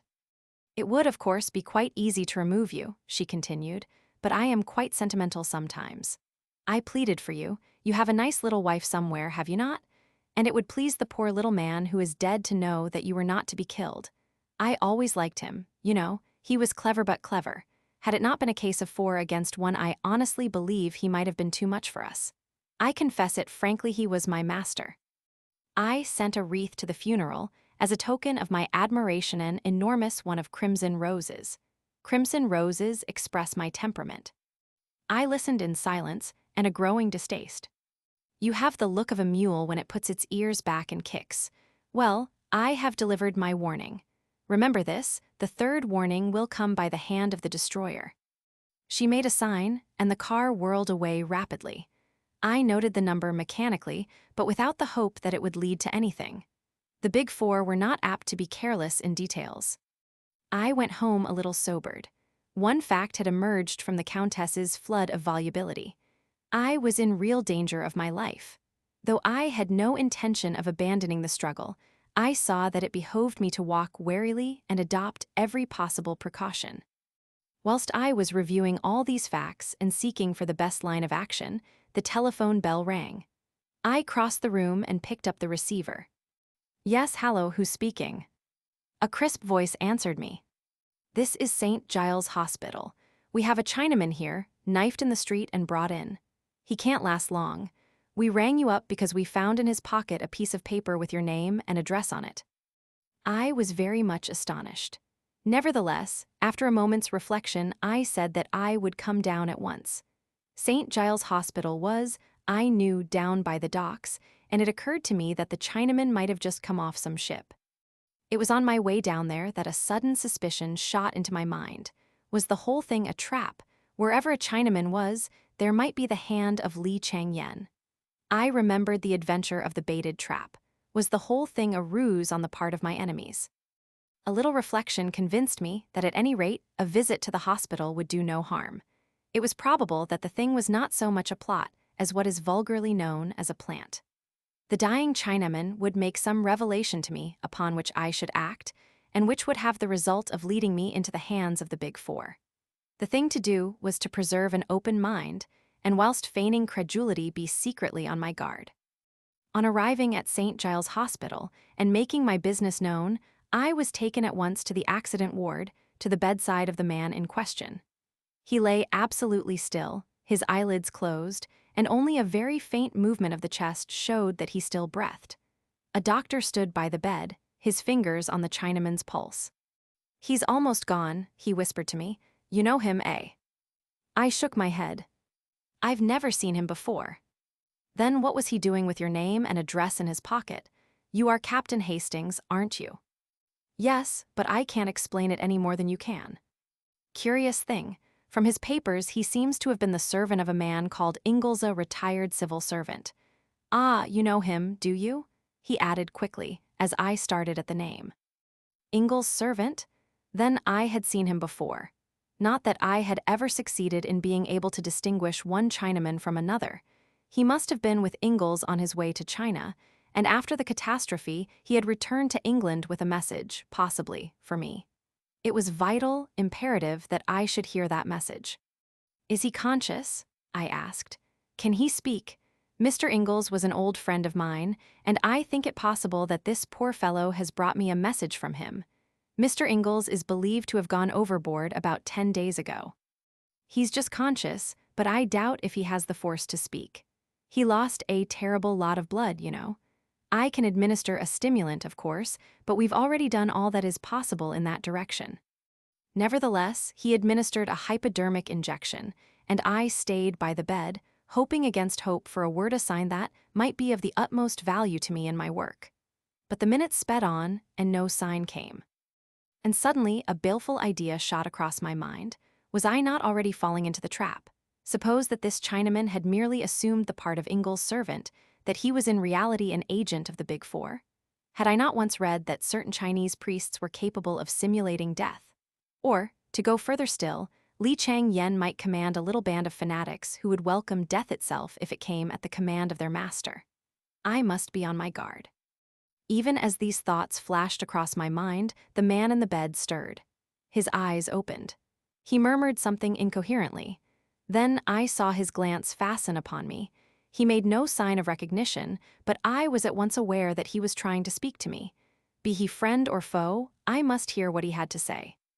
I leaned over the bed, but the broken sounds conveyed no sort of meaning to me. I thought I caught the word hand, but in what connection it was used I could not tell.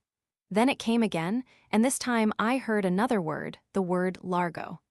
I stared in amazement, as the possible juxtaposition of the two suggested itself to me. "Handles largo?" I queried. The Chinaman's eyelids flickered rapidly, as though in assent, and he added another Italian word, the word carazza. 2 or 3 more words of murmured Italian came to my ears, and then he fell back abruptly.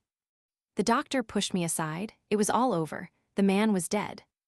I went out into the air again, thoroughly bewildered. Handles largo and a carazza. If I remembered rightly, a carazza was a carriage. What possible meaning could lie behind those simple words? The man was a Chinaman, not an Italian. Why should he speak in Italian? Surely, if he were indeed Ingalls' servant, he must know English. The whole thing was profoundly mystifying. I puzzled over it all the way home. Oh, if only Poirot had been there to solve the problem with his lightning ingenuity. I let myself in with my latch-key and went slowly up to my room. A letter was lying on the table, and I tore it open carelessly enough. But in a minute I stood rooted to the ground whilst I read. It was a communication from a firm of solicitors. "Dear Sir," it ran, "as instructed by our late client, M. Hercule Poirot, we forward you the enclosed letter. This letter was placed in our hands a week before his death, with instructions that in the event of his demise, it should be sent to you at a certain date after his death. Yours faithfully, etc." I turned the enclosed missive over and over. It was undoubtedly from Poirot. I knew that familiar writing only too well. With a heavy heart, yet a certain eagerness, I tore it open. Mon cher ami, it began, when you receive this I shall be no more. Do not shed tears about me, but follow my orders. Immediately upon receipt of this, return to South America. Do not be pig-headed about this. It is not for sentimental reasons that I bid you undertake the journey. It is necessary. It is part of the plan of Hercule Poirot. To say more is unnecessary to anyone who has the acute intelligence of my friend Hastings. Abaz the Big Four, I salute you, my friend, from beyond the grave. Ever thine, Hercule Poirot. I read and reread this astonishing communication. One thing was evident. This amazing man had so provided for every eventuality that even his own death did not upset the sequence of his plans. Mine was to be the active part, his the directing genius. Doubtless I should find full instructions awaiting me beyond the seas. In the meantime, my enemies, convinced that I was obeying their warning, would cease to trouble their heads about me. I could return, unsuspected, and work havoc in their midst. There was now nothing to hinder my immediate departure. I sent off cables, booked my passage, and 1 week later found me embarking in the Ansonia en route for Buenos Aires. Just as the boat left the quay, a steward brought me a note. It had been given him, so he explained, by a big gentleman in a fur coat who had left the boat last thing before the gangway planks were lifted. I opened it. It was terse and to the point. You are wise, it ran. It was signed with a big figure 4. I could afford to smile to myself. The sea was not too choppy. I enjoyed a passable dinner, made up my mind as to the majority of my fellow passengers, and had a rubber or two of bridge. Then I turned in and slept like a log, as I always do on board ship. I was awakened by feeling myself persistently shaken. Dazed and bewildered, I saw that one of the ship's officers was standing over me. He gave a sigh of relief as I sat up. Thank the Lord I've got you awake at last. I've had no end of a job. Do you always sleep like that? What's the matter? I asked, still bewildered and not fully awake. Is there anything wrong with the ship? I expect you know what's the matter better than I do, he replied dryly. Special instructions from the Admiralty. There's a destroyer waiting to take you off. What? I cried, in mid-ocean. It seems a most mysterious affair, but that's not my business. They've sent a young fellow aboard who is to take your place, and we are all sworn to secrecy. Will you get up and dress? Utterly unable to conceal my amazement, I did as I was told. A boat was lowered, and I was conveyed aboard the destroyer. There I was received courteously, but got no further information. The commander's instructions were to land me at a certain spot on the Belgian coast. There his knowledge and responsibility ended. The whole thing was like a dream. The one idea I held to firmly was that all this must be part of Poirot's plan. I must simply go forward blindly, trusting in my dead friend. I was duly landed at the spot indicated. Their motor was waiting, and soon I was rapidly whirling along across the flat Flemish plains. I slept that night at a small hotel in Brussels. The next day we went on again. The country became wooded and hilly. I realized that we were penetrating into the Ardennes, and I suddenly remembered Poirot's saying that he had a brother who lived at Spa. But we did not go to Spa itself. We left the main road and wound into the leafy fastnesses of the hills till we reached a little hamlet and an isolated white villa high on the hillside. Here the car stopped in front of the green door of the villa. The door opened as I alighted. An elderly manservant stood in the doorway bowing. Le Capitaine Hastings, he said in French. Monsieur le Capitaine is expected, if he will follow me. He led the way across the hall and flung open a door at the back, standing aside to let me pass in. I blinked a little, for the room faced west and the afternoon sun was pouring in. Then my vision cleared and I saw a figure waiting to welcome me with outstretched hands. It was impossible, it couldn't be but yes. Poirot, I cried, and for once did not attempt to evade the embrace with which he overwhelmed me. But yes, it is indeed I, not so easy to kill Hercule Poirot. But Poirot, why? A ruse de guerre, my friend, a ruse de guerre. All is now ready for our grand coup. But you might have told me. No, Hastings, I could not. Never in 1,000 years could you have acted the part at the funeral. As it was perfect. It could not fail to carry conviction to the Big Four. But what I've been through. Do not think me too unfeeling. I carried out the deception partly for your sake.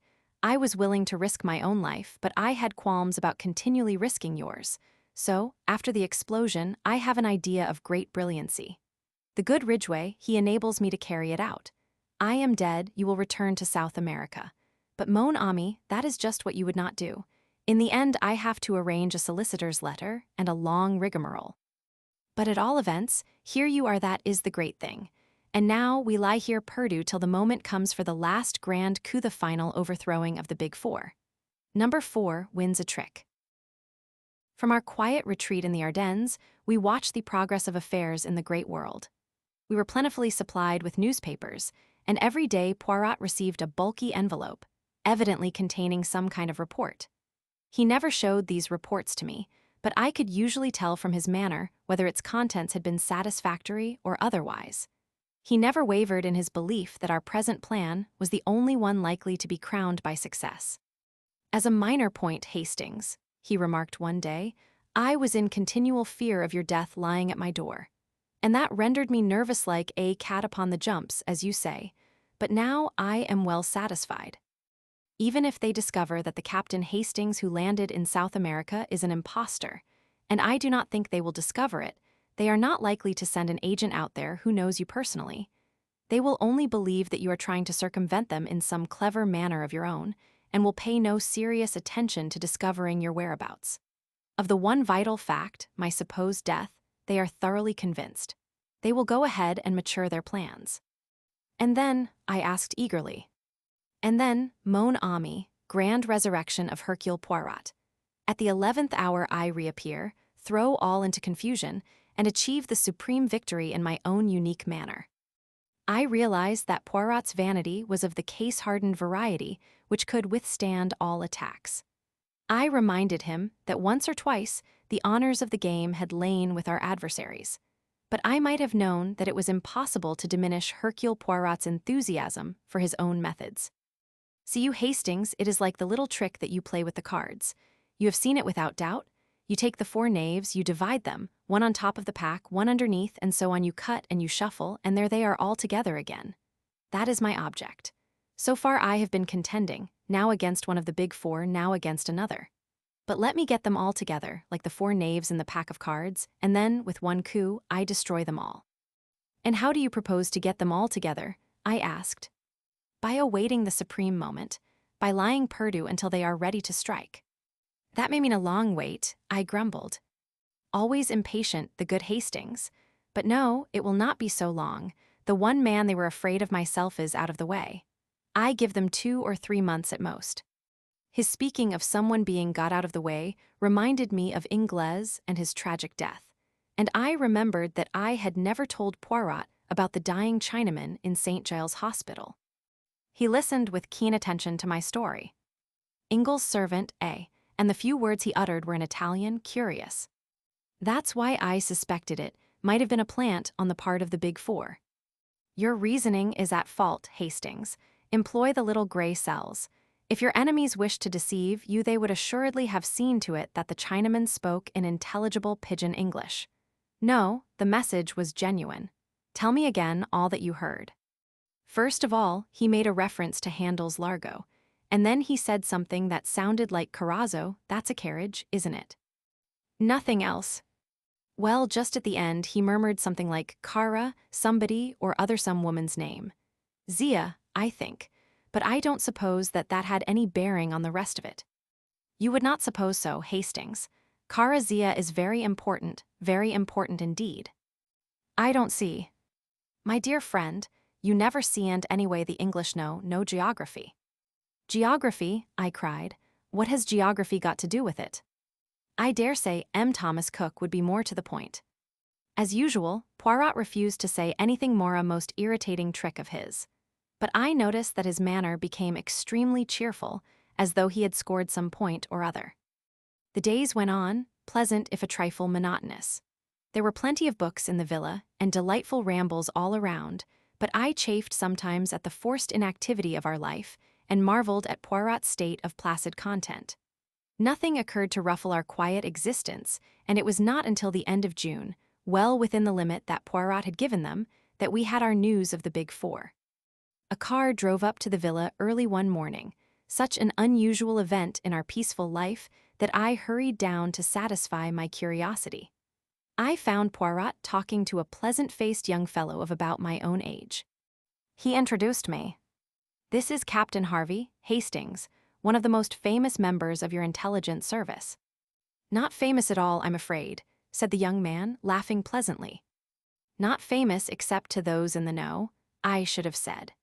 Most of Captain Harvey's friends and acquaintances consider him an amiable but brainless young man devoted only to the trot of the fox, or whatever the dance is called. We both laughed. "Well, well, to business," said Poirot. "You are of opinion the time has come, then?" "We are sure of it, sir. China was isolated politically yesterday. What is going on out there, nobody knows. No news of any kind, wireless or otherwise, has come through. Just a complete break-hand silence. Li Chang-yen has shown his hand, and the others. Abe Ryland arrived in England a week ago, and left for the continent yesterday. And Madame Olivier. Madame Olivier left Paris last night. For Italy. For Italy, sir. As far as we can judge, they are both making for the resort you indicated, though how you knew that." "Ah, that is not the cap with the feather for me. That was the work of Hastings here. He conceals his intelligence, you comprehend, but it is profound for all that." Harvey looked at me with due appreciation, and I felt rather uncomfortable. "All is in train, then," said Poirot. He was pale now and completely serious. "The time has come, the arrangements are all made. Everything you ordered has been carried out. The governments of Italy, France, and England are behind you and are all working harmoniously together." "It is, in fact, a new entente," observed Poirot dryly. "I am glad that Desjardins is convinced at last. Eh bien, then, we will start, or rather, I will start. You Hastings will remain here, yes, I pray of you. In verity, my friend, I am serious." I believed him, but it was not likely that I should consent to being left behind in that fashion. Our argument was short but decisive. It was not until we were in the train, speeding towards Paris, that he admitted that he was secretly glad of my decision. "For you have a part to play, Hastings, an important part. Without you, I might well fail. Nevertheless, I felt that it was my duty to urge you to remain behind." "There is danger, then." "Mon ami, where there is the Big Four there is always danger." On arrival in Paris, we drove across to the Gare de l'Est, and Poirot at last announced our destination. We were bound for Bolzano and Italian Tyrol. During Harvey's absence from our carriage, I took the opportunity of asking Poirot why he had said that the discovery of the rendezvous was my work. "Because it was, my friend. How Ingalls managed to get hold of the information I do not know, but he did, and he sent it to us by his servant. We are bound, mon ami, for Carissy, the new Italian name for which is Lago di Kerza. You see now where your Carazia comes in, and also your Caraza and Largo the handle was supplied by your own imagination. Possibly some reference to the information coming from the hand of M. Ingalls started the train of association." "Carissy," I queried. "I never heard of it." "I always tell you that the English know no geography. But as a matter of fact, it is a well-known and very beautiful summer resort, 4,000 feet up, in the heart of the Dolomites. And it is in this out-of-the-way spot that the Big Four have their rendezvous. Say rather their headquarters. The signal has been given, and it is their intention to disappear from the world and issue orders from their mountain fastness. I have made the inquiries. A lot of quarrying of stone and mineral deposits is done there, and the company, apparently a small Italian firm, is in reality controlled by Abe Ryland. I am prepared to swear that a vast subterranean dwelling has been hollowed out in the very heart of the mountain, secret and inaccessible. From there, the leaders of the organization will issue by wireless their orders to their followers, who are numbered by thousands in every country. And from that crag in the Dolomites, the dictators of the world will emerge. That is to say, they would emerge were it not for Hercule Poirot." "Do you seriously believe all this, Poirot? What about the armies and general machinery of civilization? What about it in Russia, Hastings? This will be Russia on an infinitely larger scale and, with this additional menace that, Madame Olivier's experiments have proceeded further than she has ever given out. I believe that she has, to a certain extent, succeeded in liberating atomic energy and harnessing it to her purpose. Her experiments with the nitrogen of the air have been very remarkable, and she has also experimented in the concentration of wireless energy so that a beam of great intensity can be focused upon some given spot. Exactly how far she has progressed, nobody knows, but it is certain that it is much farther than has ever been given out. She is a genius. That woman the Curies were as nothing to her. Add to her genius the powers of Ryland's almost unlimited wealth, and with the brain of Li Changyen, the finest criminal brain ever known, to direct and plan a Bayen, it will not be, as you say, all jam for civilization. His words made me very thoughtful. Although Poirot was given at times to exaggeration of language, he was not really an alarmist.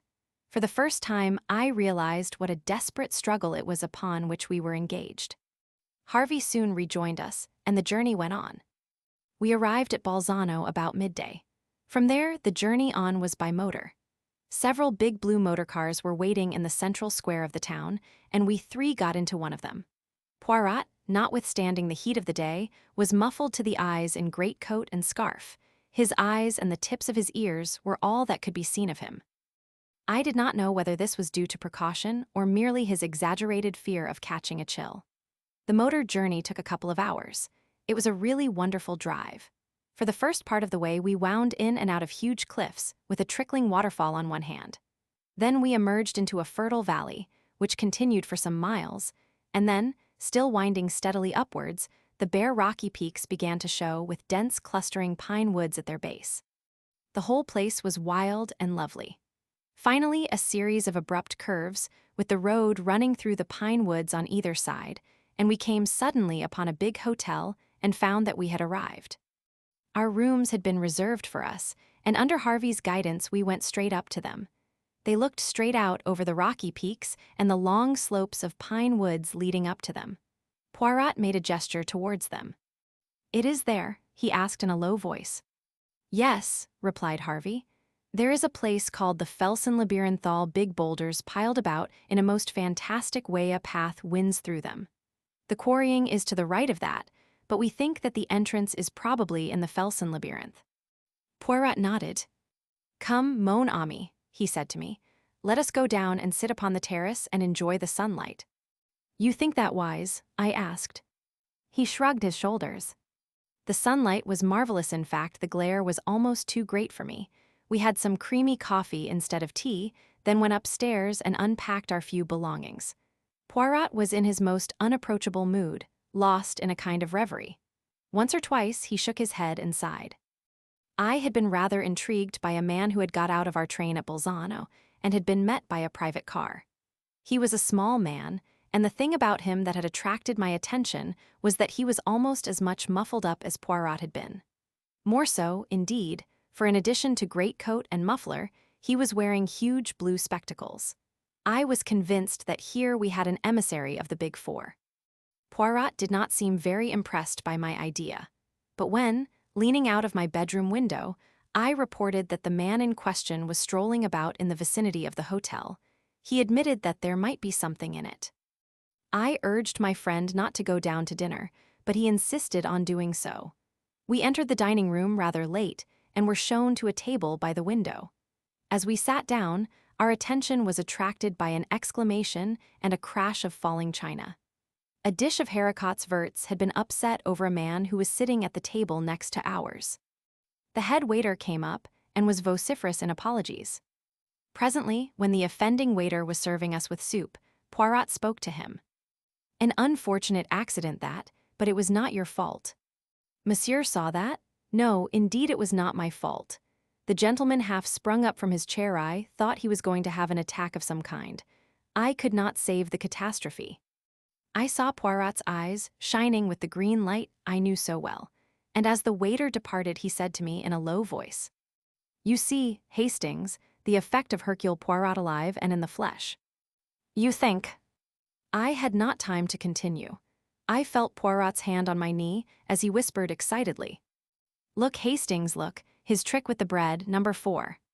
Sure enough, the man at the next table to ours, his face unusually pale, was dabbing a small piece of bread mechanically about the table.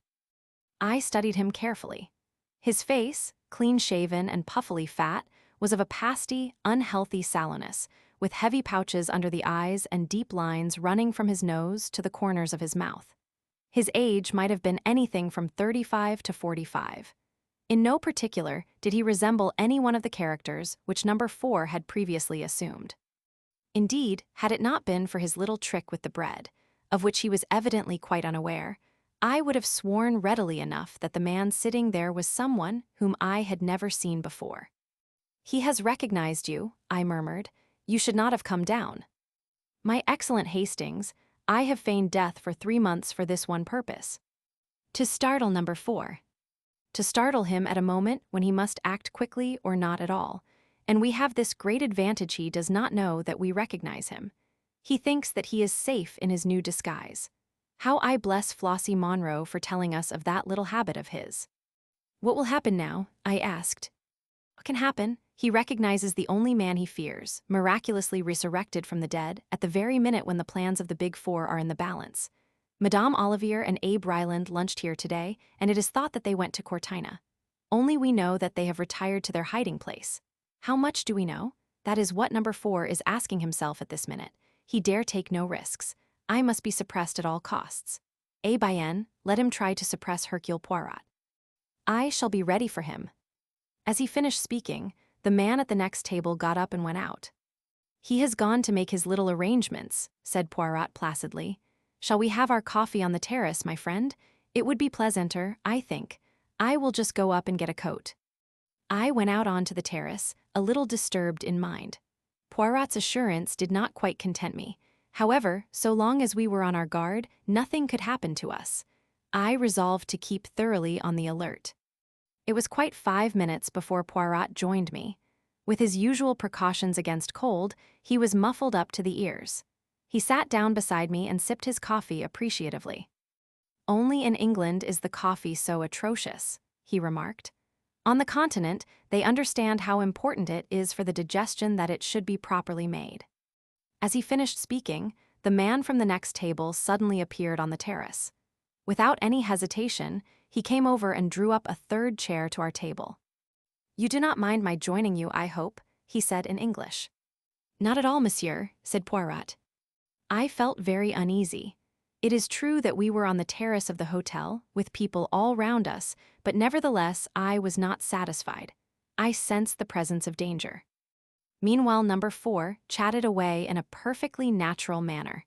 It seemed impossible to believe that he was anything but a bona fide tourist. He described excursions and motor trips, and posed as quite an authority on the neighborhood. He took a pipe from his pocket and began to light it. Poirot drew out his case of tiny cigarettes. As he placed one between his lips, the stranger leant forward with a match. "Let me give you a light." As he spoke, without the least warning, all the lights went out. There was a chink of glass and something pungent under my nose, suffocating me, in the Felsen labyrinth. I could not have been unconscious more than a minute. I came to myself being hustled along between 2 men. They had me under each arm, supporting my weight, and there was a gag in my mouth. It was pitch dark, but I gathered that we were not outside, but passing through the hotel. All round I could hear people shouting and demanding in every known language what had happened to the lights. My captors swung me down some stairs. We passed along a basement passage, then through a door and out into the open again through a glass door at the back of the hotel. In another moment, we had gained the shelter of the pine trees. I had caught a glimpse of another figure in a similar plight to myself, and realized that Poirot, too, was a victim of this bold coup. By sheer audacity, number 4 had won the day.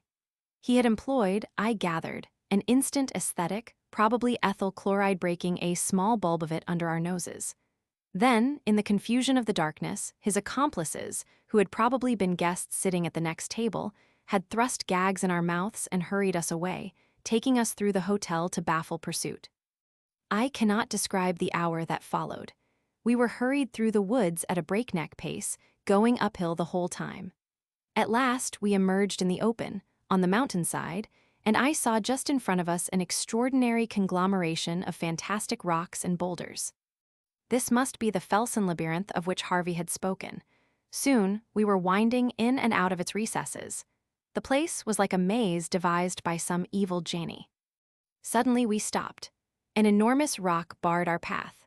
One of the men stooped and seemed to push on something when, without a sound, the huge mass of rock turned on itself and disclosed a small tunnel-like opening leading into the mountainside. Into this we were hurried. For some time the tunnel was narrow, but presently it widened, and before very long we came out into a wide, rocky chamber lighted by electricity. There the gags were removed. At a sign from number 4, who stood facing us with mocking triumph in his face, we were searched, and every article was removed from our pockets, including Poirot's little automatic pistol. A pang smote me as it was tossed down on the table. We were defeated, hopelessly defeated, and outnumbered. It was the end. "Welcome to the headquarters of the Big Four, M. Hercule Poirot," said number 4 in a mocking tone. "To meet you again is an unexpected pleasure.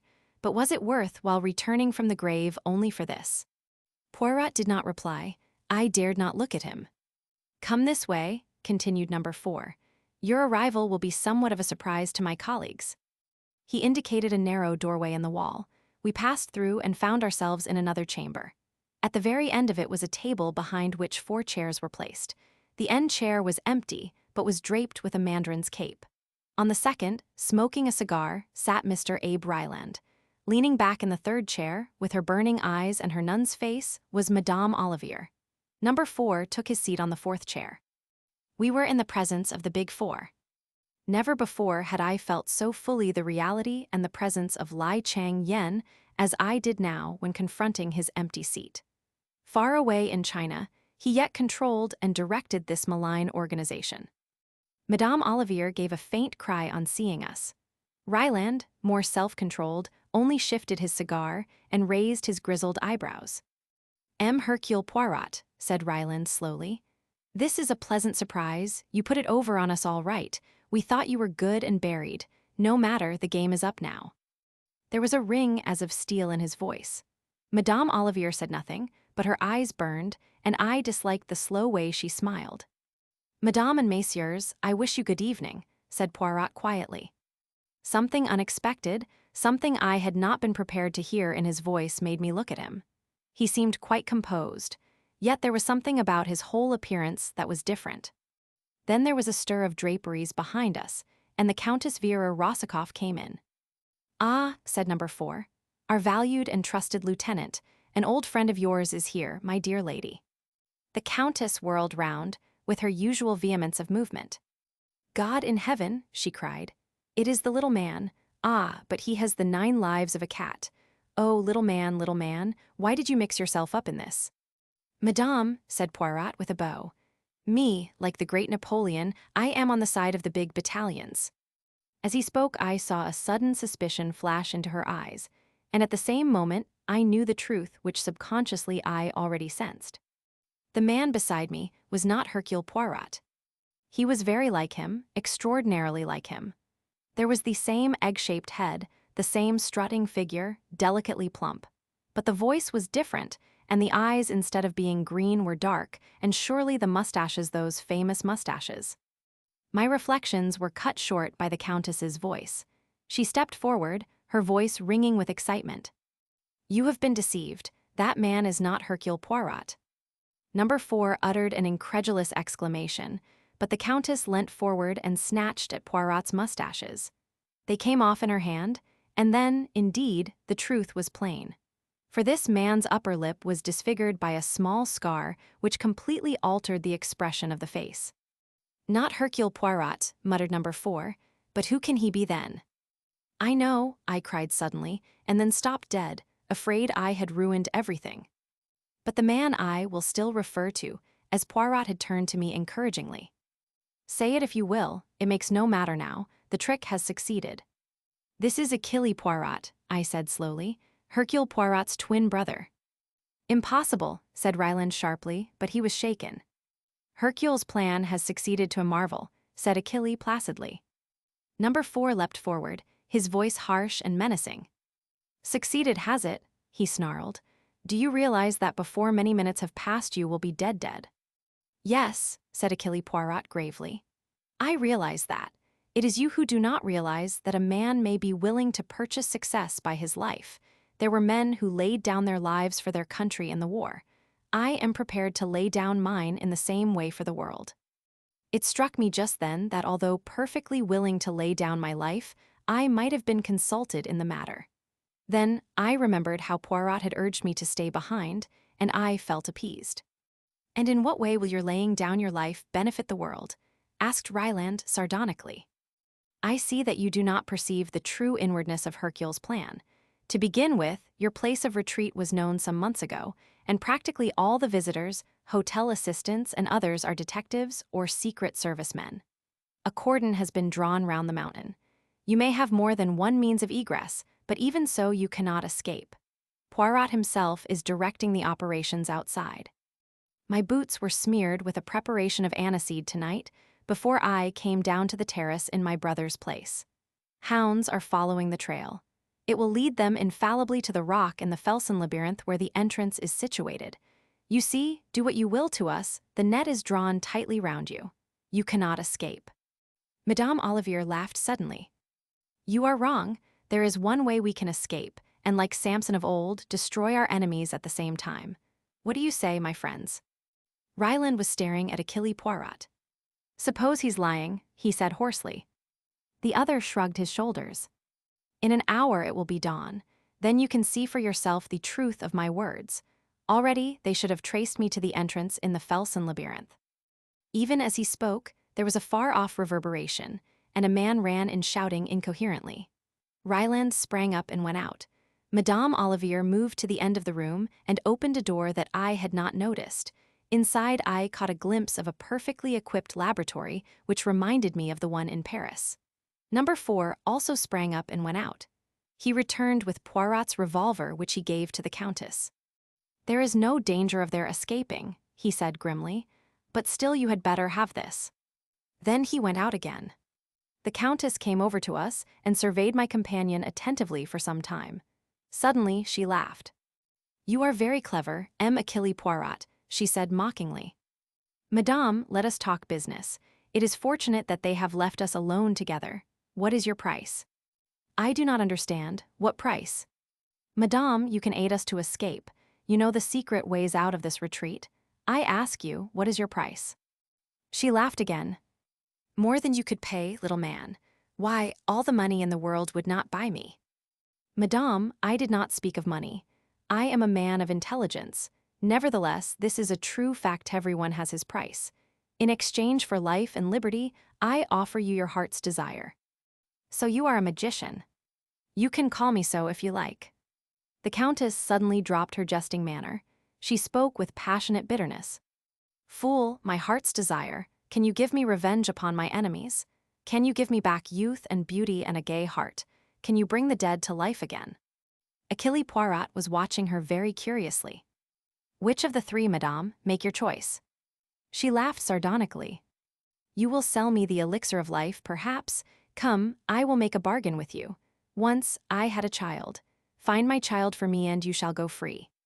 Madame, I agree. It is a bargain. Your child shall be restored to you, on the faith of Hercule Poirot himself. Again that strange woman laughed, this time long and unrestrainedly. My dear M. Poirot, I am afraid I laid a little trap for you. It is very kind of you to promise to find my child for me, but, you see, I happen to know that you would not succeed, and so that would be a very one-sided bargain, would it not? Madame, I swear to you by the holy angels that I will restore your child to you. I asked you before, M. Poirot, could you restore the dead to life? Then the child is dead, yes. He stepped forward and took her wrist. Madame, I who speak to you swear once more, I will bring the dead to life. She stared at him as though fascinated. You do not believe me. I will prove my words. Get my pocketbook which they took from me. She went out of the room and returned with it in her hand. Throughout all, she retained her grip on the revolver. I felt that Hercule Poirot's chances of bluffing her were very slight. The Countess Vera Rossikoff was no fool. Open it, madame, the flap on the left-hand side. That is right. Now take out that photograph and look at it." Wonderingly, she took out what seemed to be a small snapshot. No sooner had she looked at it than she uttered a cry and swayed as though about to fall. Then she almost flew at my companion. Where, you shall tell me where." "Remember your bargain, madame." Yes, I will trust you. Quick, before they come back." Catching him by the hand, she drew him quickly and silently out of the room. I followed. From the outer room, she led us into the tunnel by which we had first entered, but a short way along this forked, and she turned off to the right. Again and again the passage divided, but she led us on, never faltering or seeming to doubt her way, and with increasing speed. "If only we are in time," she panted. "We must be out in the open before the explosion occurs." Still we went on. I understood that this tunnel led right through the mountain and that we should finally emerge on the other side, facing a different valley. The sweat streamed down my face, but I raced on. And then, far away, I saw a gleam of daylight, nearer and nearer. I saw green bushes growing. We forced them aside, pushed our way through. We were in the open again, with the faint light of dawn making everything rosy. Poirot's cordon was a reality. Even as we emerged, 3 men fell upon us, but released us again with a cry of astonishment. "Quick," cried my companion. "Quick, there is no time to lose." But he was not destined to finish. The earth shook and trembled under our feet, there was a terrific roar, and the whole mountain seemed to dissolve. We were flung headlong through the air. I came to myself at last. I was in a strange bed and a strange room. Someone was sitting by the window. He turned and came and stood by me. It was Hercule Poirot, stay, was it? The well-known ironical voice dispelled any doubts I might have had. "But yes, my friend, it is I, brother. Hercule has gone home again to the land of myths. It was I all the time. It is not only number 4 who can act a part. Belladonna in the eyes, the sacrifice of the mustaches, and a real scar the inflicting of which caused me much pain 2 months ago, but I could not risk a fake beneath the eagle eyes of number 4. And the final touch, your own knowledge and belief that there was such a person as Hercule Poirot. It was invaluable, the assistance you rendered me. Half the success of the coup is due to you. The whole crux of the affair was to make them believe that Hercule Poirot was still at large directing operations. Otherwise, everything was true, the aniseed, the cordon, etc. But why not really send a substitute? And let you go into danger without me by your side? You have a pretty idea of me there. Besides, I always had a hope of finding a way out through the Countess. How on earth did you manage to convince her? It was a pretty thin story to make her swallow all that about a dead child. The Countess has a great deal more perspicacity than you have, my dear Hastings. She was taken in at first by my disguise, but she soon saw through it. When she said, "You are very clever, M. Hercule Poirot," I knew that she had guessed the truth. It was then or never to play my trump card. All that rigmarole about bringing the dead to life. Exactly, but then, you see, I had the child all along. What? But yes, you know my motto, be prepared. As soon as I found that the Countess Rossakoff was mixed up with the Big Four, I had every possible inquiry made as to her antecedents. I learnt that she had had a child who was reported to have been killed, and I also found that there were discrepancies in the story which led me to wonder whether it might not, after all, be alive. In the end, I succeeded in tracing the boy, and by paying out a big sum I obtained possession of the child's person. The poor little fellow was nearly dead of starvation. I placed him in a safe place, with kindly people, and took a snapshot of him in his new surroundings. And so, when the time came, I had my little coup de theatre all ready. You are wonderful, Poirot, absolutely wonderful. I was glad to do it too, for I had admired the Countess. I should have been sorry if she had perished in the explosion. I've been half afraid to ask you what of the Big Four. All the bodies have now been recovered.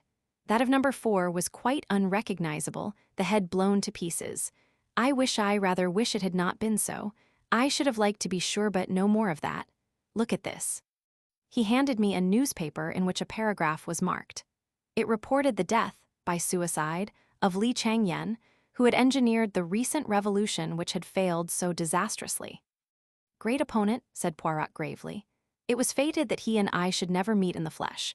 When he received the news of the disaster here, he took the simplest way out.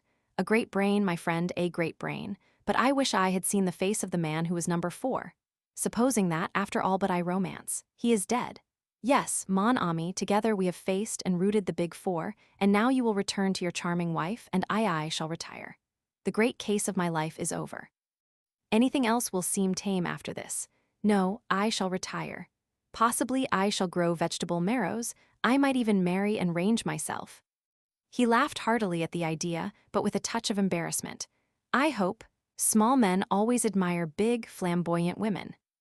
Marry and range myself, he said again. Who knows?